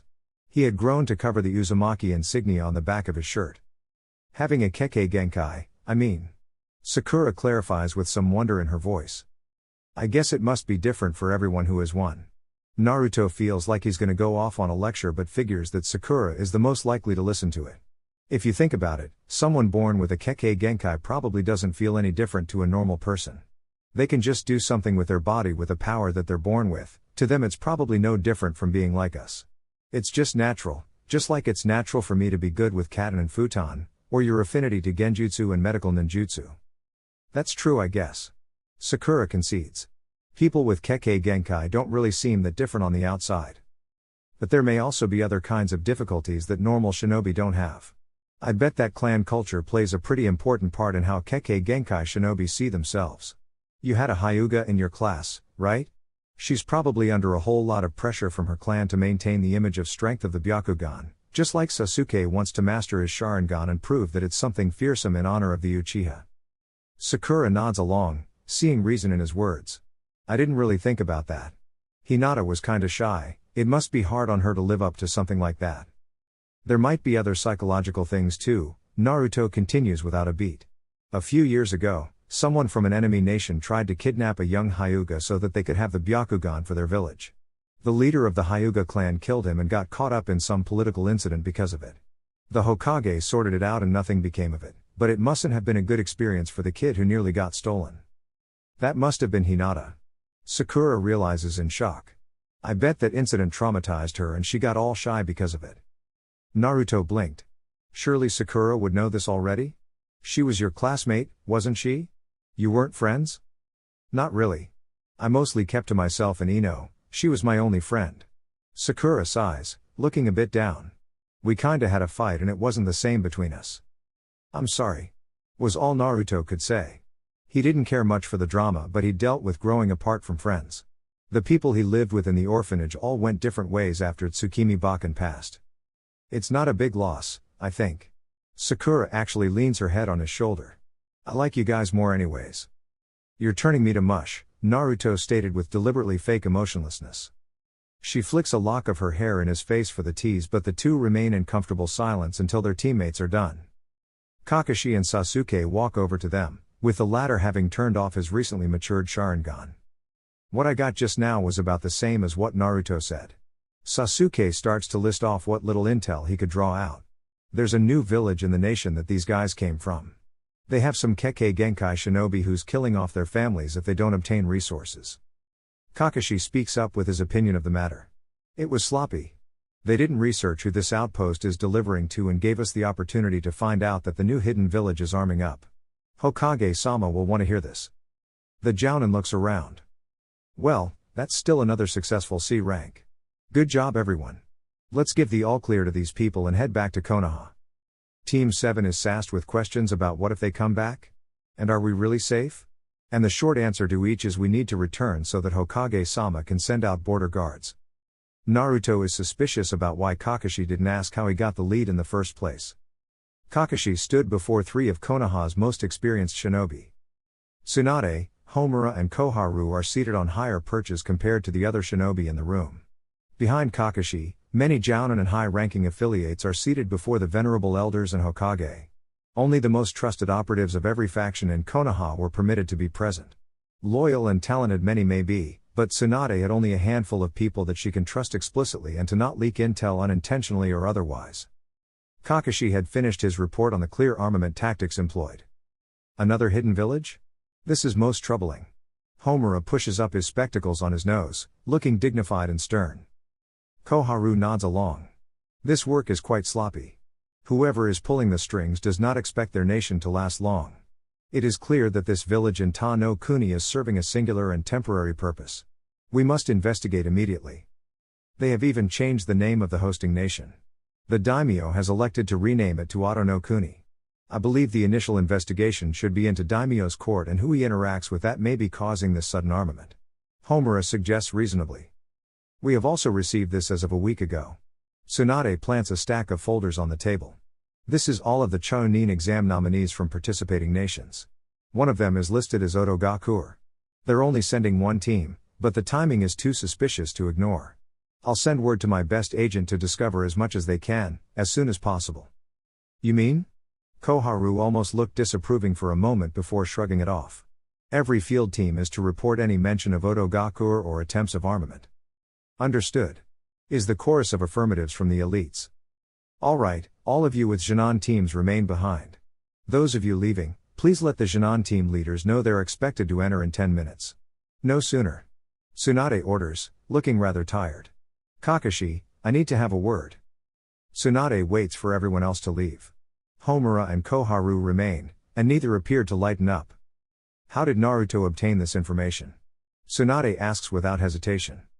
I don't know, Kakashi replies honestly. But I do know that it is some kind of jutsu that requires an enormous amount of chakra. Whatever it is, it functions instantly and can be performed without needing to gather chakra conventionally. A high-level interrogation technique. This is beyond the scope of a Jinan, even one who has been reported to have unusually powerful chakra. Koharu points out shrewdly. Is he aware that you know? Perhaps not fully. He understands that I've been trying to get more information from him, but I don't think he knows that I was using a jutsu to assess his chakra levels throughout the mission. I'm afraid I don't have the sensory talent to be able to understand what exactly he did, but I know for certain that it requires more chakra than any interrogative technique that I've ever witnessed. Kakashi tacks on his explanation of his lack of sensing skill. It is a very rare talent to be able to sense if someone is using a jutsu, or determine what their chakra nature is. Naruto's mind's eye of the Kagura, as he called it, was truly one of a kind. Why is the boy hiding this? He is clearly not suited for stealth or other onbu positions. Uzumaki Naruto clearly possesses the same frontline wrecking ball potential that his father did. He has nothing to gain from keeping something like this hidden. Have you discussed with him this behavior? Homura's assessment of Naruto's abilities rings true. There's no chance in hell that someone like Naruto would desire to go into onbu. But his habit of keeping secrets is making people suspicious. With each mission it becomes clear that he is not being challenged and makes it more obvious that he's hiding something. Kakashi puts forward what he's managed to read from his student so far. I've had a chat with him about it. All he will tell me is that he's waiting for a moment in which the entire world will see what he can do. I tried to explain that he could catapult through the ranks quickly if he just chooses to show off, but he's determined. Every time I ask, he just tells me that Kakashi sighs, realizing that it sounds ridiculous. That he's at risk. Homura exchanges a look with Koharu. Tsunade leans forward with her head on her hands, eyes stern. At risk of what? If he reveals the full extent of his abilities too early, he believes that internal factions of Konoha will seek to recklessly reproduce that power. If it is stolen, or altered, or diluted by giving it to other people without correct instruction, that it may very well destroy Konoha instead of protect it. He insists that this ability is 100 years of hard work culminating into him, and that it must be shown to enemy nations at the same time or else Konoha will lose the biggest possible deterrent of war since the Shodai Hokage. So, he thinks he has some Kekkei Genkai that is absolutely vital for Konoha's future? Homura's tone could be considered dubious at best. Koharu clearly agrees. This is the posturing of a 12-year-old boy with an inflated sense of importance. Uzumaki Naruto may be a prodigy of even the same caliber as his father, but unless his ability is clairvoyance, then I suggest that you continue to pry information from him, and determine if he is whispering promises of being a savior for the sake of deflecting attention from an ulterior motive. What does he mean by internal factions? Tsunade latches onto the phrase with narrowed eyes. The Hyuga incident is the example he gave me. Kakashi tells a condensed version of the story he got from Naruto. I think he isn't aware that distrust toward him is high right now, because he is focused on the potential that Konoha may very well be like Komagakure. In his mind, Konoha trusting him isn't the issue. It's Konoha that needs to earn his trust by proving that it will not manufacture circumstances that will rob him of agency within the village hierarchy. You are saying that Naruto thinks there's a chance that we will turn him into breeding chattel? Tsunade asks quite disbelievingly. Ridiculous. Koharu mutters. Regardless, that's the story he is sticking with and hasn't deviated from. Kakashi is dubious of it himself, but he doesn't know anyone who is more stubborn than Naruto. Asking too many questions of Naruto is the fastest way to get him to make fun of your weak efforts. And Naruto makes waves everywhere he goes. Tsunade sighs and rubs her forehead. Word of the incident at the start of his Junon career involving several Chunin has spread around the village. His graduation was also quite public and showed nearly all of the current clan heads that he's worth paying attention to. Throw in a rumor of him completing an A-rank mission, and every eye in the village is on him and most of them are friendly. If we try and get this information from him without allowing him to show it himself, it will brew discontent that a young, talented and friendly shinobi is being picked on by higher-ups. He has weaved the circumstances leading up to these Chunin exams quite well, intentionally or otherwise. Homura also adds a more current issue. We cannot afford not to have Team 7 compete in this exam. They are by far the strongest team of Junon and Konoha. If we wait any longer to show their skills, we may face scrutiny for holding back a team and waiting until they are strong enough to decimate any competition. It would be the same as letting actual Chunin compete, and you know that the other nations will cry foul. This appears to be the perfect conditions for Naruto's terms of revealing his true power. Sunagakure is sending a team composed entirely of the Kazekage's children. One of which is a Jinchuriki. Without your team causing a ruckus, the Junon heirs of important clans within Konoha are at extreme risk. You know very well that the parents of those children will push for their sensei to recommend them for the exams. Sasuke is the highest profile target on the team, and with your teachings it is likely that he will ally with fellow Konoha Junon and provide a deterrent towards teams in the forest that are seeking easier targets. Koharu provides a blatant opinion that the Junon clan heirs are weak, and that Team 7th may be the only ones with the potential to protect them through the team survival phase. Kakashi gets the message. He was going to recommend them anyway, but Team 7 must compete. The suspicious behavior of a new hidden village and the unusual amount of teams participating made it likely that some foul play would be involved. I'll slip word to my team that they're to keep an eye on friendlies. Good. Tsunade pushes the intercom on her desk. Send in everyone who's here for Chunin exam purposes. Finally. Kakashi thought tiredly. The evening is nearly over and he could soon flee to the comforts of home. His screaming, tantrum-throwing little ray of sunshine is a preferable alternative to being stuck in a meeting. Alright Uzumaki-kun, I'll add these to your medical record for later review. Same as the others. Thank you. I can't help but be curious, however. The doctor turns his chair and looks Naruto in the eye. I hope you understand. From the tests you've asked for over the past 5 months, I can easily see from the scans that you're developing new chakra pathways in your brain and to your eyes. Your vision and reflexes seem to be, well, improving. Then there's no cause for alarm? No. He shakes his head. I know that you must be up to something, but if you've found a way to do something like this, surely you must understand that whatever you're doing to yourself could help many people with impaired vision? Naruto nips that in the bud quickly. I can't tell you what I'm doing. What I can tell you, since you've been a good sport and presumably upholding my confidentiality, is to bet on me in the upcoming Chunin exams and you'll see for yourself what's happening to me. Confident, are we? He smiles indulgently, realizing that Naruto wouldn't respond if he asked any further. You have no idea how sure I am of my victory, Ieyashi-san. My wife would kill me if she caught me betting on children killing each other. Ieyashi comments dryly. Your loss. Naruto states but leaves it at that. He stands up and puts his forehead protector back on. The doctor gets his last word in. Please do be careful, Uzumaki-kun. I don't know what you're doing, but ninjutsu that affect the eyes and brain are no joke. Anything could go wrong if an unpracticed method of improvement is used. You don't have to worry. Naruto assures with no doubt in his voice. If all goes as planned over the Chunin exams, then you probably won't be seeing me again anyways. Ieyashi raises a brow but doesn't push it. Well, I'll cheer you on for your imminent victory. He indulges the bravado of the black-haired boy. Remember what I said.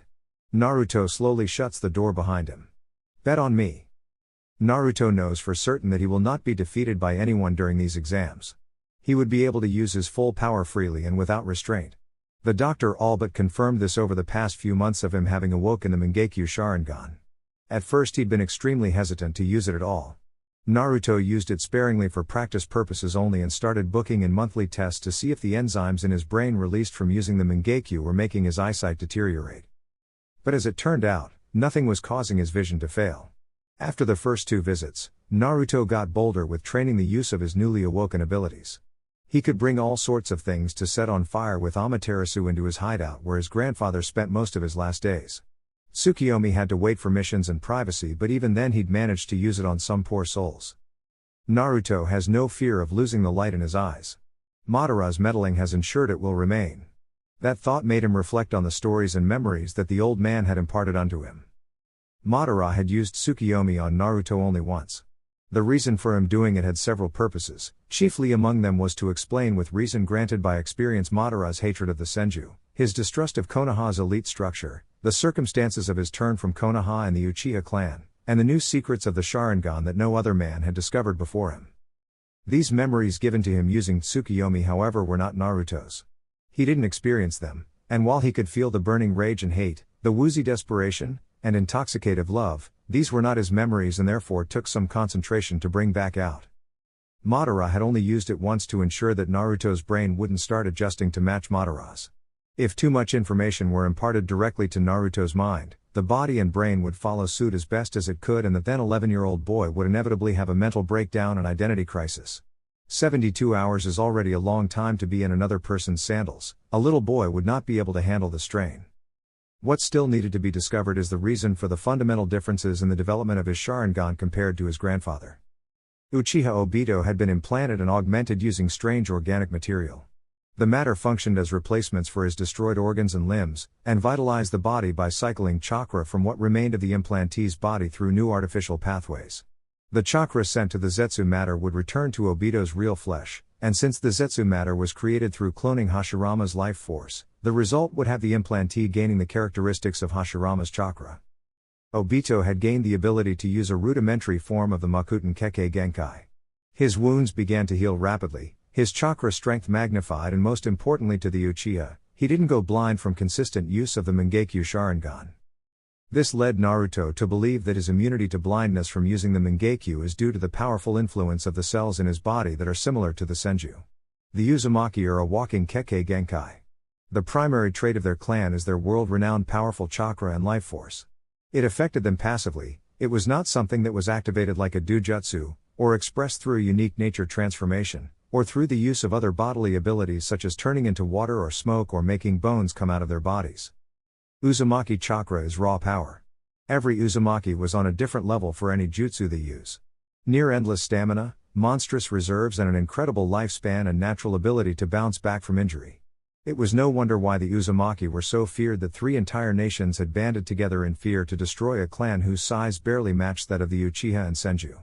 It made him wonder if he'd learned to use the signature adamantine sealing chains that his mother possessed. And it also made him quite sad to know that he'd never get to meet his Ka-chan. But while the immunity to blindness could be explained by the abnormal strength of his life force, the conditions in which his Mangekyo had awoken is still a mystery.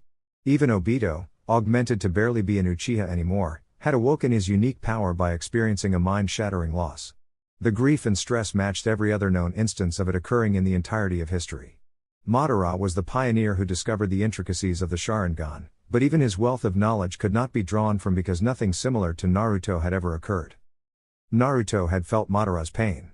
He knows what it takes to awaken the Mangekyo Sharingan, and he knows that he hadn't experienced such strong negative or even positive emotion before. Sasuke's initial Sharingan had awoken from need and desire. Naruto's Sharingan awoke really just out of the blue. Just because. He doesn't want to boil it down to a simple answer. But all he can think of was that Madara's Sharingan had become whole after transplanting the Mangekyo eyes of his younger brother into himself. No longer did his vision degrade through overuse, and in fact, it seemed that his mastery had grown tenfold. There was no longer a painful burn every time that Madara used those powers.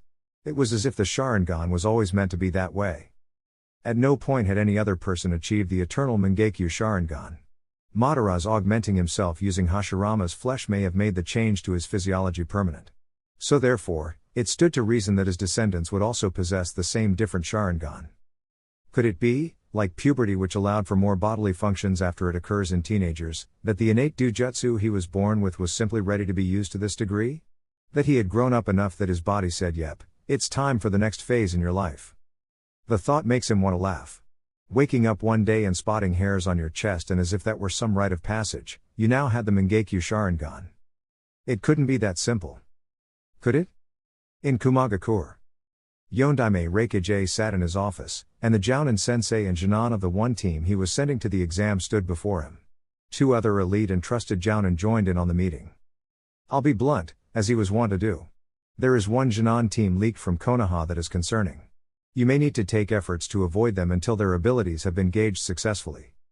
It pained him to say that his strongest Jinan would need to watch out for Konoha shinobi. The Jinan in question were silent before him.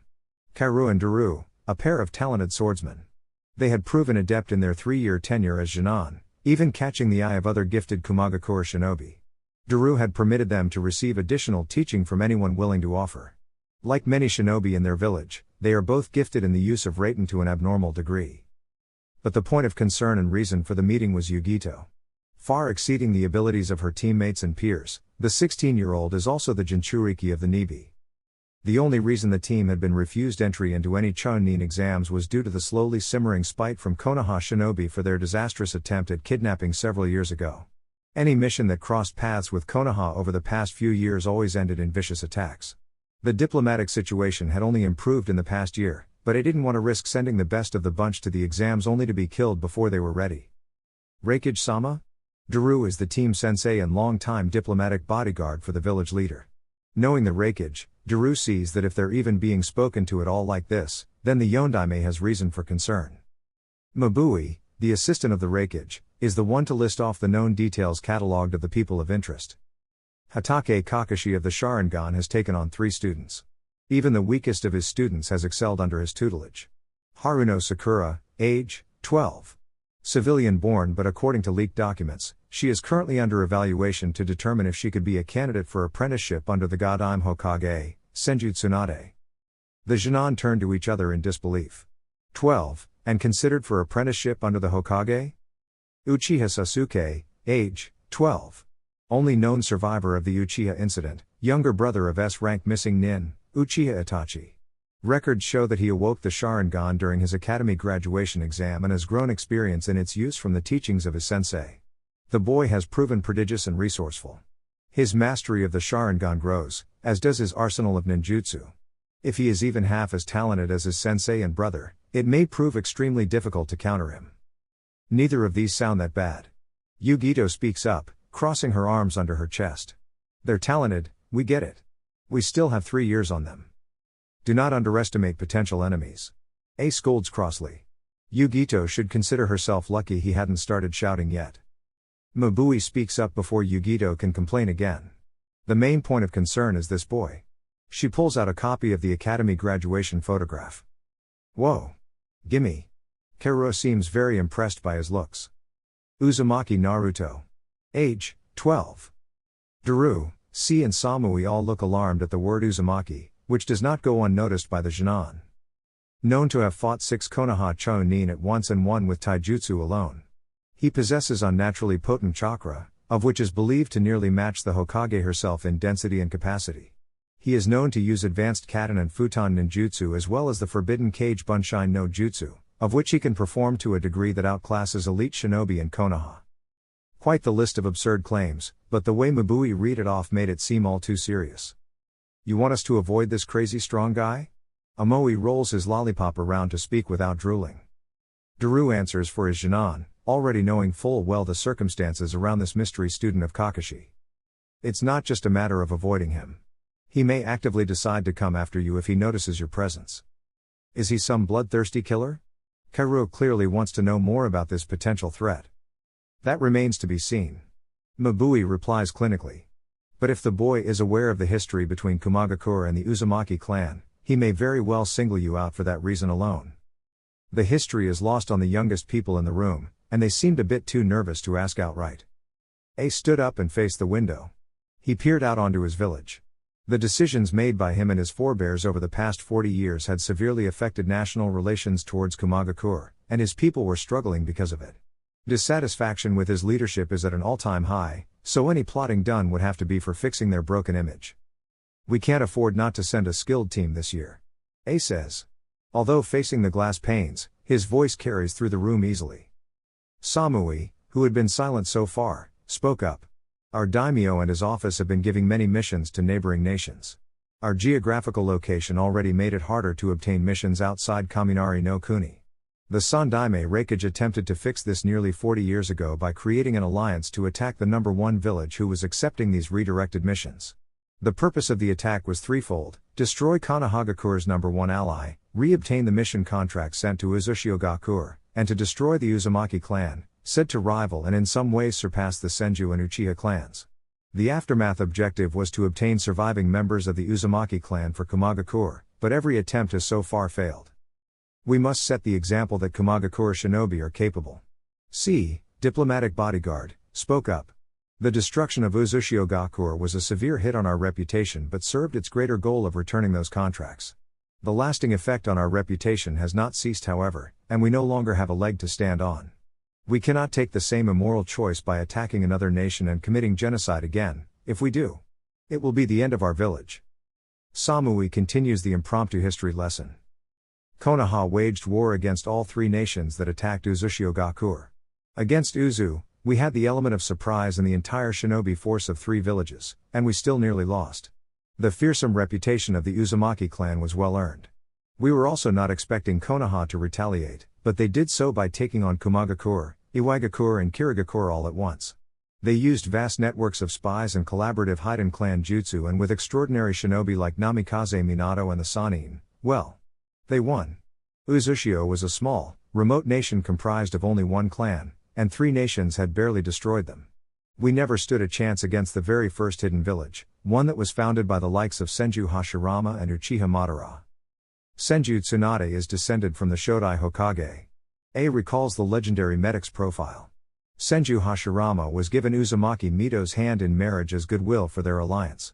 This makes Tsunade part Uzumaki, and you are guaranteed that a woman as vicious as her has not forgotten what we have done. That much was proven after our attempted abduction of the Hyuga clan heiress. And before that, one Uzumaki Kushina was sent to Konohagakure before the destruction of her village. We attempted to abduct her as well, but she killed 19 captors single-handedly before she was officially rescued and recovered by Namikaze Minato. The remaining member of that squad was tortured by her before being released. He had to make his way back to a spy hideout with broken bones before giving his report and then killing himself from the trauma. Kushina was the only living Uzumaki in Konoha at this time, so it is likely that Uzumaki Naruto is her son. The 3 Jinan looked significantly nervous and looked ready to sweat. This is starting to sound like suicide. Yugito gives her quiet opinion. Kumo's reputation must be rebuilt from the ground up, Samui gives her calculated assessment. Ordinarily, we wouldn't divulge this kind of information openly, least of all to Jinan. However, we need you to have the best conceivable chance at being successful enough that you make it to a round in which your fighting prowess will be publicly visible to any fledgling lords looking to hire shinobi. You three are the strongest Jinan in the village and we can't risk sending any more teams when we're already struggling. If we send weaker teams, they may be hunted just for sport, and it will reflect poorly on Kumagakure that only one team out of many are capable shinobi. We only tell you this information so that you understand how in danger you are, and also how much not just you, but all of Kumagakure has to lose by not competing at all. A divulges sternly. We need at least one team to test the waters as our first reappearance into the exam since the Hyuga incident. I would have liked to keep those parts of our history buried, but we are on the cusp of dying quietly in the night. We need to have a strong public team, any later and the daimyo may just hand off the rest of our contracts. To everyone in the room, the message is clear. They don't have a choice. For the good of the village, they must compete and get as far as conceivably possible while a monster was potentially hunting them. It's a very bad situation to be in and the first of this kind of caliber for their team. Yugito feels frustration and hatred bubble up inside her. How could she be expected to serve this village when such horrible crimes had just been admitted to her? Calm down. An internal feminine and dignified voice advises. She does so, but the resolute looks on her teammates' faces disgusted her. We can speak later. This may yet provide an opportunity to you. The Nibi is wise. Maybe it would be best to cool it until Yugito could hear her out. You're dismissed. A states, sitting back down at his desk with the near-perpetual scowl he'd worn for nearly a decade now. The Jinan leave and the Reikage is left with his closest jounin. It is suspicious that this information has leaked from Konoha. Not only that, but rather detailed information as well. Almost as though it came directly from a personal record. Samui picks up on the unusual happening. This is a bribe, I think. Daru observes with a tired demeanor. Whoever leaked this information to our spy outpost wants us to join in on their little operation to hinder Konoha. This new village is exclusively attacking Konoha-led infrastructure and trade partners. We will act only at the last moment and no sooner. A says decisively. Only if Konoha's destruction is guaranteed. If not, we leave as though nothing is happening. This is too delicate a time to be placing all our faith in a clumsy plan such as this. Samui and Daru bow and leave. In the seal of Yugito, she and her Baijuu conversed. Your home is bringing about its own destruction, and you may be powerless to stop it. I don't want to care. Yugito huffs bitterly, tucking her head to rest on her knees. Matatabi acknowledges the careful don't want to, meaning that Yugito still does for reasons she knows already from a millennia of experience. Indeed. I understand that humans desire a home. My father was unusual for a human, but even he desired the security and peace of mind that a home provides, not only for himself but for all of his children. What's that got to do with anything, Matatabi? Yugito asked impatiently. Patience, my dear. What I am going to tell you will not make you happy, because it is not an easy choice to make. You have broken the shell of indoctrination that your village impressed upon each of my previous hosts. It is only right to tell you that you do not owe this nation anything. Tabi? The human asks confusedly. The boy from that photograph? Matatabi recalls the word humans used for it. He bears an uncanny resemblance to the one who could control the strongest of us without being a Jinchuriki. My father was a loving man, he loved all of humanity despite their flaws, but he loved his children more than anything. His human children were no exception. This Konoha was founded by his descendants, and it appears that some live on strong to this day. Yugito. That nation will never truly fall.